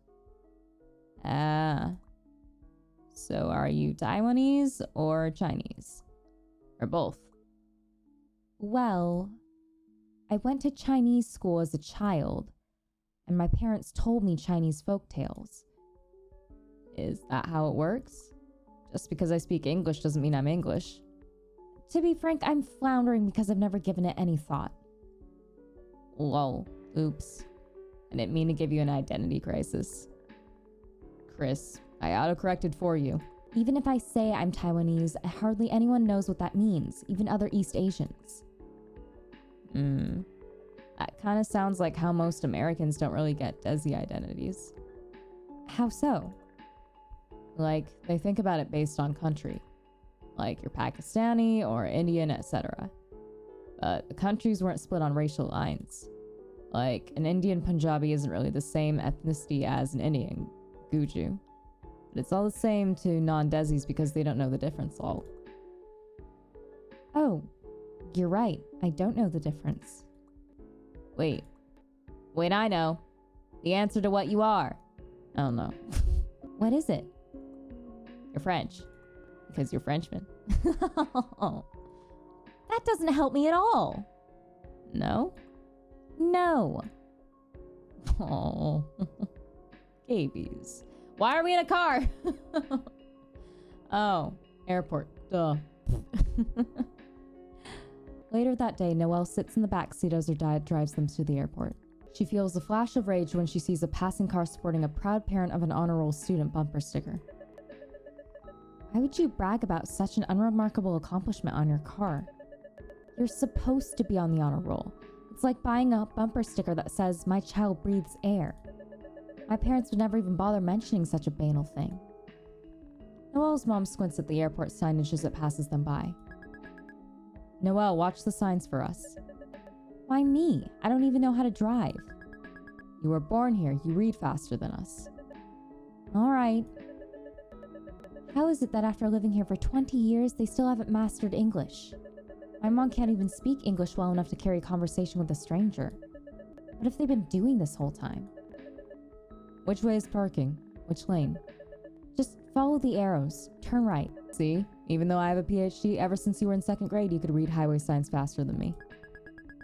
Good thing we have Noel with us. The signs go by so fast. Noel's dad scratches his head as she directs him through the airport's labyrinthian roads. Where is it? Feels like we're just going in circles. We're not. See that sign there? The parking's past the cargo area. Do I turn here? Noel's heart stops as her dad starts to turn into a street labeled with "Do Not Enter." It says do not enter. Keep straight. Oh. Her dad swerves sharply to stay in his lane, and while massages her temples, her heart pounding. I'm surrounded by illiterate idiots. Why does it rest on me, a literal child, to ensure we don't drive into oncoming traffic? They have endless energy when it comes to obsessing over my studies. Why can't they work on their own English instead? As the car rolls into a parking lot, Noel jolts up in her seat. Wait, this isn't the correct garage. Turn around. Huh? How do you know? That sign says premium parking. Premium means something of exceptional quality, superior. So, isn't that good? Not right now when we are looking for the regular run-of-the-mill parking lot. In this context, premium parking means special parking that's more expensive. Oh. Make a U-turn. We're gonna miss our flight. Noel's mom sighs as the car makes a series of turns. This would have been easier if you could talk to us in Chinese. This would have been easier if your English was better, too. Noel crosses her arms in the back seat, fuming. Why am I the one responsible for making sure we're not separated by a language barrier? You were the ones who chose to move here in the first place. 16 hours later. Taipei? I'm a guest here. Oh, we actually get to go! Noel and her parents take a taxi from the airport to an alley line with parked scooters. This must be Ah Gong's apartment. We're staying there for the week. Her mom presses the buzzer. We're here. Oh, okay, we're being told to come in. Let's go in. After huffing and puffing up 4 stories of stairs, Noel was drenched in sweat. Hi. Yay, you're finally here. You've grown so big. Yeah, I must have been in elementary school the last time you saw me. This must be one of my cousins. Noel, don't be rude. Introduce yourself in Chinese. I'm Mary. Oh no. My pronunciation is so atrocious I don't know if they can even understand me. What'd you say? Probably still wrong. Can I just talk in English? Ah Gong doesn't speak English. He only knows Japanese, Taiwanese, and Mandarin. Even the Mandarin he's nearly forgotten. Da Yi gestures at her daughter. She's wearing thick glasses and carrying a huge brick of a book. Is this meant to be in Chinese or is this just a sudden font change? Noel, you speak English with Chanhua. She won't go to college in America, so she very happy practice speaking. Oh, I get it now. Yes, you call me literature. Aw. She's so cute. Is that a name she chose herself? Chinese people have such odd taste in English names. That's alright. Chunhua is fine. We are the same ages, right? Who do you think is more tall? Not the height game. Chunhua eagerly stands back to back with Noel so the others can judge. Wait, you're standing on your tiptoes. That's cheating. Huh? No, I'm not. Wow, you two are the exact same height. They're both skin and bones. They really are cousins. One US version, one Taiwan version. Noel glances over at Chanhua and realizes with a start that she's right. It's like meeting a version of myself from a universe where my parents never went to America. A stranger with my face. You're sure I'm not taller? Yes, we are sure. And he has no idea what's going on. Neither of them do, apparently. That must be Taiwanese. Oh no, they're speaking the other language. Okay, gotcha. Chanhua gives an affectionate hug as Noel awkwardly watches from the sidelines. Meanwhile, the adults launch into an animated conversation in Taiwanese. And we're not going to know what they're saying. I wonder what they're talking about. My Taiwanese is even worse than my Mandarin. I don't know a single word. Actually, wait, isn't Ah Gong Taiwanese? They didn't cover it in Chinese school. Could it be a term exclusively used in Taiwan? It's a really special sort of confusion not knowing what language you're speaking. Da Yi leads Noel's parents to the spare bedroom so they can put their luggage away. This reminds me how I used to assume Japanese curry was a Chinese dish because my mom made it regularly. If you have a distant relationship with your parents, your culture becomes a nebulous cloud. Is it Chinese to believe pseudoscience? Is it Chinese to have an outdated and sexist worldview? Unfortunately, no and no. Or is that just my parents, in my particular? How do I distinguish between things peculiar to my life and Chinese culture? Chunhua brightly takes a seat next to Noelle. Anything you have questions about, you can ask me. Let's ask about your book, because that's kind of asking about you in a way. What are you reading? It's a Chinese translation of a Russian novel. What it's called in English, I don't know. Whatever that word is. Something something brothers. There's brothers and it's Russian. The brothers Karamazov? Yes, that sounds correct. I've read it before too. This is exciting. I've never met anyone else my age who's read it. Did you like it? The religious themes were of little interest to me, but I found some of its other ideas thought-provoking. For example, it argues that humans are so deeply shaped by others that everyone bears some responsibility for the sins of everyone else. Everything we do is the result of a huge interwoven chain reaction of human interactions, and as a result, a crime is never truly one person's fault. It's a societal failure. To Noelle's disappointment, Chunhua nods, looking lost. I see. I guess what I said was beyond her English level. I need to scale back to a simpler topic. Do you like reading? I like reading. Are you nerdy? A sudden question baffles Noelle. Yes, I suppose so. Good, me too. Aw. On the wall, there's even a photo of me that what? Actually, I changed my mind. Oh. Don't look too much at the photos on the wall, they're embarrassing. What else do you want to know? Tell me about the photos on the wall. Are you sure there's really nothing else you would rather know? Tell me about the photos. Tell me about those photos. Okay, if you're sure. They go over to look at the pictures on the wall. First one's of Agong and Chunhua at the park. There's a small chestnut-colored warbler sitting on Chunhua's arm. That bird at the park, we found him abandoned. It was because he fell out of his nest and broke his wing. After it got better, we taught him to fly so he could go back to the wild. I see. That's very noble of you. It was Agong's idea. He's quiet, but he is so nice, actually. You seem very close to your grandpa. Your grandpa? He's your grandpa, too. Oh, that's right. To hide her embarrassment, Noelle quickly moves on to the next photo. It looks old. A swarm of children are building a sandcastle as smiling adults look on in the background. This is me, Wan Ping, and Wan Zhong. I seem to vaguely remember ZH making more of a J sound, but I could be wrong. They're my older cousins. They're my uncle's children. Wan Zhong's working right now. Too bad Wan Ping is traveling right now, or else we could have hung out. Where is he visiting? Japan. It's his honeymoon. Honeymoon? Did he get married? Yes, a month ago. Oh, I had no idea. In the picture, the people behind us is Juju, Agong, and Ama. We didn't know it, but that weekend was our last one with Ama. I can't help but feel jealous that they had any weekends together. While she was spending every Saturday with her cousins and grandparents, I was in school struggling to learn an entire language so I could even begin to communicate with them. Chunhua reluctantly gestures at the last photo, which she was clearly saving for last.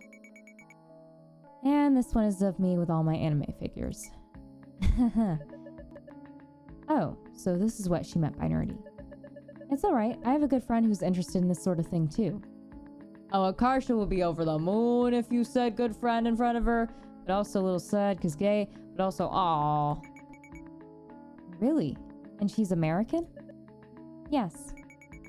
She sounds cool. I want to meet her. You do?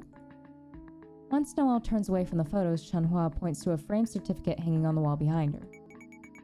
You should look at this award too. It's your mom's. What? Really? Yeah, in college she won a bunch of poetry contests. She was even in the newspaper. I had no idea. This is going to sound extremely mean, but I never suspected my mom had any sort of creative talent. Well, no. If she never shares it with you, it's not fair to expect you to. All I've ever known her as a strict, close-minded housewife. Here, you should read her things. She's very skilled. Shenhua pulls a magazine out from the cabinet and flips it open to a page of poetry. See what I mean? Some people just have a way with words. It's all in Chinese, isn't it? It's a big waste she quit. I guess there wasn't enough reason to keep doing it over in America. Oh, she quit. Huh. Noelle stares blankly at her mom's poem. I can't read any of it. Oh. You really could have connected there too if you could have. Oh no. That evening, Noelle and her parents walked to the subway. Here's our train. We should reach the night market in a few stops. Ugh, I hate taking public transit. The trains are always filthy and poorly maintained. As they board the MRT carriage, Noelle steels herself for a stench of vomit, urine, and cigarettes she's grown to expect from American subways. To her amazement, the car's shiny floors and seats look so squeaky clean you could eat off of them. It's absolutely spotless.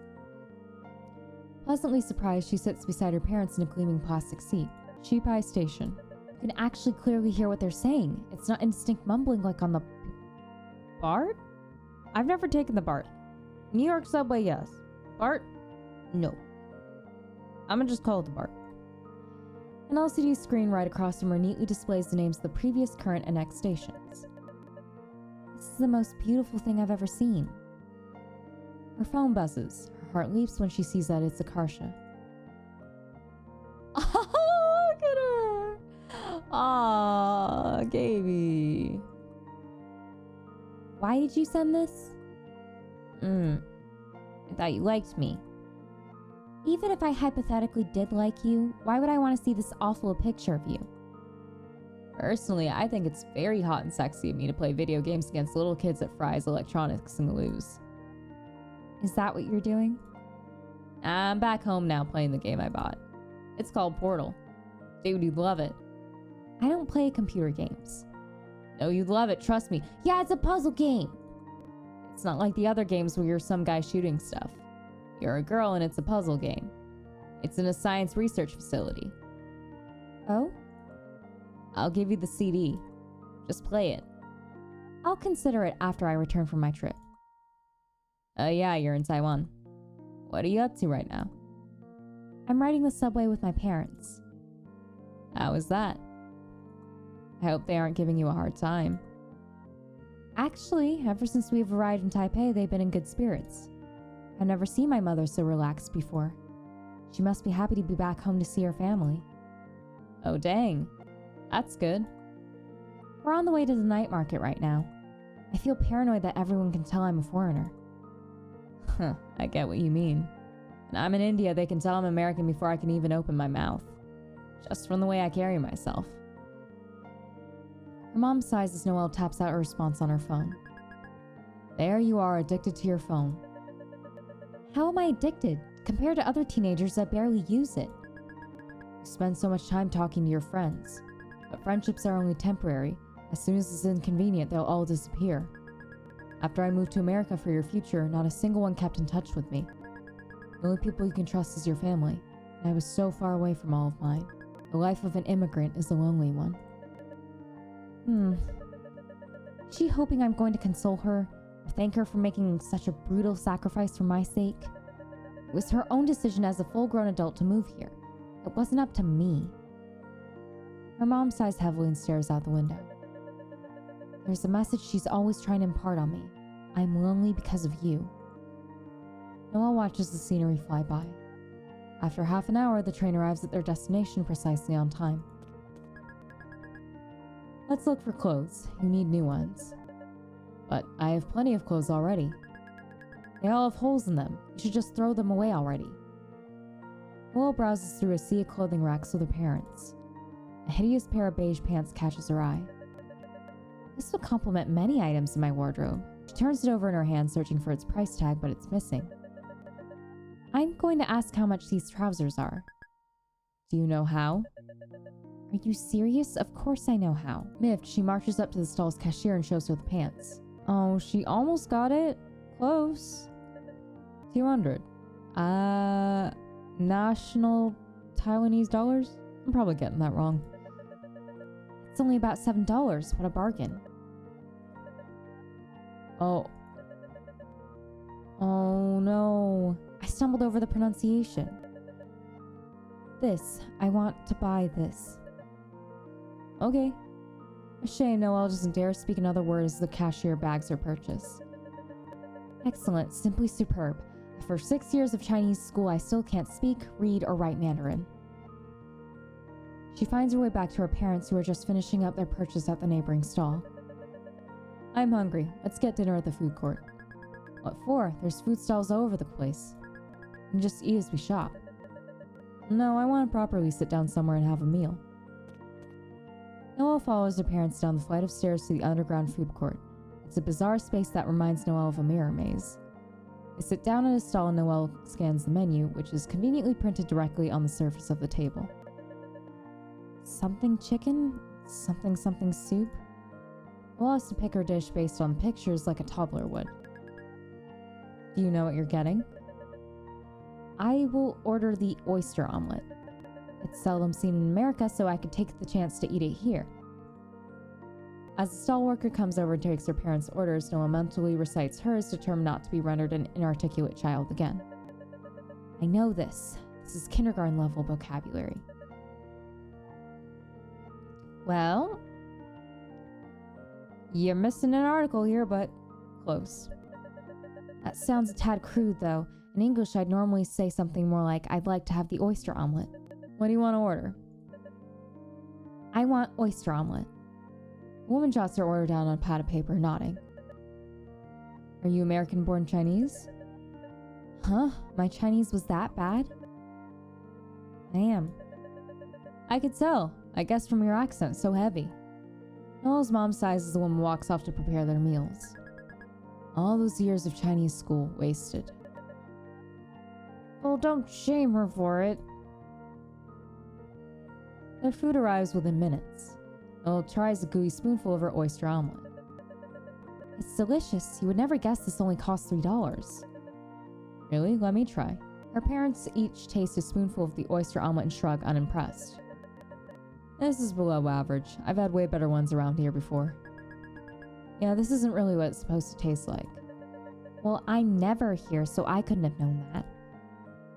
Annoyed now, Noelle takes another bite of the oyster omelet. This is the best thing I've ever eaten. I should find out what this place is called so I can find it again. She looks up at the name of the stall, but it's in Chinese. I can't read it. I better savor it while it lasts. This omelet I can only taste once. All too soon it's over. Noelle sighs as they get up to continue shopping. You should have tried harder to convince me to learn Chinese. Are you serious? We told you not to quit so many times. But you never properly explained why it was so important not to. All you did was give me condescending lectures about how I was too young to understand about why it mattered, and how I'd be an embarrassment if I didn't learn. English is our second language. It's hard to explain things to you. It's true. You are an embarrassment. Last week I saw our neighbor's son Michael mowing the lawn and he greeted me in Chinese. See, that's what happens when you listen to your parents. Michael goes to Taiwan with his family every summer. That's the reason he's more fluent, not because he was a superior child to me. Why didn't we just visit Taiwan more often when I was younger? That alone would have made me more interested in learning. I feel like I've been trying to understand Chinese culture by looking at it through a soda straw until now. You think we didn't want to visit Taiwan more too? The airplane tickets are expensive. We have to save up for years just for one trip. Oh. But even so, you should have done more to show me that speaking Mandarin could be a positive experience. Why do you always speak to me in English even though you can't fully express yourself in that language? If you'd conversed with me in Chinese from a young age, I would have naturally picked it up from daily use. I thought you'd have an accent if we did that. We were worried you wouldn't fit in at school. But that's ridiculous. There's no way I would have developed an accent when everyone else I interacted with spoke English. I would have grown up bilingual without any ill effects. Resigned, her dad shrugs. Well, too late now. What can you do? Last day of the trip. Noelle and her relatives visit the columbarium housing Alma's ashes. My mom visits this place every time she's in Taiwan. Noelle follows her grandpa into the worship hall.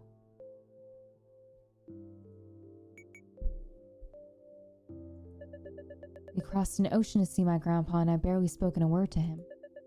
It's not out of lack of interest. He must have lived a fascinating life. He's the only grandparent I have left. But how do you gain access to the heart of a stranger? Where do you even begin? Tell me about yourself? Who says that to their own grandfather? It would sound like a job interview. Even if I knew what I wanted to say, what am I capable of saying in Chinese? Today is Sunday. I'm a student. She watches Chunhua take a lotus petal from a glass bowl and offer it to the giant Buddhas. Noelle, we're going to pray for Amma. Take a flower petal from that bowl over there. Can I pray in English? If you have to. Unsure what she's supposed to do, Noelle does her best to imitate her parents. Hello, Buddha. I seriously doubt that you exist. But I'm sure Amma was a wonderful woman. Chunhua deposits her lotus petal in the bowl before the Buddhas, her eyes shining with tears. I miss Amma. To Noelle's surprise, her aunt embraces Chunhua like it's the most natural thing in the world.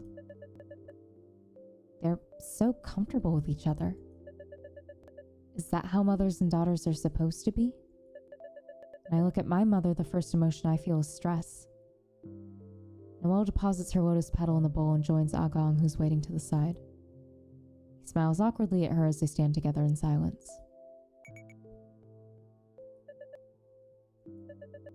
What should I do? Try to build a relationship in broken Mandarin? Tell him I like reading and my favorite color is green? Or do I let the moment pass me by, say nothing and remain strangers? Am I a terrible person if that's what I do? Come on, we're going upstairs. After an elevator ride, they arrive at the floor housing her grandma's ashes. Amma's over there. Noelle follows everyone down the hall to one of the niches. The only thing distinguishing it from the others is the tiny name tag on the door. Not that I can read it. Even if I could, I don't know the names of any of my relatives. At this point, I'm too embarrassed to ask. Even Chunhua's name I only know by the sound. I have no idea what it looks like. Noelle's dad points to the units beside Amma's. Your mom and I bought our spots too. Already? You're only in your 50s. There's a limited number, so we made sure to reserve them before they were all gone. I suppose my parents are fairly old. They didn't manage to have me until their 40s. Going off of the average American life expectancy, they probably will have around 25 years left. Noelle's mom wipes her eyes as they open the little door of Amma's unit. Will I cry when my mother dies someday? I'm starting to seriously worry that I won't. What kind of monster does that make me? What kind of cold, heartless person cares so little about her own parents? Is there something wrong with me? Do I just not form emotional bonds as deeply as ordinary people do? When they get back to Agong's apartment, Noelle and her mom begin packing to leave. Are you all flying back tonight? Actually, my dad will be in Taiwan for another week attending to business matters. So my mother and I are flying back alone. Aw, 1 week was too short. As Noelle fits the last of her clothes into the roller bag, Chunhua takes a seat, pulling a thick tome out of her backpack. Noelle feels a twinge of sadness as she watches her cousin read her huge academic-looking book. If I'd grown up in Taiwan, we probably would have become close. Suddenly, a strange thought occurs to Noelle. If I'd grown up here, would my personality have been shaped into something more similar to Chunhua's? How much of my personality is just another product of being raised by an immigrant helicopter mother with no friends or family around to balance her out? Would my mother and I have gotten along? The magazine Chunhua showed Noelle earlier is still out on the coffee table, taunting her. I'm finished packing, so I have some time to kill before we leave for the airport. Maybe I can translate the poem my mother wrote. Noelle digs her emergency Chinese to English dictionary out of her backpack. I was being a petulant baby in elementary school. All I have to do is persevere and power through learning the language properly this time. I'll simply look up each word I don't know and burn its pronunciation and meaning into my memory. Unfortunately, she doesn't know a single word in the poem's first line. After spending 15 minutes pounding 7 words into her memory, her enthusiasm evaporates. This actually is incredibly difficult. I'm not surprised that I have nothing to show for my 6 years of Chinese school. It feels like the knowledge is just washing over my brain like water over plastic. Is my brain just not wired for this? Could it be genetic? Even after living the majority of their lives in America, my parents haven't mastered English either. It takes another 15 minutes for her to finally overcome the first line of the poem. At last, on to the second line. I already know all these words. Mirror, flower, water, moon. It's total gibberish. Is it supposed to sound poetic mushed together like that? Mirror, flower, water, moon. Noelle feels the urge to tear the magazine to shreds. Perhaps noticing her hands quaking with barely suppressed rage, Shenhua appears over Noelle's shoulder to see what she's reading. What's wrong? Nothing. I'm just translating one of my mom's poems. Why don't you ask your mom for help? I'd rather die. Oh, okay. Maybe I can help instead? Where are you stuck? What's this supposed to mean? Oh, that's how do you call it? A saying, like the lesson of a story. It's short for flower in the mirror, moon in the water. Pretty much it means something that you can see but never grasp. Like a flower reflected in a mirror or the moon shining on the water's surface. Yes, you can't reach your hand through the mirror and take the flower out. It's impossible. You can only look, never have it. I see. So mirror, flower, water, moon is shorthand for something beautiful but unattainable. Pretty much. Da Yi cheers as Noelle's mom manages to zip her bulging suitcase closed. Ready to go to the airport? Let's go. Noelle gives the half-translated poem one last despairing look before flipping the magazine shut. Is that what I've been chasing after this whole time? The flower in the mirror? If only I get straight A's, I'll have a normal relationship with my parents. If only I land a summer internship, I'll have a normal relationship with my parents. If only I become fluent in Chinese, I'll have a normal relationship with my parents. What if it was never possible from the start, no matter what I did? That evening, Noelle and her mom make landfall in California. Instead of driving home from the airport, they take the BART back. Noelle wrinkles her nose as she inhales the stench of vomit, urine, and cigarettes. Dad's car is parked at the airport garage. Why not just drive it home? We wouldn't be able to get gas. It's not safe for women to pump gas. It's so easy for a criminal to grab you and drive you away. We live in one of the safest suburbs in the entire U.S. Is that why she always has my dad pump the gas? Besides, I can't read fast enough. When you're driving on the freeway, the signs pass by so quickly. Noelle reluctantly sits down on a filthy, worn seat with a suspicious brown stain on it. The conductor mumbles something unintelligible over the intercom as the train stops at a station. 6, Miss... A breathless man enters the train car just in time before the doors slam shut. His eyes frantically scour its interior. Does this train go to Berkeley? It does not. This is the Fremont train. Shit, I need to get off at the next station. As the train continues onward, Noelle notices a puddle of liquid traveling down the floor. What is that? Did someone spill their drink? Ah! Fucking nasty! That bitch peed in her seat. What? Disgusted, Noelle recoils and keeps her feet as far as possible from the pee spreading down the floor. So fucking gross. Fucking bitch. Biohazard, please. Oh no, they gotta leave. What's he saying? The urine is a biohazard. We need to get off the train at the next station. Once the doors open, Noelle and her mom hastily drag their luggage off the train and onto the concrete platform. Maybe we should have driven after all. I didn't know BART was like this. We're still several stops from our destination. Noelle and her mom wait on a bench for the next train home. 9-car train to Fremont in 6 minutes. Our next train will arrive in 6 minutes. Okay. Good thing I was here with you, or else I wouldn't know what train to take. Exhausted, Noelle stares at the dark line of trees ahead of them. It's cold. Why are we here? Because the hobo lady peed on the floor? That's not what I mean. Why did you move from Taiwan to America? To give you more opportunities. That doesn't make any sense. Taiwan is superior to the US by every conceivable metric, and it's not even close. Taiwan has socialized healthcare, more robust public infrastructure, and one of the lowest poverty rates in the world. Americans live shorter lives. Even worse, they're not as good at math and science. Taiwan was different in the past. All you see is Taiwan now, but it didn't used to be that way. And America was strong. We were scared China was going to invade Taiwan. But they didn't. In all this time that we lived in America, nothing's happened. That's true, but it could have happened. But the plain truth is that it didn't.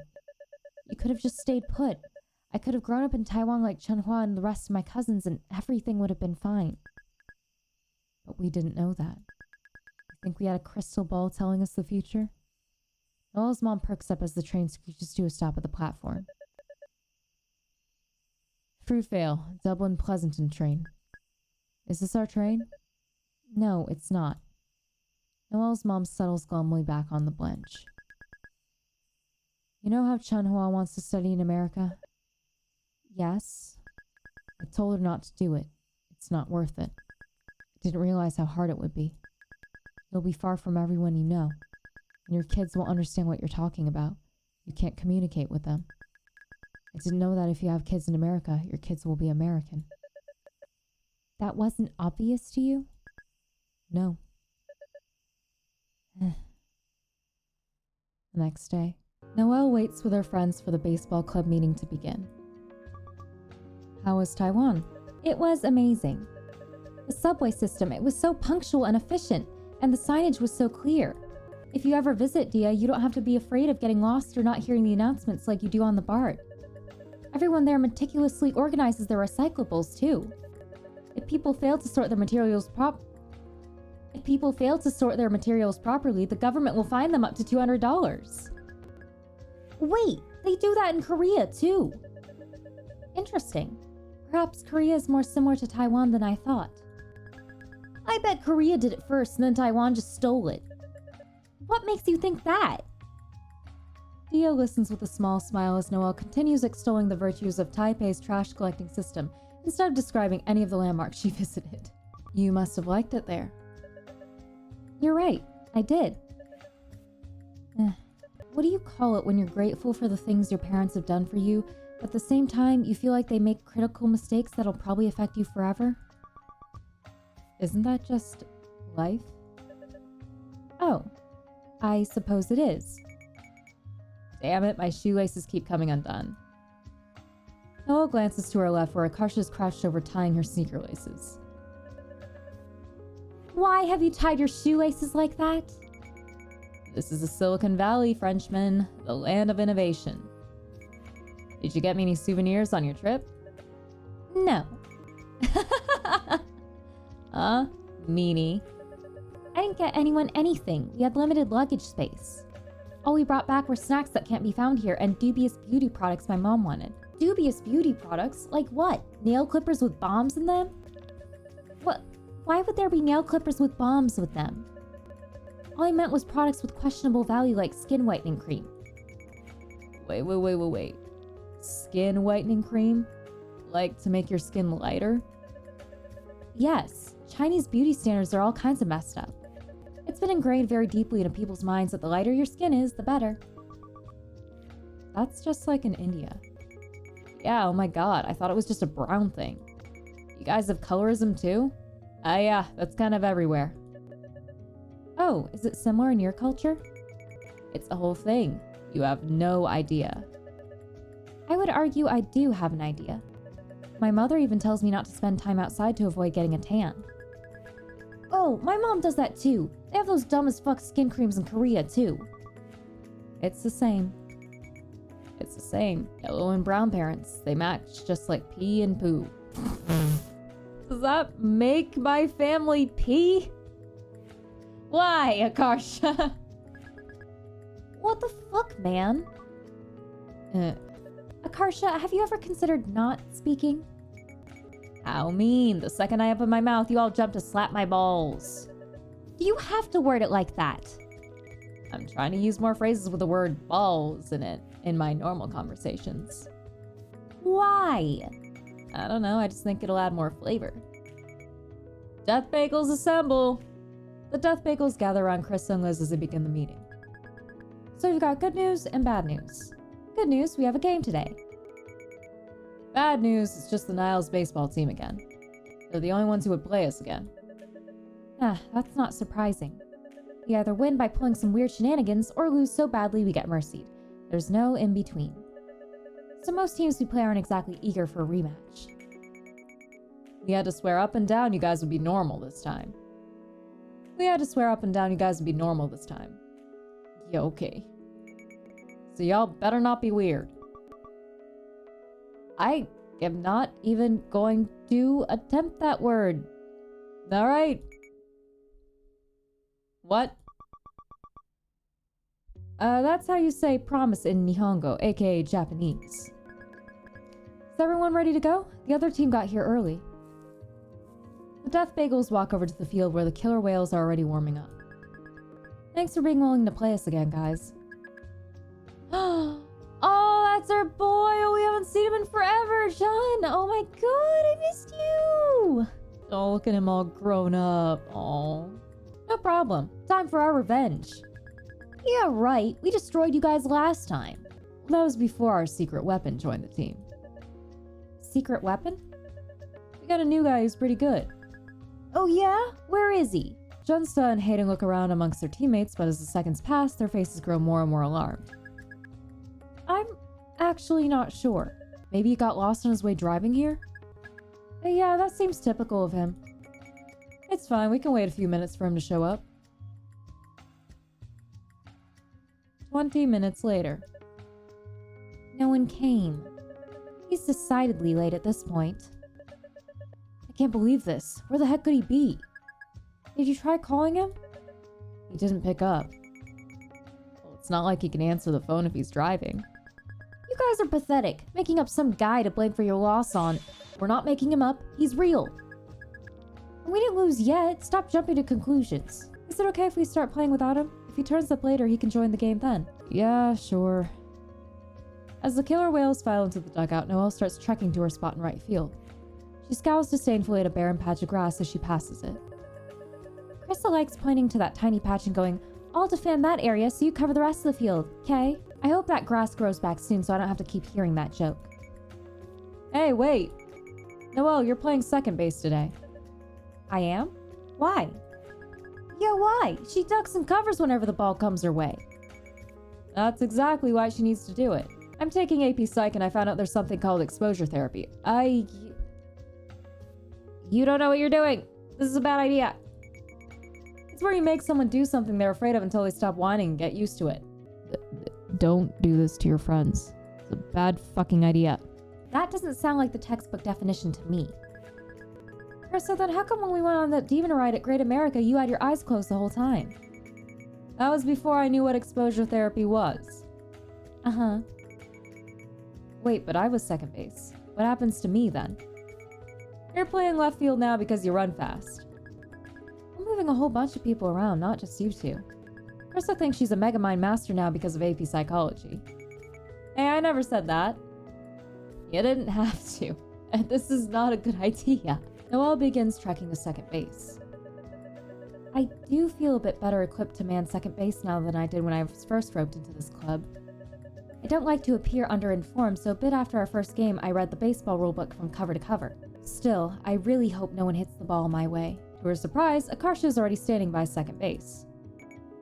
Bonjour. Why are you here? I'm the shortstop. I'm supposed to be here. What? Aren't you supposed to be closer to third base? Says who?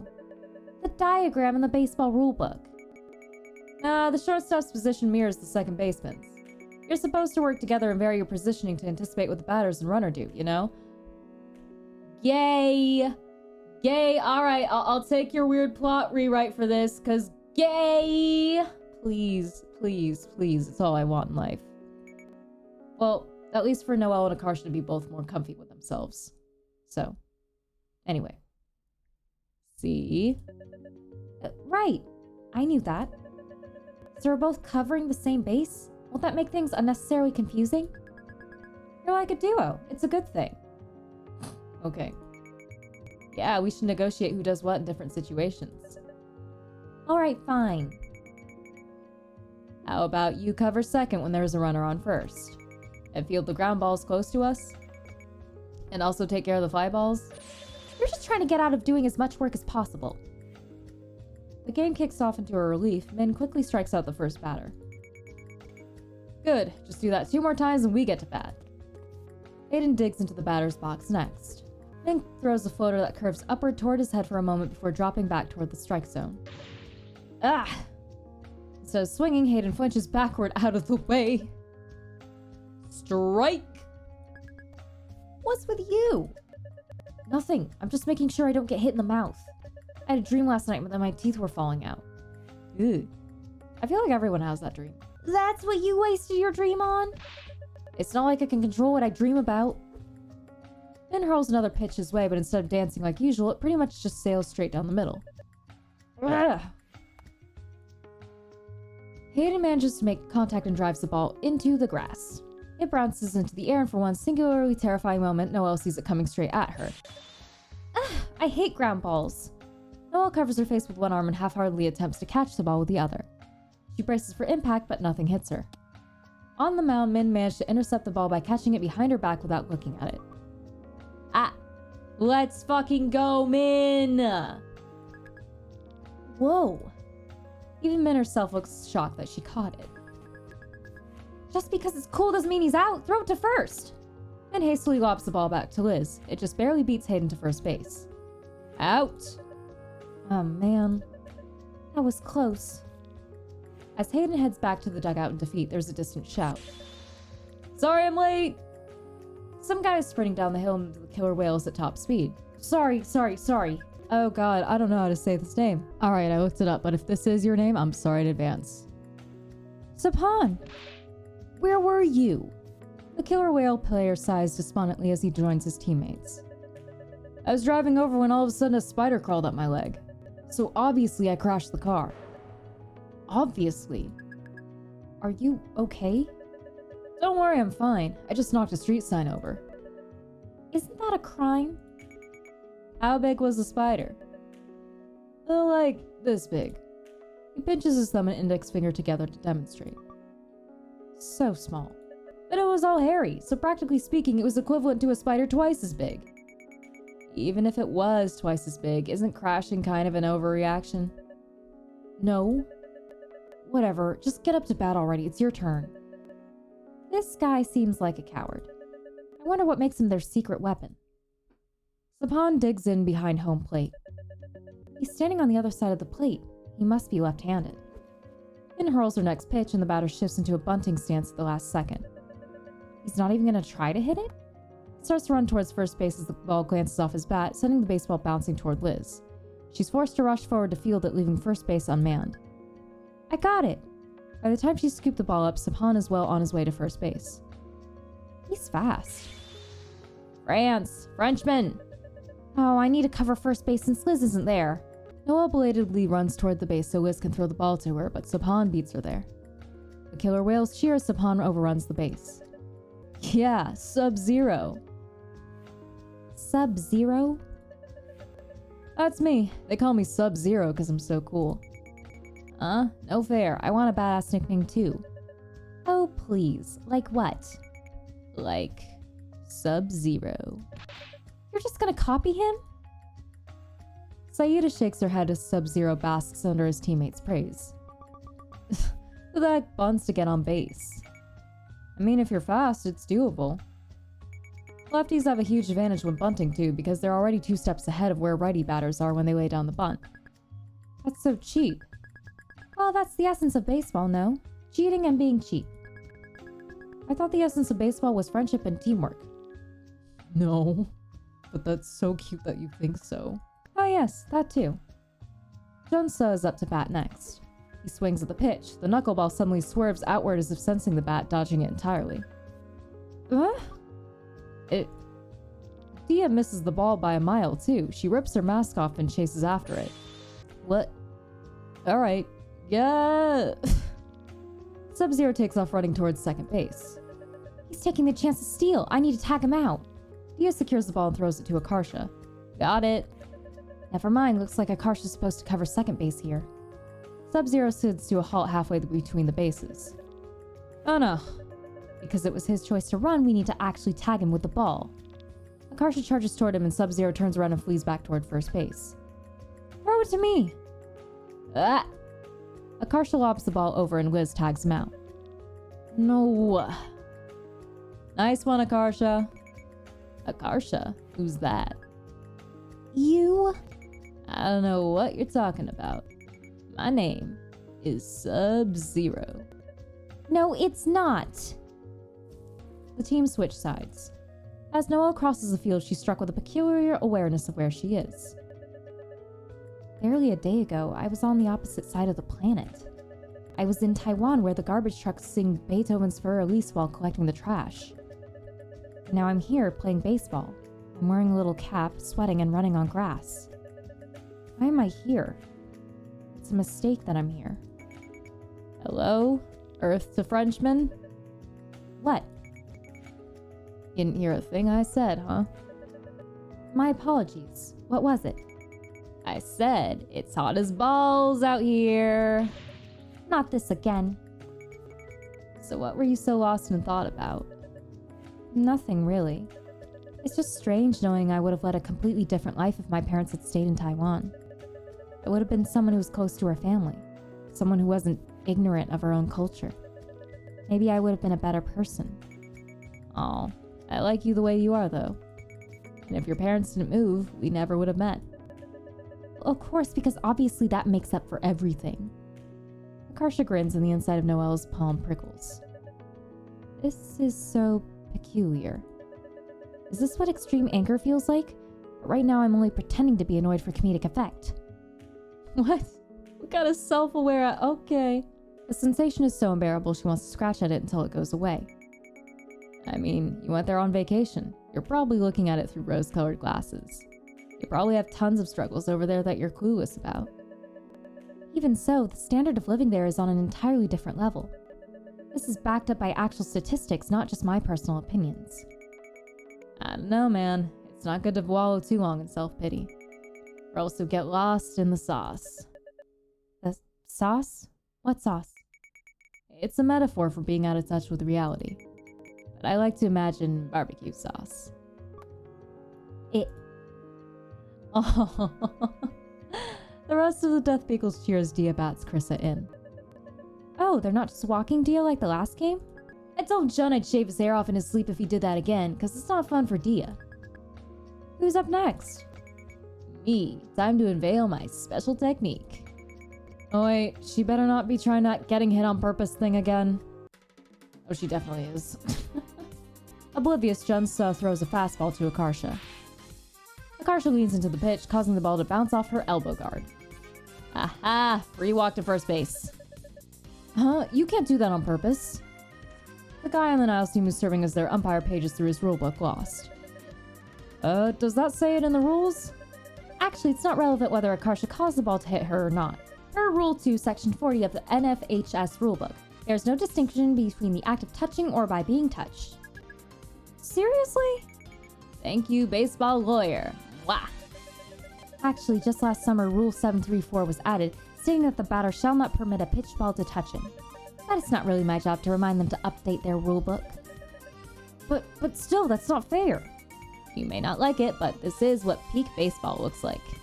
Even the Major League Baseball logo is a guy getting hit by the pitch.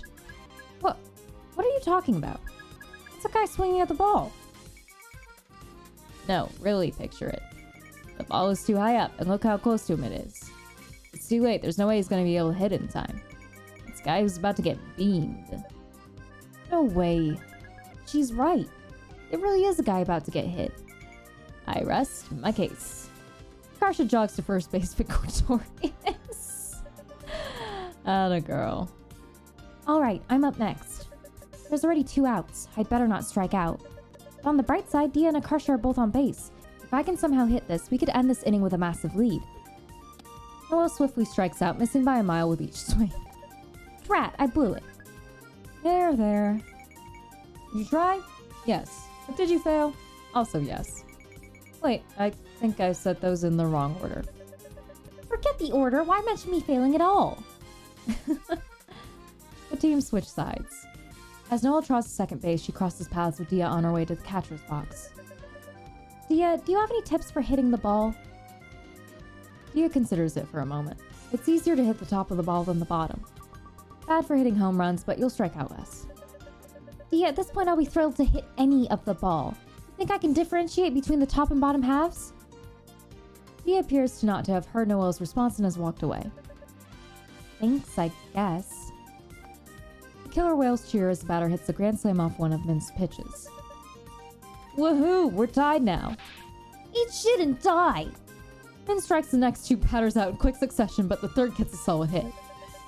Maybe I can catch this. Noelle leaps for the ball, but it flies overhead and bounces into center field. Got it! Carissa fields the ball, then tosses it back to Noelle. I need to throw this to first base. Noelle throws the ball with all her might. It plops almost straight into the ground and begins rolling away. Liz leaves first base to grab the ball. By this point, the runner is approaching second base. It's another pickle. Liz and Akarsha need to box him in again. Akarsha! Who? She's not cooperating because she wants to be called Sub-Zero. Okay, we'll call you Sub-Zero. Sub-Zero! Oh hey, that's me. Akarsha catches the ball, Liz throws her, and quickly tags the Chunsa out. Oh, the Chunsa! He's got a title now, okay. No! Another win for Sub-Zero. You're disgusting! Thanks to Noelle's noble sacrifice, the Death Bagels maintain their deadlock with the killer whales for the next few innings. All gabies. It's the bottom of the last inning. We just need one more run to cinch our victory. Unfortunately, Saida and Krissa rack up 2 outs right off the bat. Oh my god. I know that probably means Gomenasai. I know what the pun is here. Gomenasai, Dia-sama, you're our only hope. Wee woo. After letting 2 balls go, Dia swings at a fastball. She drives the ball into right field and everyone holds their breath as it rockets towards the fence. It smashes into the middle of the fence just a couple feet too low to clear it. Too bad it wasn't a home run. Too bad I'm about to beat the shit out of you! Kidding. Dia did great. Dia sprints around the diamond and slides into second base, just barely beating the throw. Safe! Akarsha cracks her knuckles as she gets up from the bench. Time to use my special technique. Wait, are you gonna let yourself get hit by the pitch again? Yeah. Back when I was in Little League, I saw a batter get beamed in the face. Krissa, do you remember? He was on your team. Huh? Oh yeah, that was so scary. He collapsed and was just lying motionless on the ground for a while. He looked like he was dead. Poor kid had to be carried off to a stretcher. I think it knocked out one of his teeth, right? Yep. Actually, maybe he even died for real later. Maybe. Anyway, you trying to get hit on purpose just reminded me of that. Okay. They're scaring her on purpose. Spoiler alert. Anyway. This must be a new scare tactic they're trying. Plus, this is our only real chance to bring Dia home. We have 2 out, and Noelle will probably strike out at bat. No offense, Noelle. None taken. So getting walked here would just delay the inevitable. You should try to create an opportunity for Dia to run. So I gotta actually hit the ball? Aw, man. No pressure if you can't manage it, but do your best. Say no more. I'm going serious mode. What does that look like, Akarsha? When have you ever? Okay. As Akarsha walks up to the plate, she tosses her bat in the air, spins around, and tries to catch it behind her back. She doesn't spin around fast enough, so the bat just clatters to the ground. Akarsha picks the bat back up and points it in Chunsa. Your pants can't wait for my pee. She Just hit the ball, Akarsha. God. What is that even supposed to mean? She's trying to confuse you. Don't let her get to you. Disturbed, Junsa quickly pitches to Akarsha. Akarsha whiffs it for a strike. Whoopsie.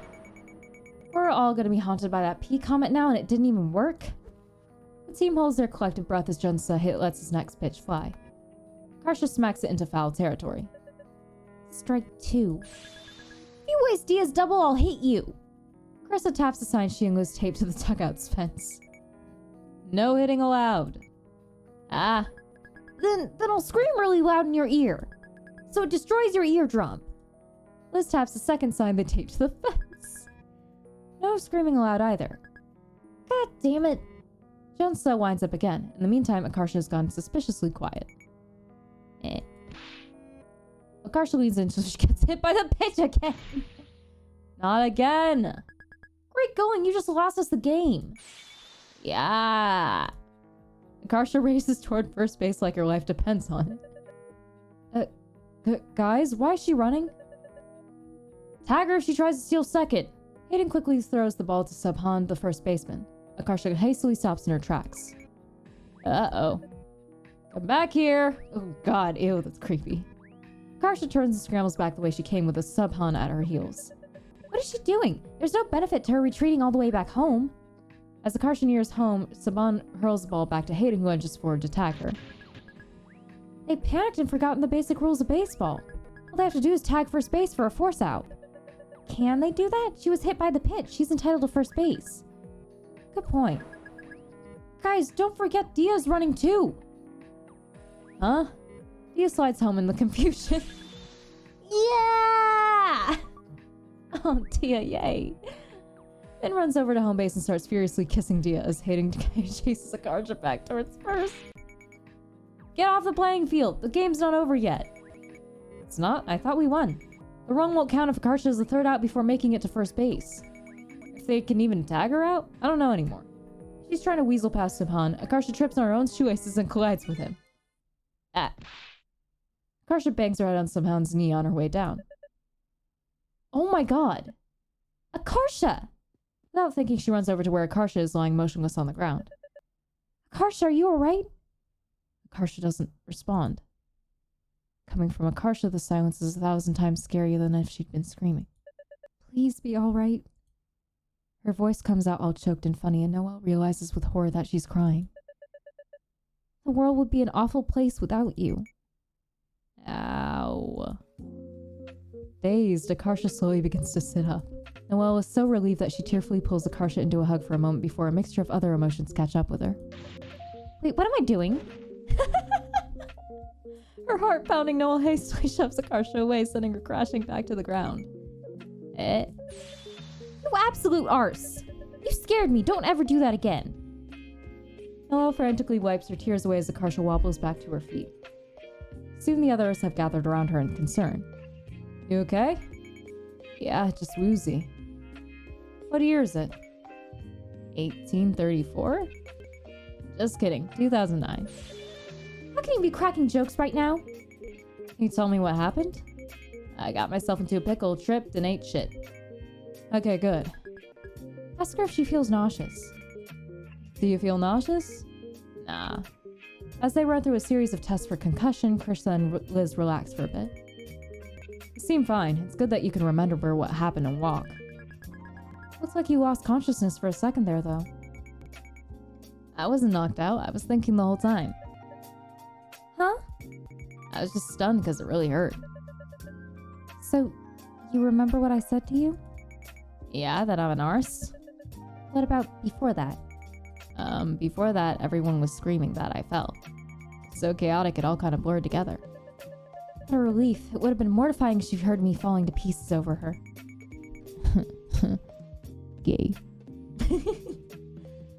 We should still get you checked out by an adult. Aren't you and Liz technically adults now? You know what I mean. Real adults, like the school nurse. Does that mean the game's over? Yeah, sorry. We'll have to rematch you guys some other time. Wait, so did we win? Did Dia's run count? Unfortunately, no. My understanding is that Akarsha ultimately violated Section 4 of Rule 8. She made a travesty of the game. A travesty? That's such a dramatic way to put it. I love it. I'm so sorry. You can hit my head super hard too as payback. Like with the bat or something. Why? It wouldn't help at all. I'll do it. No one's hitting anybody in the head with the bat. Noelle, could you escort Akarsha to the nurse's office? Alright, fine. Noelle and Akarsha trudge back up the hill toward the school. Suddenly, Akarsha touches her own cheek, confused. Why is my face wet? What? There's something wet on my cheek, like water. It's from when I was crying over her. That must have been someone's spit that fell on you. Huh? Ew. Man, if only I hadn't tripped, I totally would have saved the day. You should thank me for trying to save you from making us lose. Now that she mentions it, I do feel a bit bad that she got hurt trying to help me. I actually am a bit impressed you wrangled such an improbable outcome out of a walk. I truly marvel at your creativity sometimes. Who are you and what did you do with Noelle? Contrary to common belief, I am in fact capable of being nice. I know, but you usually look like you're passing a really hard poo while you're doing it. Akarsha grabs Noelle's hand and vigorously shakes it up and down. Congratulations, you've learned basic human decency. You should try it more often. To Noelle's dismay, she feels a strange, almost electric undercurrent of something running between her palms. Why am I so sensitive to her touch all of a sudden? Didn't used to be like this. Noelle thrashes her hand free and seizes Akarsha's wrist. Ah! Could it be that I'm still excited from the game? There's probably still adrenaline in my system. Let me go! War crime! War crime! It's not a war crime to grab someone's arm! Oh, the humanity. To be captivated by a court jester, a circus clown juggling 5 bowling pins. 1 week later. Oh, Noelle. Oh, my little gabies. Oh, my God. Dia blearily looks up from her textbook as Akarsha takes her usual seat in front of Noelle. How's your head? I'm all good now. The nurse just told me to rest up for a few days. My parents made me see a doctor over the weekend too, and he said the same thing. That's good to hear. I wish I could have used this as an excuse to get out of the bio test today, though. At least we have the Multicultural Week assembly in the 3rd period. We can use it as extra time to cram. I want to watch at least some of it, though. I heard there was going to be a K-pop part. Noelle's heart does a nervous little stutter as Akarsha turns all the way around in her seat to face her. You remember that poster that was in the nurse's office? No, what poster? It said if your hand is bigger than your face, you have cancer. That doesn't sound right. Why would that be the case? Swelling? Just to check, Noelle puts her hand over her face to compare their sizes. Akarsha slaps Noelle's hand so Noelle smacks herself in the face. Oh my god, it is 2009. Oh my god, we did that shit in elementary school all the fucking time. Oh man.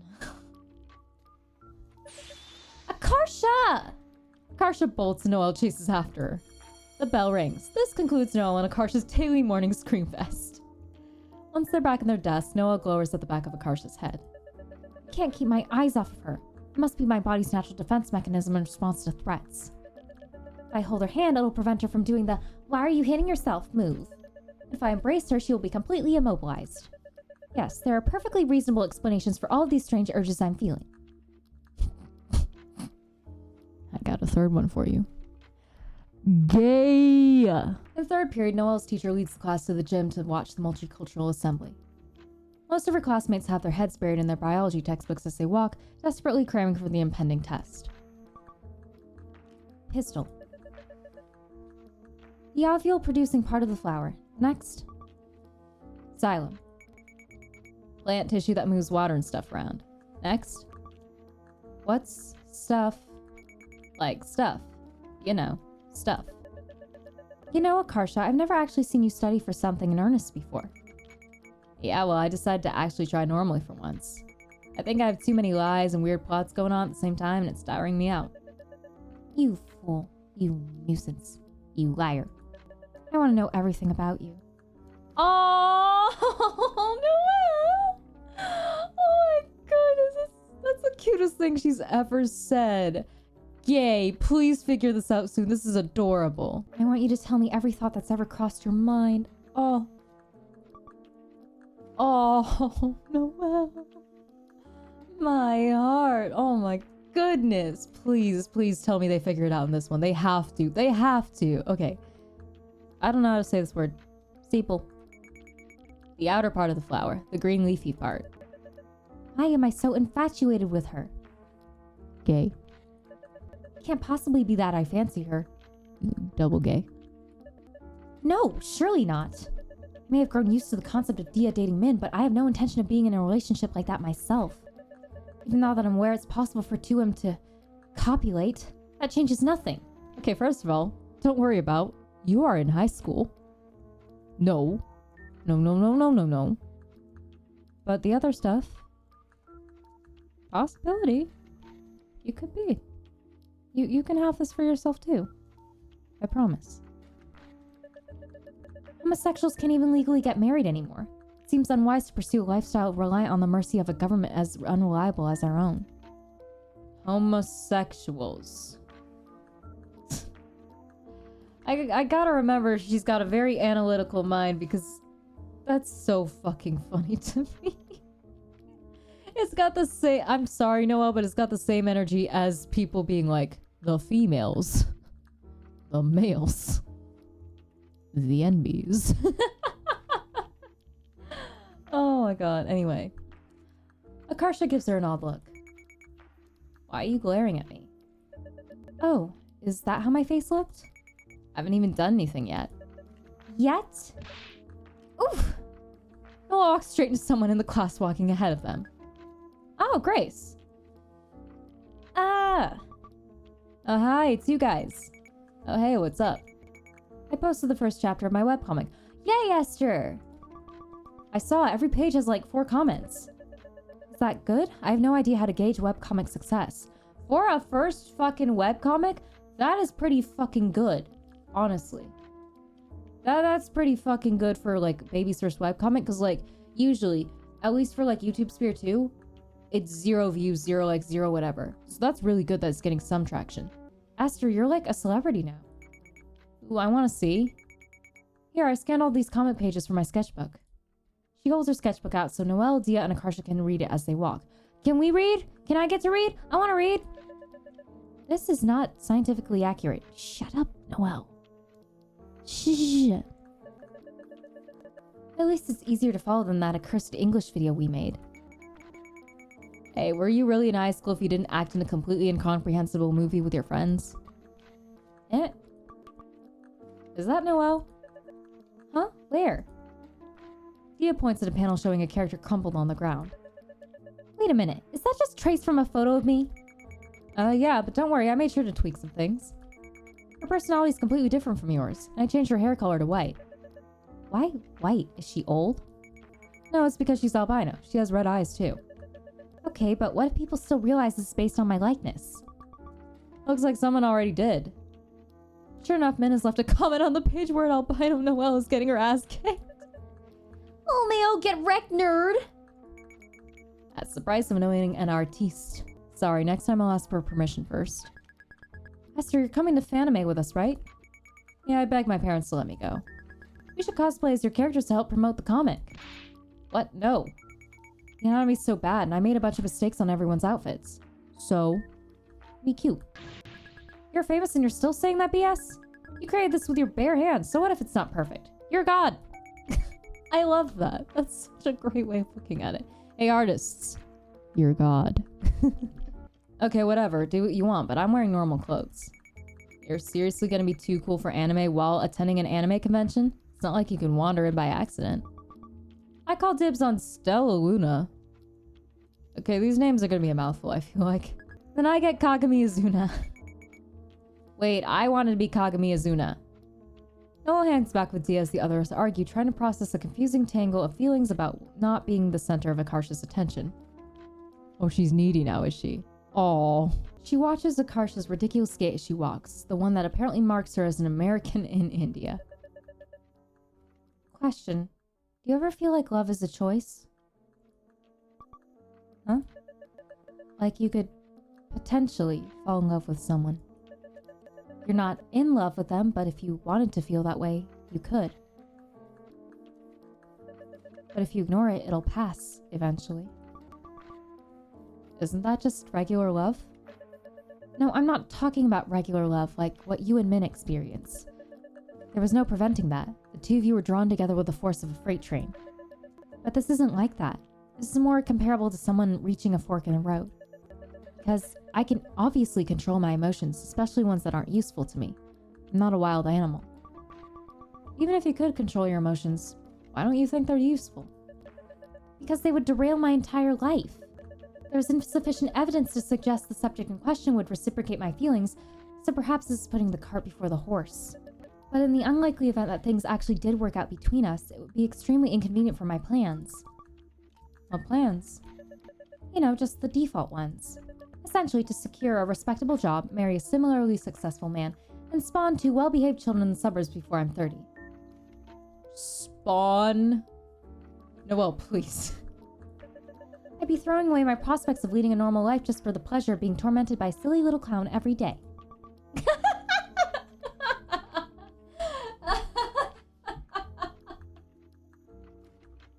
I love her. I love her so much. Oh, my little Gaby. Oh, and I also think Dia's clocked it too. Dia gives her an odd look. She looks like she's trying to piece together a very complicated puzzle. What? Nothing.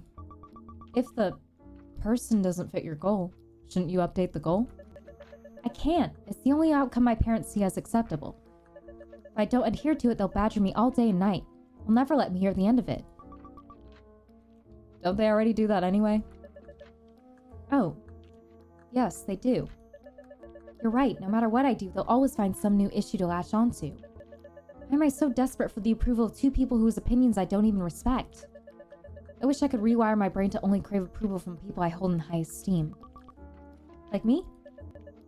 You would be included, yes. Then I want you to adopt 1,000 dogs and start exercising. 1,000? But you can read some books too, as a treat. Your manner of discussing this makes me sound like your pet hamster. Oh, we're at the assembly. I was like, where the fuck are we? Okay. Noelle follows her class into the rafters. Dia, over here! Min worms her way over to them through the crowd. I escaped from my class. Escaped? Are they gonna come looking for you? Nah, I lost them.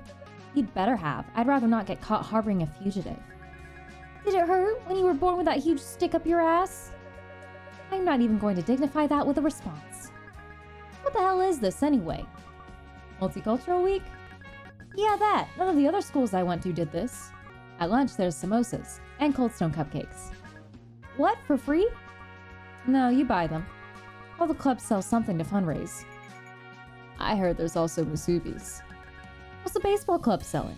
Akarsha takes a seat at the end of the row against the wall. Min begins to sit down next to her.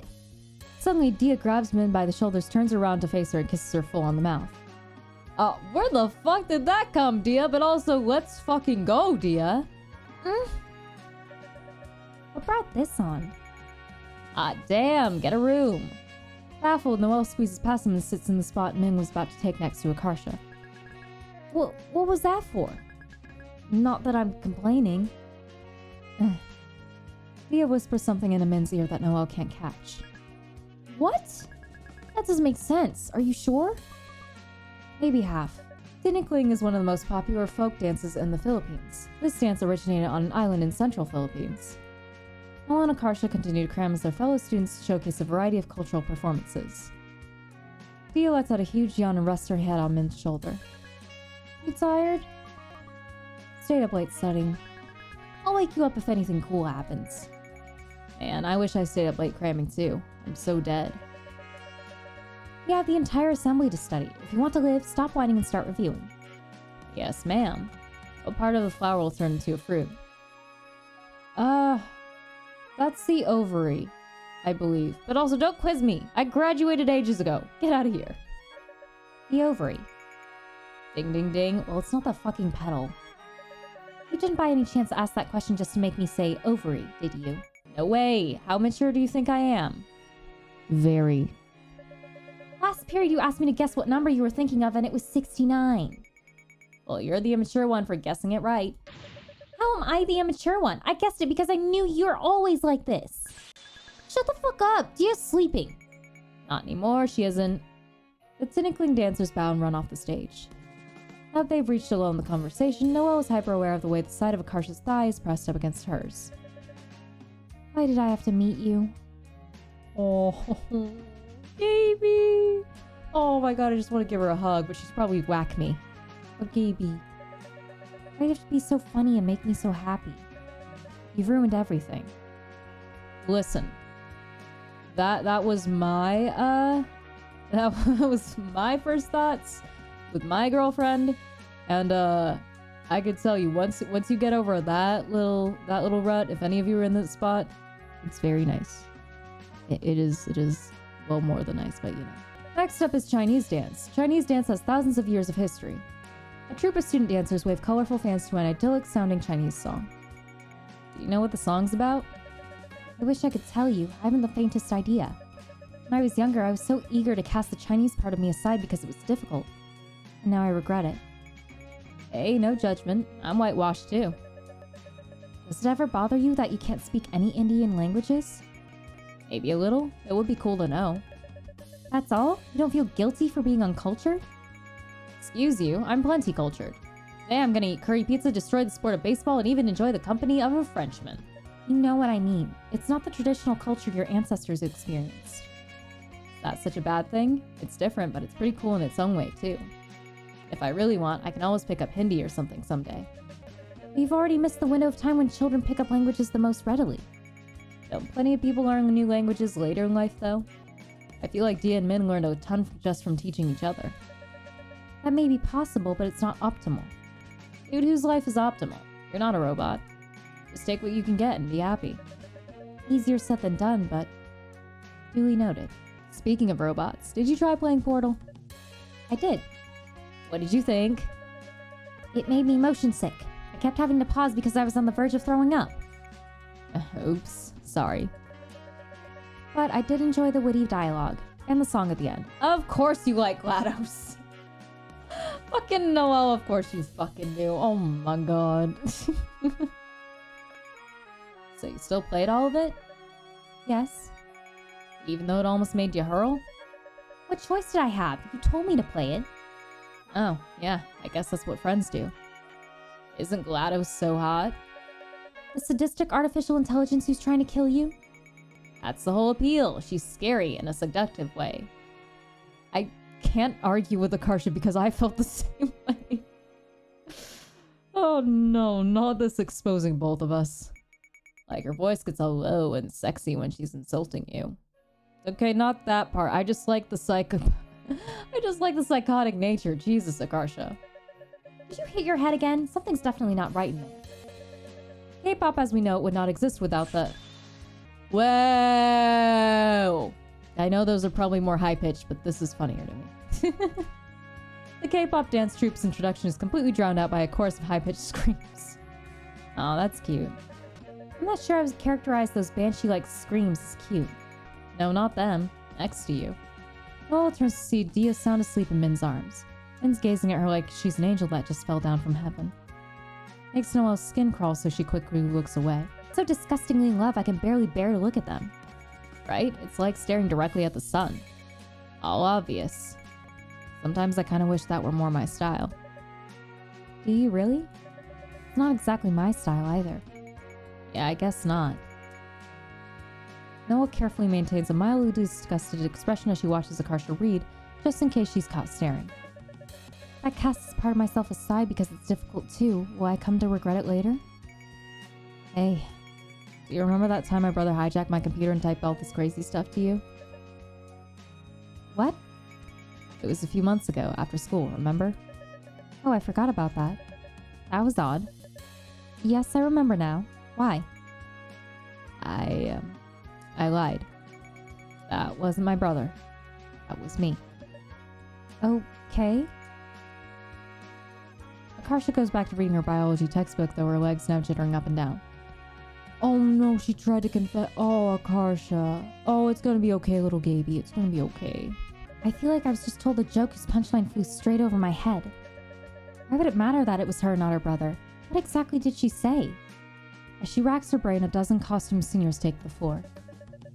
Thank you, K-pop. Up next, we have Senior Bhangra. Bhangra was originally a folk dance from farmers in Punjab. I feel like I mispronounced the first part of that, and probably the second part too. Oh well. There's Krista and Liz. Wake up. Seniors, come on down. It's okay if you don't know the moves. Follow our lead. How is it okay if people don't know the moves? I guess they all try to copy the group that's learned the dance. Won't that look hopelessly unsynchronized, though? I can't possibly dance in proper unison on the fly. Why don't we see for ourselves? Let's dance. Akarsha stands, yanking Noelle up with her by the arm. Well, we're not seniors. Come on, no one's gonna notice. I can't focus anyway. Noelle balks as her friends weave their way into the crowd of amateur dancers. I don't dance. Come on, you don't need to be good at something to do it. They all try to copy the others, clapping and raising their arms, a beat late each time. This looks like shit. Oh, balls, this is harder than I thought. I told you, we look like fools. That's okay, so does everyone else. Already out of breath, Noelle looks around at the chaotic blur of Asian nerds flailing their limbs around them. It's true, this must be a group of some of the worst dancers in the world. With renewed confidence, Noelle spins in what turns out to be the complete wrong direction. Dia rears back to avoid crashing into her. To Noelle's surprise, Dia belatedly bumps into her, sending her flying into Akarsha. That almost seemed deliberate. Ah! Pardon. Akarsha tries to pull back, only for Min to smack the back of her head in retaliation. Ow, what was that for? This...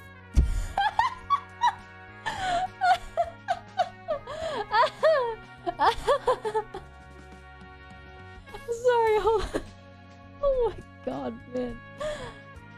This air is mine. Uh-huh. Noelle grabs at Akarsha's hand for balance as they collide again.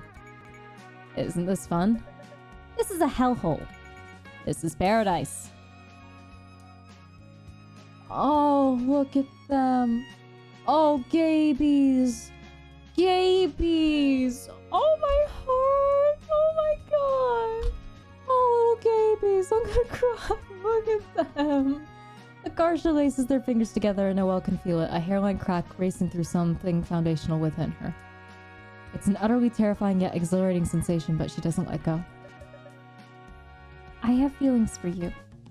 She whispers it as an experiment so that it's impossible to hear over the roar of the crowd and the music. But it feels like a small, daring victory, like the first step on the move. Like a butterfly breaking out of its chrysalis, all soft, naive, and crinkled. Maybe with the 2 left feet and a few days late to the party, but alive. So alive, trying to process the blinding, beautiful, wild world she's broken her way into. What'd you say? Akarsha twirls her. Noelle gives up on suppressing the giddy smile on her face. Nothing. Maybe I'll tell you later. Be that way. Burger King. That's not even the slogan. They dance and dance, all stupid and struggling and happy. There's so much pain and misery in this school. It's twisted us all into strange and flawed shapes, like butterflies born in a fool's spring.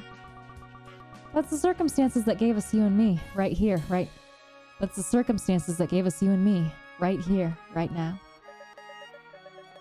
Kant wrote, out of the crooked timber of humanity, no straight thing was ever made. And how we long to be straight, forgetting there's beauty in the crooked things, too. We'll never live the lives our parents wanted us to lead. And that's okay, because we'll forge something brave and new instead. It won't be the same, but it'll be ours. And I won't ever let that go. Oh, I'm gonna cry. Oh, that was beautiful. Oh! Oh my god! Oh my god, I'm crying. Oh, is that the end? Oh, you know what? You know what? I'm actually okay with Akarsha not getting together with Noelle just yet. I'm okay with that because this touched on so much more than I ever thought it would. It was such a pleasant surprise. And honestly, Brianna, however you properly say it, if you're hearing this, this is gonna help so many young girls and maybe people older later in life too. Because, oh my god. It's true, you are not gonna lead the lives that your parents wanted for you, per se. That's impossible. You have your own thoughts. You are an individual. You're gonna have your own desires, and that's okay. And you can choose if you want to connect to parts of your culture, and you're not a bad person for not speaking your parents' native language, for not having your ancestors' experience. It's okay, because there are ways to connect just differently. And not only that, just like the overall just totally faithful to the oblivious lesbian experience. Oh my fucking god. You useless, clueless lesbians. Oh my god. Well, useless, clueless gays. I think Akarsha said she was bi. Yeah, I think that was along those lines, but oh my goodness. This was an experience. And I'm so glad I had the privilege of finishing it. You need to y'all need to read this for yourselves. Oh, the future.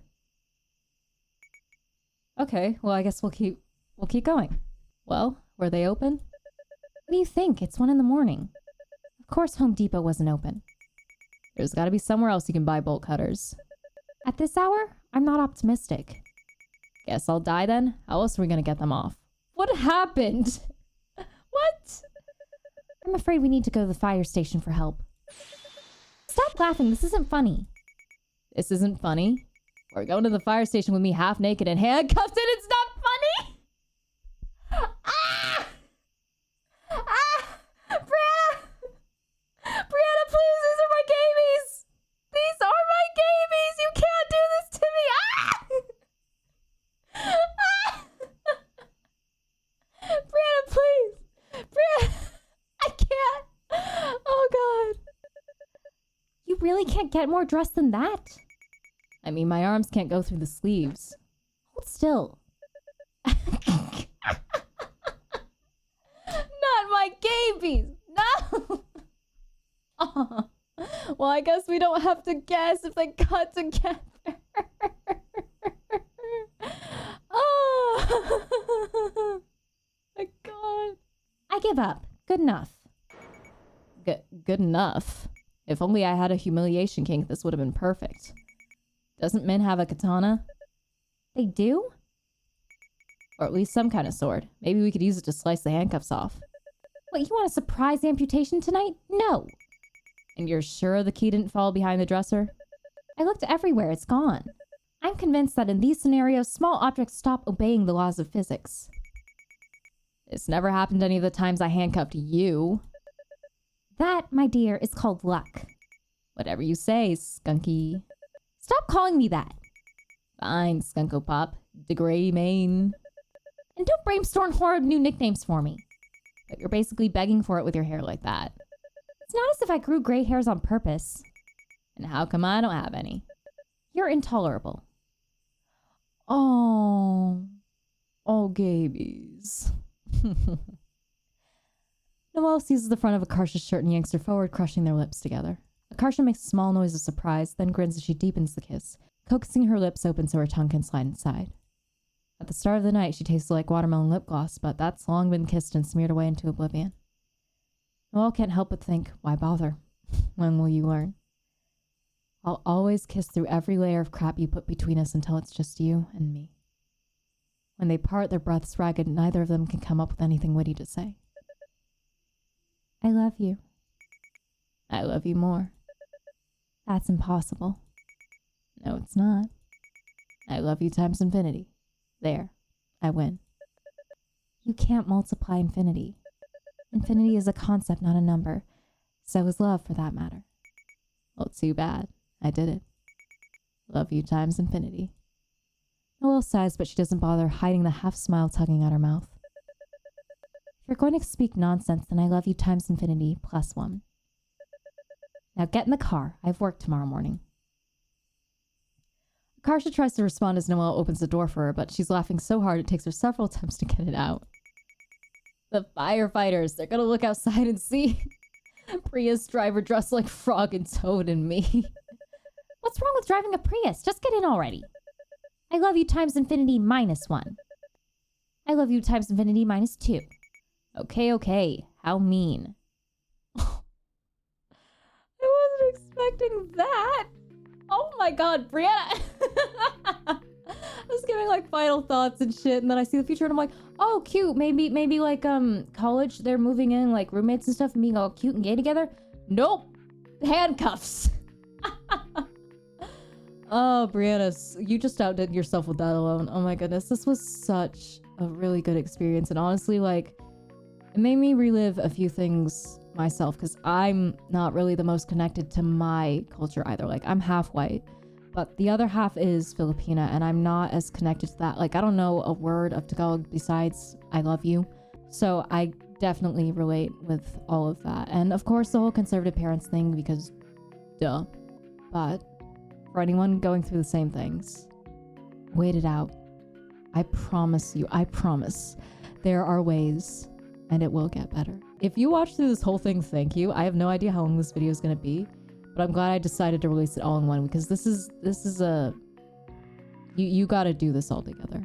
I still highly recommend, even if you did watch through the whole thing, and if you did, thank you so much. Play through it yourself.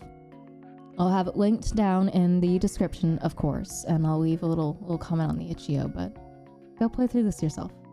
It's the catharsis I feel right now is impossible to describe. Thank you, Brianna, for making something so beautiful. If there's a third one, I promise I'll get right on that. But for now, thank you so much, whoever happens to be watching this. Until next time, bye.